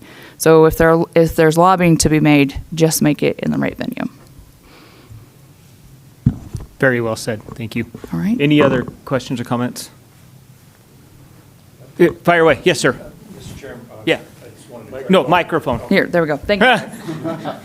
Thank you, Director.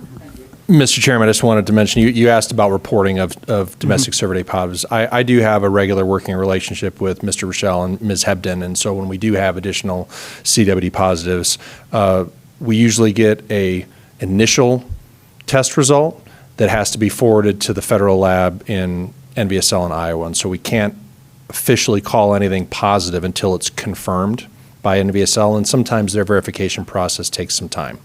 But I do make a concerted effort to make sure my counterparts in your agency are made aware of any additional positive from domestic farms when they happen. Thank you. Anything else? Just to reiterate, it's like you have the right to do what you do on your own private property. You do not have the right to jeopardize the wild herds.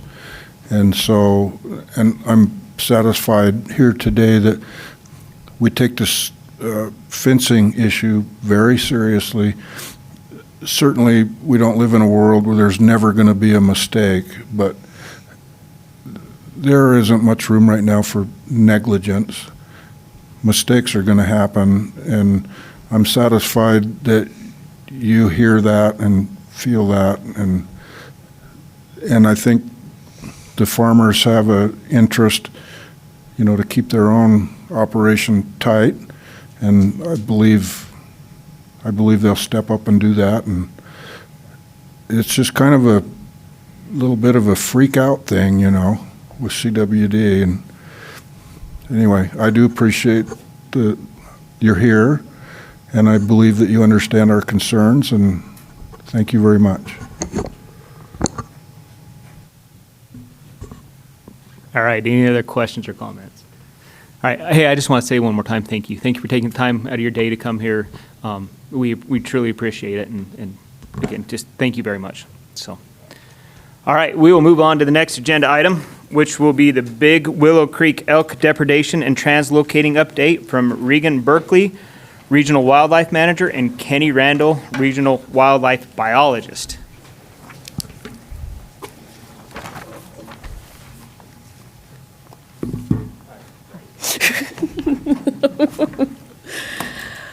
Chairman Charette, Commissioners, and Director Fredericks, thank you. I'm assuming it'll pop up soon, but my name is Regan Berkeley. I am the Regional Wildlife Manager in the McCall portion of the Southwest region. Joining me is Kenny Randall. He is a wildlife biologist in the Panhandle region. You first heard about the Big Willow Elk Translocation Project back in January when I gave a presentation that was part of the presentation about our new kind of translocation plan presented by myself and Katie Ulrich. Just as a reminder on some of the background on the Big Willow project. The Big Willow drainage is located in Unit 32, which is in the southwest corner of the state.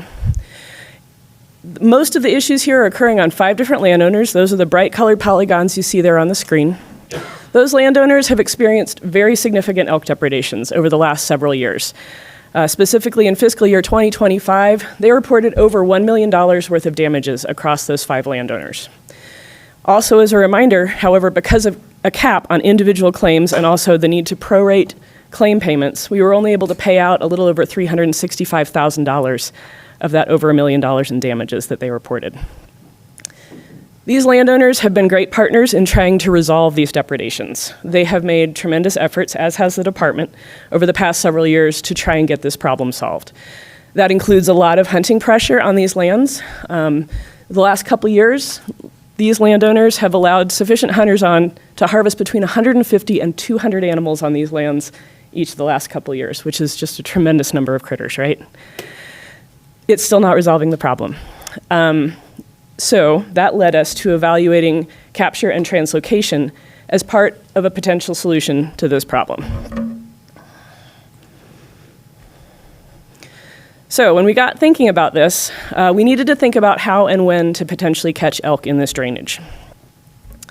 What you see in the picture on the left is a corral trap, an aerial view of a corral trap. And corral trapping is absolutely an efficient and effective way to catch a bunch of elk.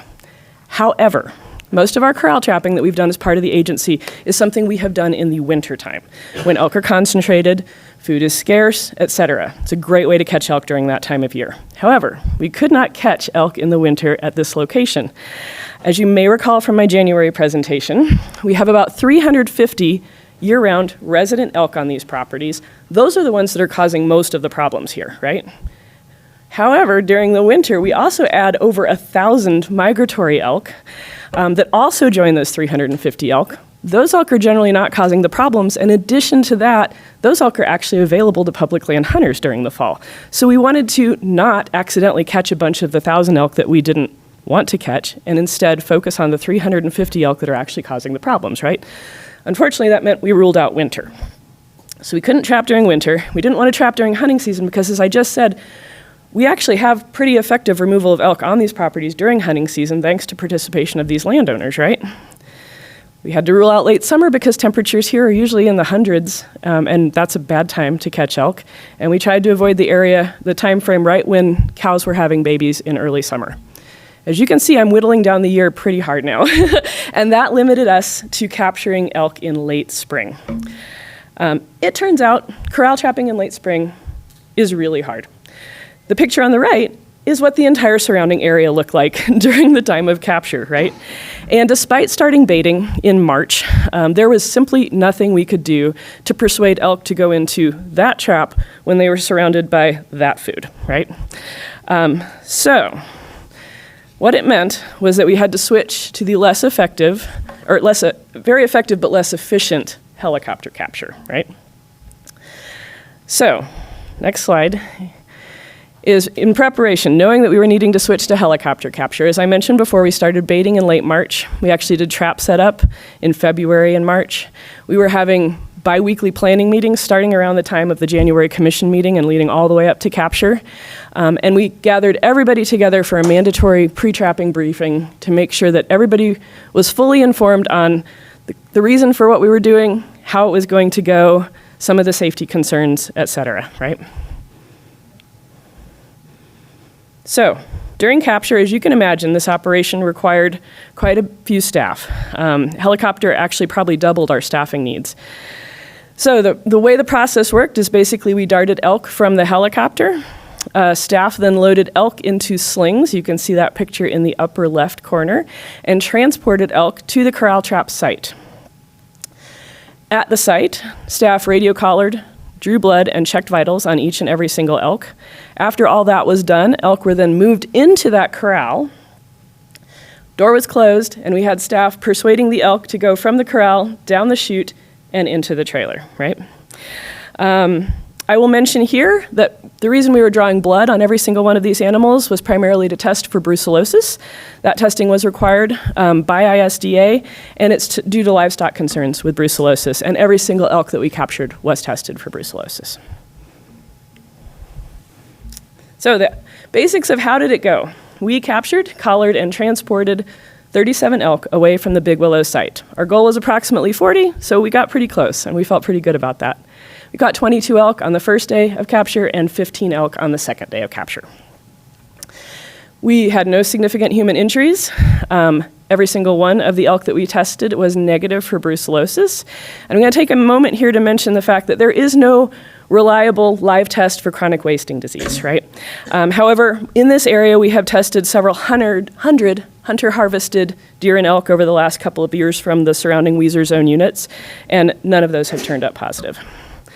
Kenny might mention this, but in addition, Panhandle staff will be sampling all the mortalities from translocated elk for CWD testing as well.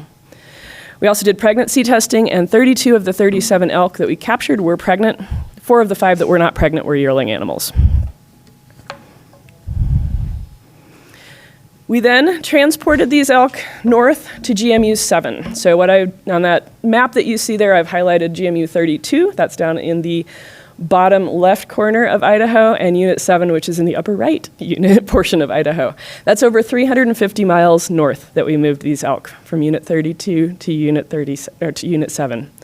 3 elk did die during transport, which meant that we released 34 elk into Unit 7.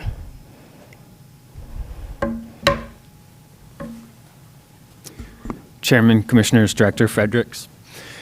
As Regan said, elk were translocated into the Upper St. Joe region of Game Management Unit 7. Improving elk populations in this unit has been a longstanding goal of the department and is articulated as a goal in the statewide elk management plan. The Upper St. Joe River was selected for a couple of different reasons. Recent wildfires have improved elk habitat and elk forage resources in this area. Also, this unit has undergone multiple decades of predation management work specific to black bears, mountain lions, and wolves. Importantly, this area is far removed from known depredation issues in the Panhandle region, and transport of these elk could not exceed 8 hours, which was feasible given road and access conditions between Big Willow and the Upper St. Joe River. Monitoring of these elk post-release has been intensive. Callers are programmed to collect location information every 24 hours, and staff regularly review those locations for changes in movement and indications of mortality. In addition, staff have made regular visits to the field to attempt to listen for and locate elk using telemetry equipment and check on callers that are not providing regular location updates. When a mortality is suspected, staff respond immediately so that cause-specific mortality information can be collected in addition to biological samples during field necropsies. Monitoring these elk in the Upper St. Joe River has posed some challenges. There are frequent river crossings required, and locating these elk in steep, mountainous, brushy terrain is difficult even when the locations are known. Continued monitoring will focus on regular evaluation of caller location information, visits to the field to locate and listen for these elk using telemetry equipment, and rapid responses to mortalities. So of the 37 elk that were captured as part of this process, 3 did not make the initial transport from Big Willow to the Upper St. Joe River. Since release, an additional 8 elk have died from capture-related reasons. During field necropsies of those 8 elk, staff did note that 3 were in poor body condition. Outside of those mortalities, there is 1 elk caller that is currently not functioning and providing regular location information, and we have been unsuccessful in listening and hearing that caller during field visits with telemetry equipment. So of the 25 elk known to be alive, these blue areas in this map show their latest movements. The blue area represents the last 5 locations of each elk with a 2.5 kilometer buffer, and that black star represents the original release site. 18 elk are currently still within 3.5 miles of that original release site, and many of those 18 are still well within 1 mile of the release site. The elk most dissatisfied with her new home has made it about 18.5 miles straight line distance to the northwest, and we do have an elk that has decided, at least temporarily, to take up residence in Montana.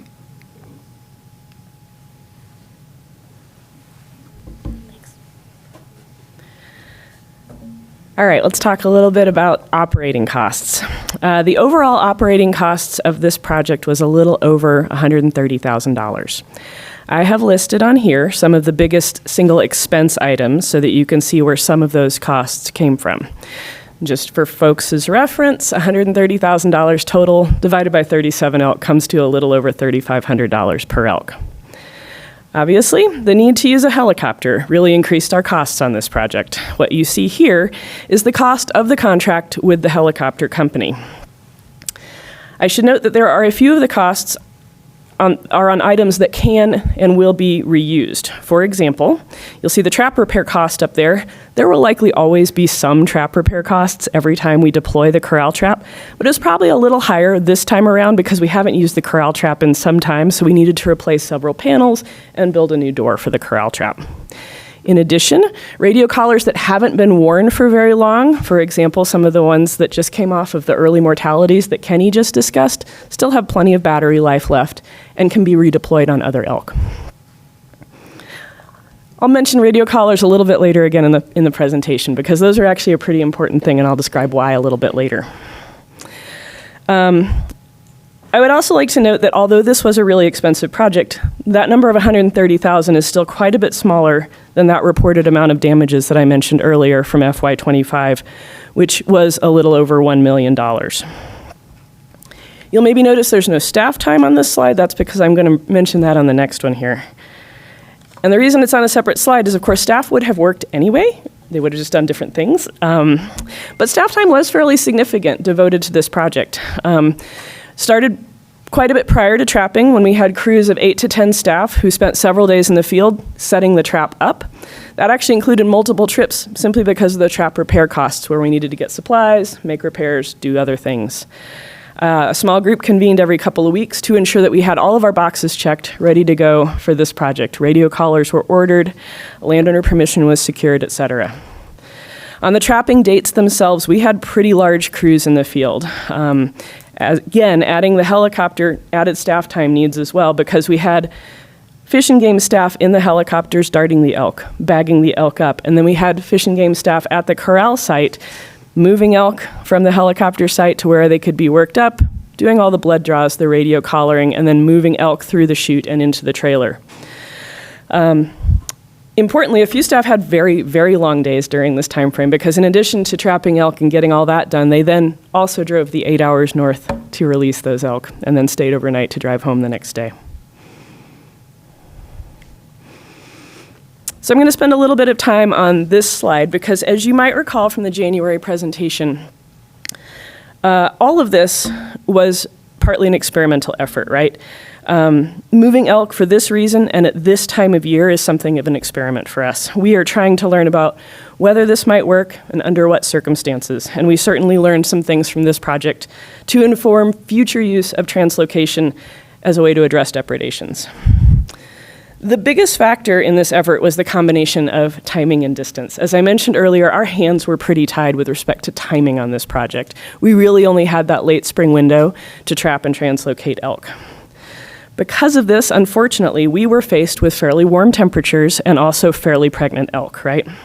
And because we couldn't persuade elk to go into a corral trap because of all the surrounding plant growth. Combine all that with a long travel distance, and that is probably the cause of many of the early mortalities that we saw in these animals, right? So in the future, maybe trap and translocate is something that we don't want to use if we're limited to that late spring time frame. Or maybe we need to consider closer release sites than 350 miles, right? Yes? Commissioner.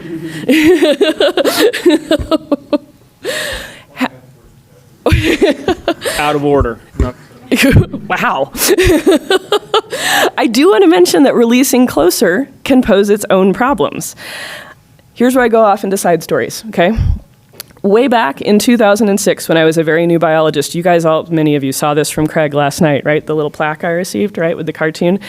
I was involved with trapping and moving a bunch of elk off the Warm Springs Golf Course up near Ketchum. We moved those elk a little over 70 miles away to an area called Cream Can Junction, just north of Minidoka. Over the next 2 years, about a third of the harvest reports that we got back on those elk were from Ketchum, right? Even though we had moved them 70 miles away, suggesting that at least several of those elk went right back to where we trapped them from.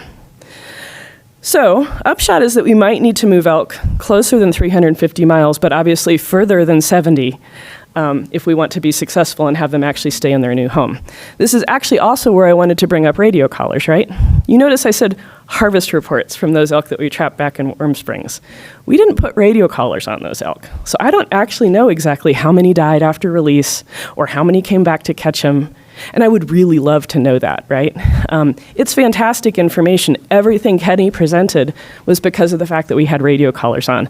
And that's how we're able to learn things about like how many died within the couple of weeks afterwards, how many have actually moved farther away, right? So while the radio collar expense is fairly substantial, the data we get from it is actually pretty important if we really want to learn from these efforts.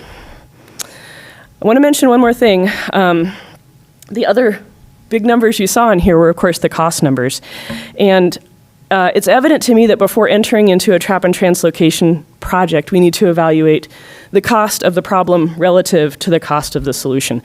It made a lot of sense to try this in the Big Willow drainage because, as I mentioned a couple times in this presentation, the damages there were over $1 million to these landowners, right? So even an expensive project can make some sense as part of solving this problem here, right? And this project was certainly on the high end of trap and translocate costs, again, because of the need for the helicopter. But I will mention that even if we are able to just corral trap elk, that's still a fairly expensive operation. Not quite to the tune of $130,000, but it still involves a lot of staff time, hopefully radio collars, et cetera, right? So because of this, trap and move may not be the most efficient or effective solution in other areas where damages or claims are quite a bit smaller than what we see here. And it's important to note that this trap and translocate effort, all by itself, is not going to fully resolve the problem that we have in Big Willow, right? As a reminder to all of you, we are going to continue to monitor movements and survival of these elk, but we also have a lethal phase of this project that is actually beginning a little later this month. That is being conducted under a contract with USDA Wildlife Services. It will involve the removal of approximately 60 elk in this area, and we have plans in place for all of that meat to be cooled promptly, processed by meat processors, and donated to local food banks via Hunters Feeding the Hungry. With that, Kenny and I can stand for questions. Are there any questions? Commissioner Bobbitt and then Commissioner. You know, I'd just like to make a comment. There's some really great, in my opinion, from people I've talked to in North Idaho, some really strong PR benefits from putting these elk on public lands that have capacity that are huntable to the public.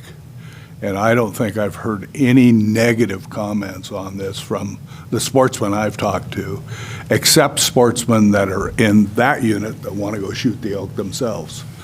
But to me, it was a huge win, and it's at least we're trying to do something to help the public with some elk on public grounds. That hopefully these elk will all have calves, and they'll reproduce, and we'll get back to our management numbers within that unit. So, thank you. Commissioner Ebert.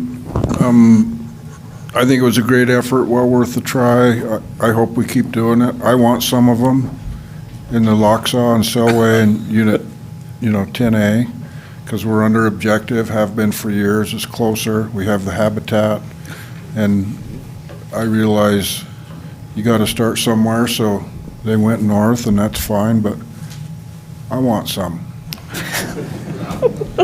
Seriously. Noted. I want more. Any other questions or comments? Commissioner Murphy. Just a comment, and Regan and I talk regularly. This kind of effort, as y'all know, it's clear, is fraught with not only logistical challenges, but controversy at every turn. And the amount of planning that went into this and kind of gaming what could go wrong, planning for that kind of thing and mitigating it ahead of time. And you can't remove hazards, but you can manage them. And you've done that really well. I want to thank you. Of course, next week is the lethal removal, and there'll be more challenges and more unknowns and more unknown unknowns. So you're very good at what you do. Thanks, Regan. I just want to reiterate my thanks to all the people that were involved in this. This was a lot of hard work, and it came off as well as can be expected for the first time, and I just commend the department for a job well done. So thank you. And I can add on that, public relations, some of our biggest critics are the biggest fans of this program. So Thank you. I have one sorry. question. Sorry, you can't get away that easily. It was feeling pretty good. Sorry, it should be an easy one. Is it too early to predict whether the depredation claims in that area are going to go down with this project? Chairman Charette, yes, in a nutshell. We will need to see, most of the claims are coming in during the growing season, so we already have claims from this last spring, but as a reminder, we removed elk towards the end of some of that spring growing season, so it's spring and summer that that's when we're kind of getting some of the damages on these properties. So I would anticipate, hopefully, if you asked me the same question next year, I might be able to answer it a little better. And in addition, the removal of the additional 60-ish elk will probably add to that effort to hopefully reduce some of the claims in this area. Okay. So thank you. Yeah. Oh, Commissioner Murphy's got it. I forgot to mention, in addition to Regan, her colleagues, and those folks, a human face on this. Over the years, I've gone down there. Not frequently, but I've gone down there and met with some of the farmers, and many of them are family operations, not big corporate operations. So to put a face on this, I've been out in the field that's just been, onions have come up this high, people are real happy about the production, and then the night before I got there, elk had post-holed the entire field, ruined the crop. There's the money part, yeah, that's a big deal, for sure. To look in these folks' faces after planting the field, and it happened for the second year in a row in the same field, is just tough. I mean, there were tears in people's eyes, and so there's, as my colleague said, there's a huge advantage to this, and it's not just PR, it's satisfying people's need that please come and help us.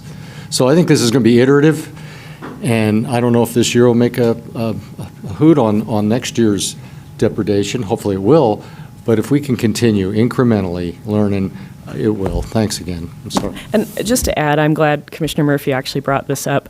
There is a chance we will need to still do more in Big Willow, right? And we just don't know that yet, but we will continue monitoring both elk numbers, claims, the whole 9 yards in that area, and let you know. One last comment is Commissioner Bobbitt. I think it's really been beneficial for therapy for John. He had post-traumatic elk transplant syndrome from a Rex we had years ago, and it's really helped his attitude towards this whole thing. So thank you. I'm going to sit down now. All right, with that, let's talk about Columbian sharp-tailed grouse habitat improvements from Houston Kimes, regional wildlife biologist and farm bill coordinator. You got my last name right, so you're doing great. Mr. Chairman, Commissioners, Director Fredericks, can you hear me? Okay. My name is Houston Kimes. I'm the farm bill biologist for the Southeast region. Today I will be talking to you about Columbian sharp-tailed grouse and the Conservation Reserve Program. Fair warning, I do work with the feds, so there's a lot of acronyms. So these will be the two most common ones. I may switch back and forth between them. If you don't understand, please stop me at any time. And with that, I want to show a quick clip of from the Idaho Fish and Game Dancing Grounds video, just to showcase these birds and the habitat that we'll be talking about today.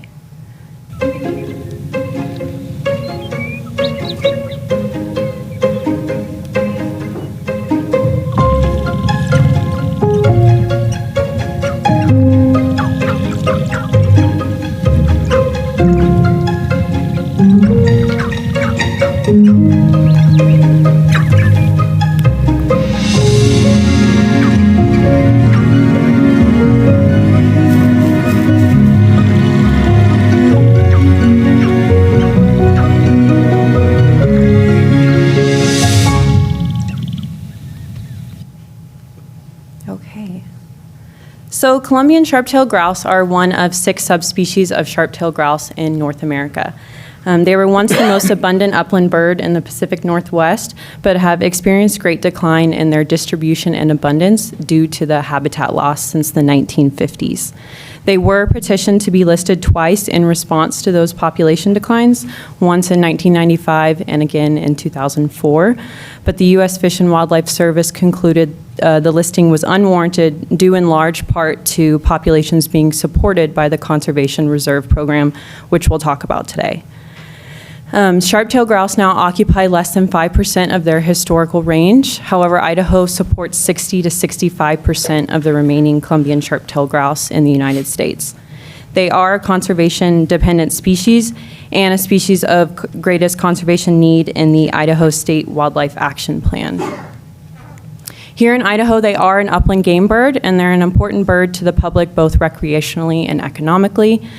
CRP, Conservation Reserve Program properties, and access, yes, provide great hunting opportunities here. And so I'm going to jump into their habitat requirements of a sharp-tailed grouse so we can, apply that to CRP that we'll talk about later. January through March is when this bird utilizes their winter habitat. They typically move up, and they can travel about half a mile to 25 miles. Their winter habitat looks like aspen, mountain shrub, and riparian communities that are adjacent or near to shrub bunchgrass rangelands. Their important winter food sources are aspen and willow buds, as well as chokecherry, serviceberry, snowberry, and hawthorn fruits. April through May is when this bird will begin lekking, which is the video that we saw those birds were lekking. This is a mating system where males congregate and display for females. Leks are often located on ridges or areas with shorter statured vegetation, and they're typically located within suitable nesting cover and brood-rearing habitat nearby. This nesting and brood-rearing habitat is extremely important during the months of April through August. 90% of their nesting occurs within 2.7 kilometers of lek locations. And typically shrub and bunchgrass rangelands will provide that nesting and brood-rearing habitat. However, a mosaic of vegetation is best, but forbs support the insect communities that provide important forage. So chicks and adults will both consume insects. Adults will also eat leafy greens, buds, and seeds, but chicks are heavily dependent on those insects in the first 3 to 4 weeks of their life. September through December is when this bird utilizes their fall and winter habitat, and until snow depth limits access, Columbian sharp-tailed grouse can remain in those grassland communities that they used for breeding, nesting, and brood rearing. And then once we move closer to winter, they'll once again utilize those patches of mountain shrubs and riparian zones that are nearby to those rangelands. So as we talk about important sharp-tailed grouse habitat, we have to highlight the importance of private lands with these birds. Conversion of their habitat to crop production is the main driver behind their population declines, but conservation efforts, mainly through the Conservation Reserve Program in Idaho, have contributed to their population stability. In Idaho, approximately 70% of their habitat occurs on private land, with that remaining 30% on public land. And so we're talking about the Conservation Reserve Program. What exactly is that? So it's a federal program that was established by Congress in 1985, and it's periodically reauthorized, most recently by the 2018 Farm Bill.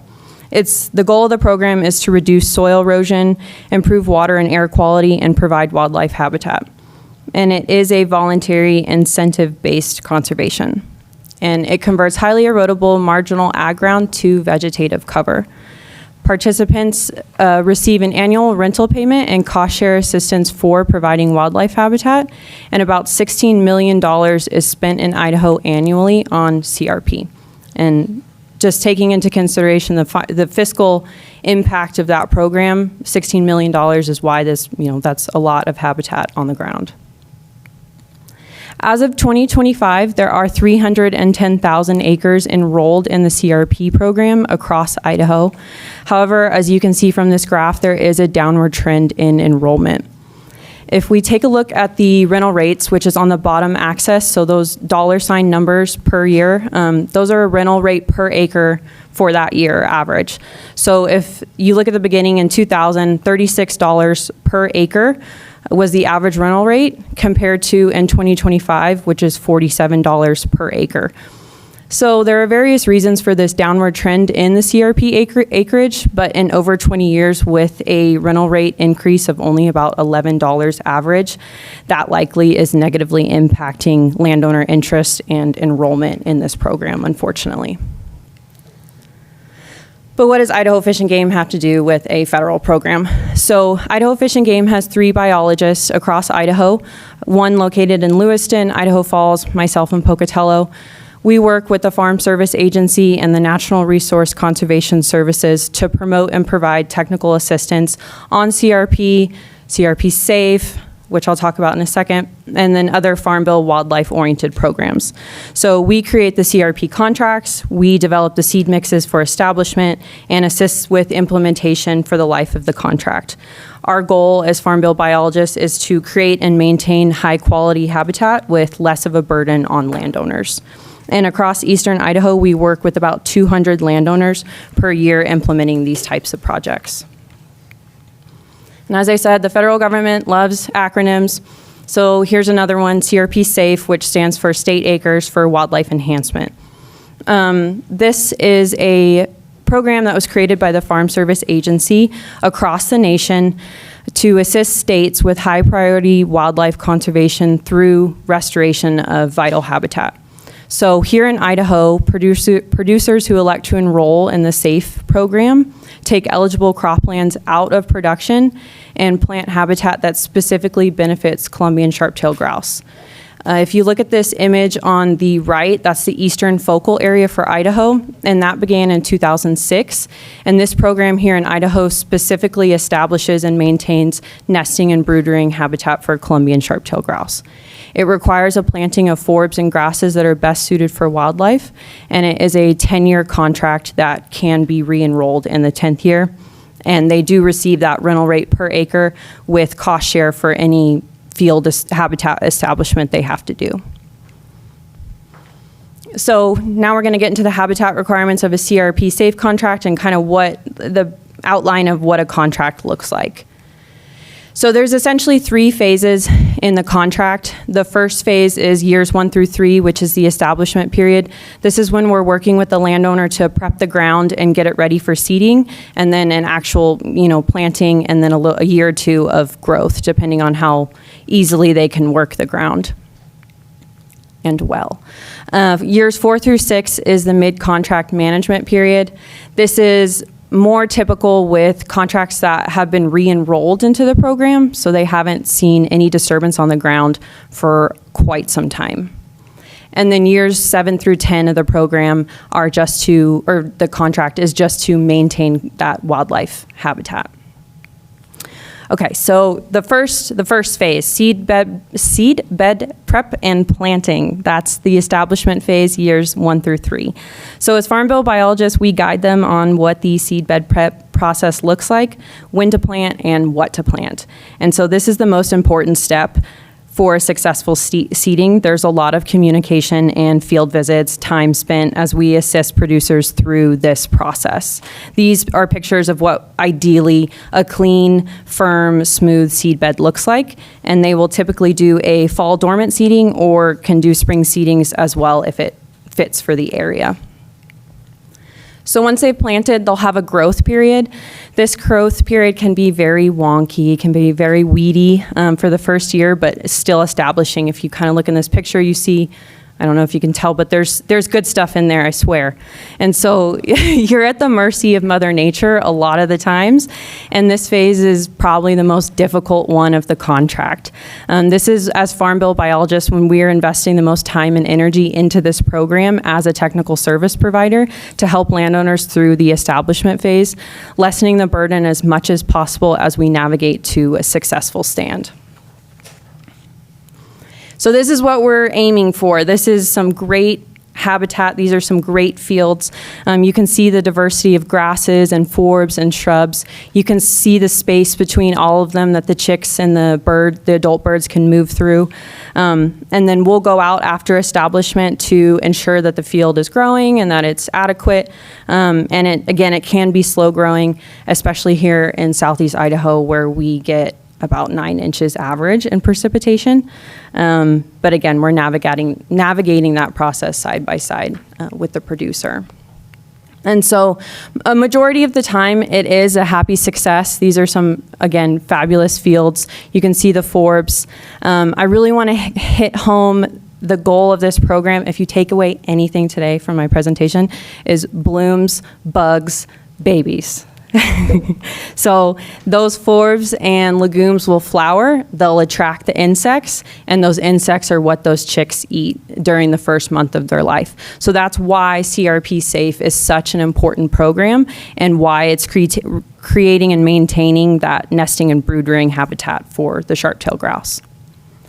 And just want to post a few more while everyone can see the good fields in CRP, and I want to demonstrate too the presence of the birds. So a lot of the times when we go out to do our lek monitoring in the spring, those leks will be located on CRP fields. And so this just illustrates the importance of CRP and the private landowner habitat work for these birds.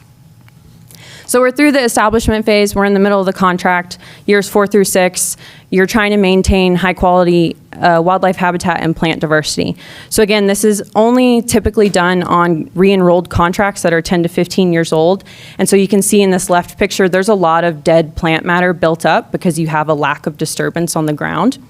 And so the reason that mid-contract management is completed is to create a bit of disturbance to bring back that stand. So us as Farm Bill biologists will go out to evaluate the stand and determine what they can do to mitigate that. And the Farm Service Agency has a few approved practices. So they allow grazing, light disking, interseeding, and prescribed burning, which we don't typically do a lot of that around here, but once the stand is evaluated, we will communicate and work with the producers to get that mid-management practice completed. Once they get through that phase, they're in the final phase of their contract. And so this is just essentially when a producer is managing the weeds. If there's any to manage, they'll go out in the spot spray. Otherwise, they just leave the wildlife habitat for wildlife. We work with the landowners in these 7 to 10 years to manage those weeds. And then in year 9, we will go out to these fields to evaluate the stand and composition. So are the necessary species there for them to re-enroll, or would they need to replant if they did want to re-enroll into the program again? And then in year 10, they have the ability to put that contract back into SAFE, and we work with them through that re-enrollment process. So we've heard about how this program benefits sharp-tailed grouse and their habitat, but I wanted to list a few other benefits that this program provides. So the first is strengthening agency and producer relationships. When you're having a state game agency and a private landowner work side by side towards a common goal, navigating those failures and successes together, that can really open a line of communication and trust that may not have been there prior to working on this together. And as those relationships that are established are not only valuable to the parties that are involved, but to our wildlife as well. Because we know wildlife doesn't stop at fence lines. And these private lands hold a variety of species that can lead to a variety of projects. And so these fields, these CRP fields, not only benefit sharp-tailed grouse, they benefit sage-grouse, mule deer, elk, pollinators. And so through this line of communication, we've been able to collar deer on CRP properties, or plant shrubs on CRP properties, or even stream restoration, cheatgrass treatment, fence removal on properties that are owned by CRP contract holders.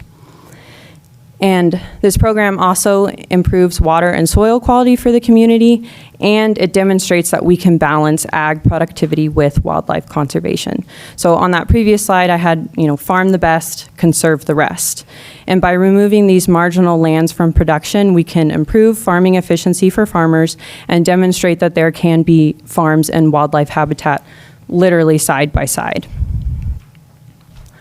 And so CRP Safe, CRP is a win-win for wildlife and working lands here in Idaho. I asked a few producers why they participate and engage with the CRP program. Here are a few quotes. Not only do they care about positively impacting wildlife, but this program also helps sustain those family-owned operations to keep them in the family for generations to come. So I hope you learned today that this program is imperative to our wildlife and most importantly, our Columbian sharp-tailed grouse and their nesting and brood rearing habitat. The CRP program as a whole helps bolster agriculture, wildlife habitat, hunting opportunities, and rural communities here in Idaho and nationwide. And I'd like to leave you with another clip from the Idaho Fish and Game Dancing Grounds video, just to kind of tie it all together.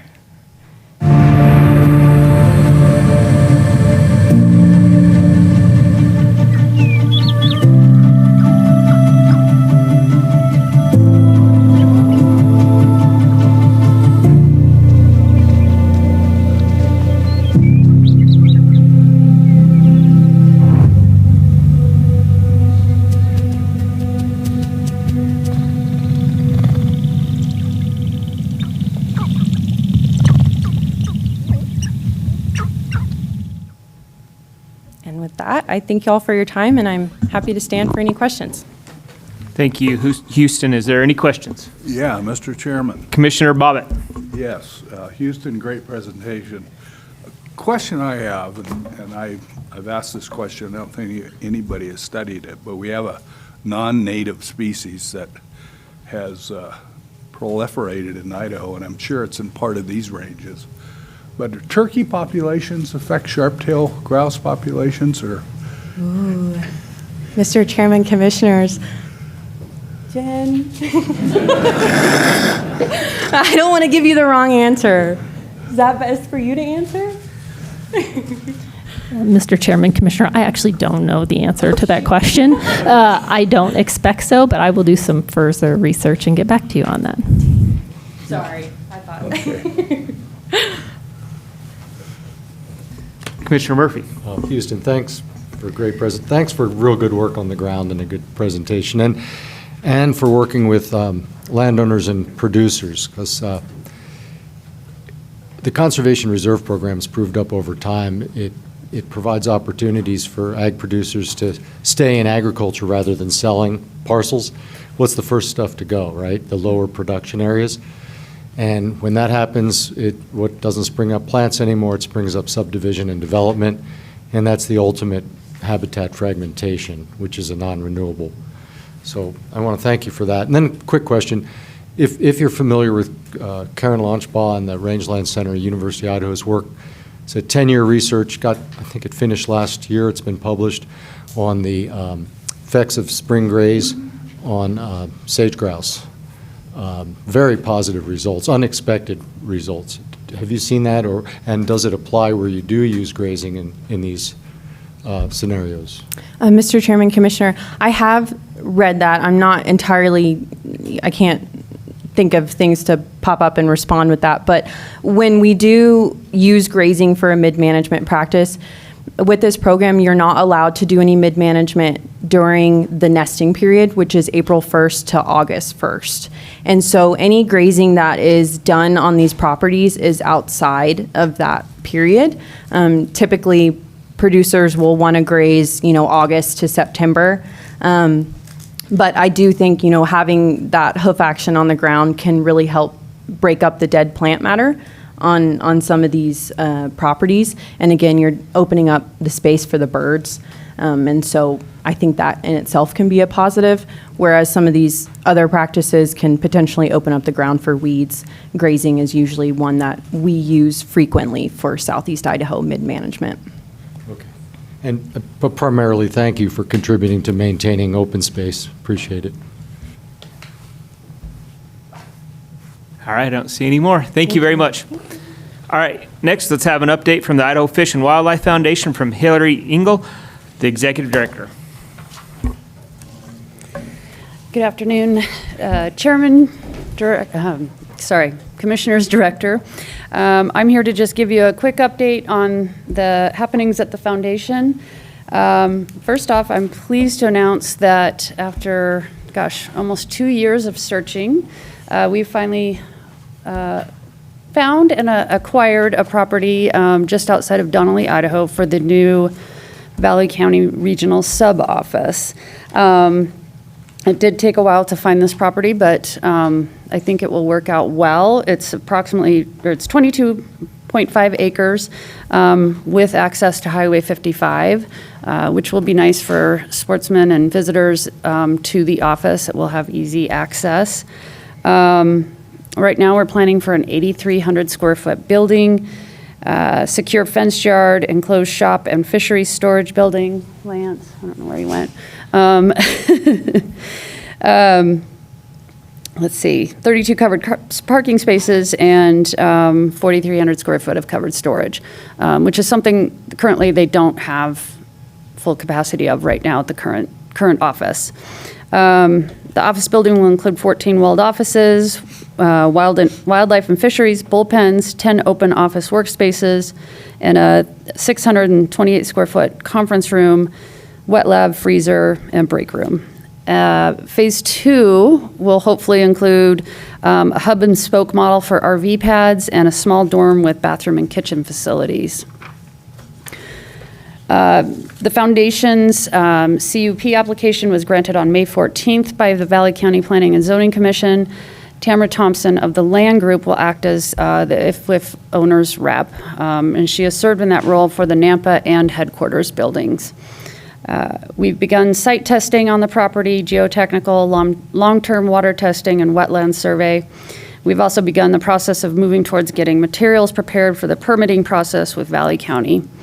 In the next few months, the foundation will be working with Eric Herringer of Piper Sadler to research the best financing options for the department and the foundation, with construction projected to begin in the spring of 2027 and dry in by winter of 27 and move in with spring of 28.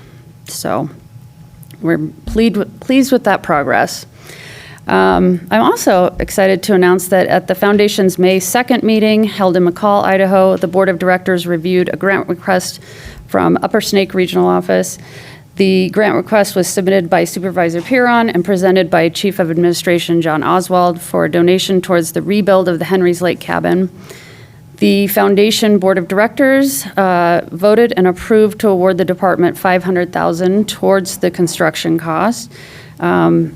And I just want to mention this is the largest donation the foundation has made to date. So we're excited about that. And the next foundation meeting will be held in Pend Oreille, August 7th and 8th. So, yeah, and with that, I will stand for any questions. Thank you, Hillary. Are there any questions? Good job. Commissioner Murphy. Just a quick comment. Been a liaison, and I appreciate the privilege of doing that, colleagues, a lot. And so I've gone to, I think, all but one meeting, and this foundation is so keenly not only aware but supportive of our mission. It's truly incredible. The board is made up of just the right people, finance folks, banker, others. They know how to get this done. And once they see what we need, I've seen them roll up their sleeves right there, and it's always, so how do we do it? And they plow through it in a day and usually have a framework for a plan for getting money, for getting an architect, moving forward. And your leadership has been magic. Thanks. You've been there all the way. Appreciate it. Director. Thanks, Mr. Chairman. I'll jump on that as well. I couldn't agree with you more, Commissioner, and I think just to add on to that a little bit, Hillary, along with others in the Western Association of Fish and Wildlife Agencies, have in the last couple of years been having discussions about foundations and states that have foundations that are functioning but not as well as ours, and then foundations or states that have foundations like ours. And I think that has been very, very well received, and I'm really proud, and I know Hillary's really proud that we have, I shouldn't say we, but yes, we, our foundation is really being looked at as kind of a model of how to do things right. So much appreciated. Thank you. Okay, any other questions or comments? All right, thanks, Hillary. Thank you. All right, we're going to skip the break and go to the director's report.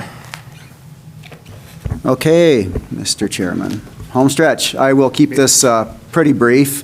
You all do have this complete version of the director's report in your packet, and as always, I'd encourage you to look through it. I'll just hit on some of the highlights. With the Bureau of Communications, as I mentioned with new Chief Reichert. We're in the process of filling some vacancies and shuffling things around, so that bureau is in a state of a bit of transition, but all good, and they've continued to do excellent work throughout all of that. As Regan and Kenny talked about the Big Willow project, important to note that, as Regan said, a lot of this is biology and doing the research and the science and the management behind it, and an awful lot of it is communicating that to the public, what we're doing, why we're doing it, and not that we won't take our shots throughout the rest of this process, but I don't think we could have done a better job in terms of laying out the information on the whys. And it's easy to sit back and not have a great understanding of this and talk about why don't we do this, why don't we do that, and then when Regan walks through all of the different sideboards and parameters and constraints that we're operating under, it makes perfect sense. And I think the Communications Bureau has also helped in a great deal putting videos together, putting press releases out to help folks understand the complexities of this project. And that's just true to form with our Communications Bureau. So I really appreciate that. I will jump to the Enforcement Bureau. As you all know, we recently hosted the Western Association of Fish and Wildlife Conference in Boise. It was a big success. The Enforcement Bureau played a key role in that. We had our honor guard come and open up the meeting with Dustin Mason, Chris Rowley, Nate Stahosky, and Megan Ruse, and so that's always a nice way to kick off a meeting. Much appreciated. And then we had demonstrations by our canine handlers, Colby White and Jim Sterling, Jim from this region here. And so that was very well received. So appreciate Enforcement's engagement in the WAFA conference. Very interesting write-up on a special investigation. I'm not going to go into it, but it's worth your time reading through that. And then finally, with regard to Enforcement, I think it was 2 years ago that Senior CO Megan Ruse in this region received the Shikar Safari Officer of the Year Award, and Megan keeps going. So recently she was awarded the International Wildlife Crime Stoppers Game Warden of the Year Award for 2025.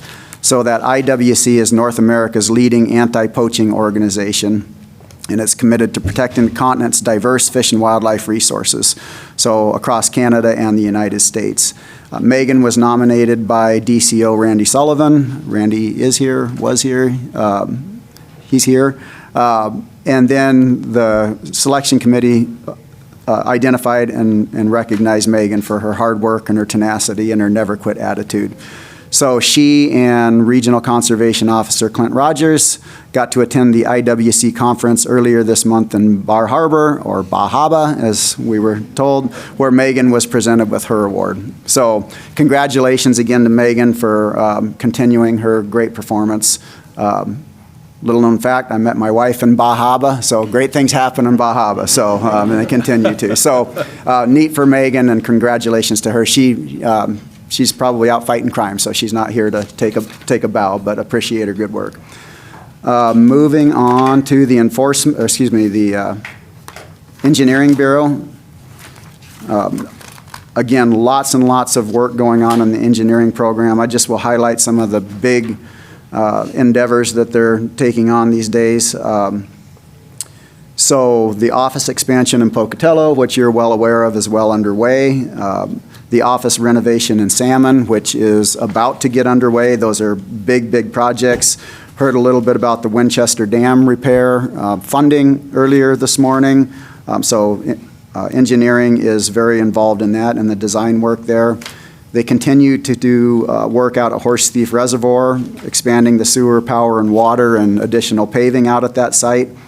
And there are photos in here so you can look at it, but the Nampa Hatchery raceway replacement, which is a really big endeavor, and I had the opportunity to go out there and tour that recently, and until you see it, it's hard to really fathom what a big undertaking that is, and so that's going very well. Bureau of Fisheries, there's a nice write-up about the YY program. I'm not going to get into that because we talked a little bit about YY yesterday, and we're probably going to give you a presentation to kind of go from beginning to end on the YY program. And then I think I will just Heard a lot from wildlife today, obviously, always lots going on in the wildlife program.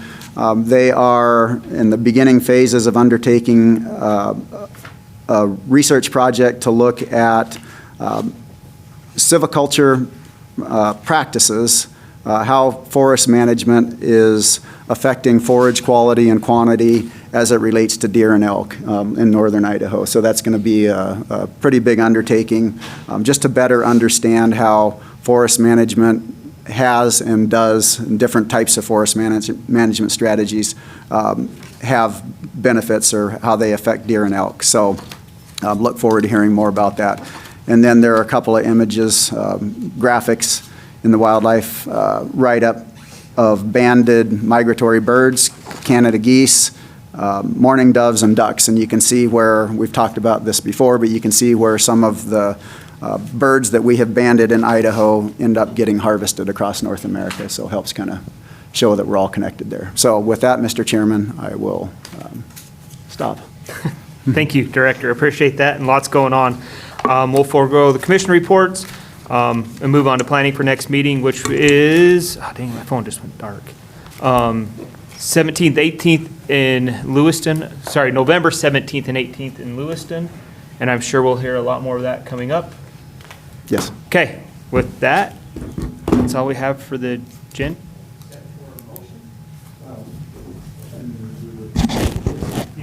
Not to adjourn. Yeah, we're not adjourning. We have a motion. Mr. Chairman, I'd make a motion to go into executive session pursuant to Idaho Code 74-2061 subsections C and F. There's a motion. Is there a second? Second. Seconded by Commissioner Bobbitt.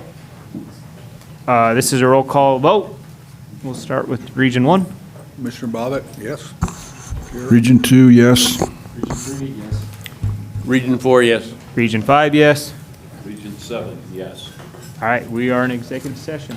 Well, we'll Give break us- and yeah. give an opportunity to, Give yeah. us, we'll take a break for about 10 Take minutes. 5 minutes. 10 minutes. Come back. We're back. Okay, welcome back. We just got out of executive session with no formal decisions being made. With that, I just want to take a second to thank Elizabeth for making sure that we were prepared as commissioners. Thank you very much. And Connor and Ben for the technology to produce this. And with that, I adjourn the meeting.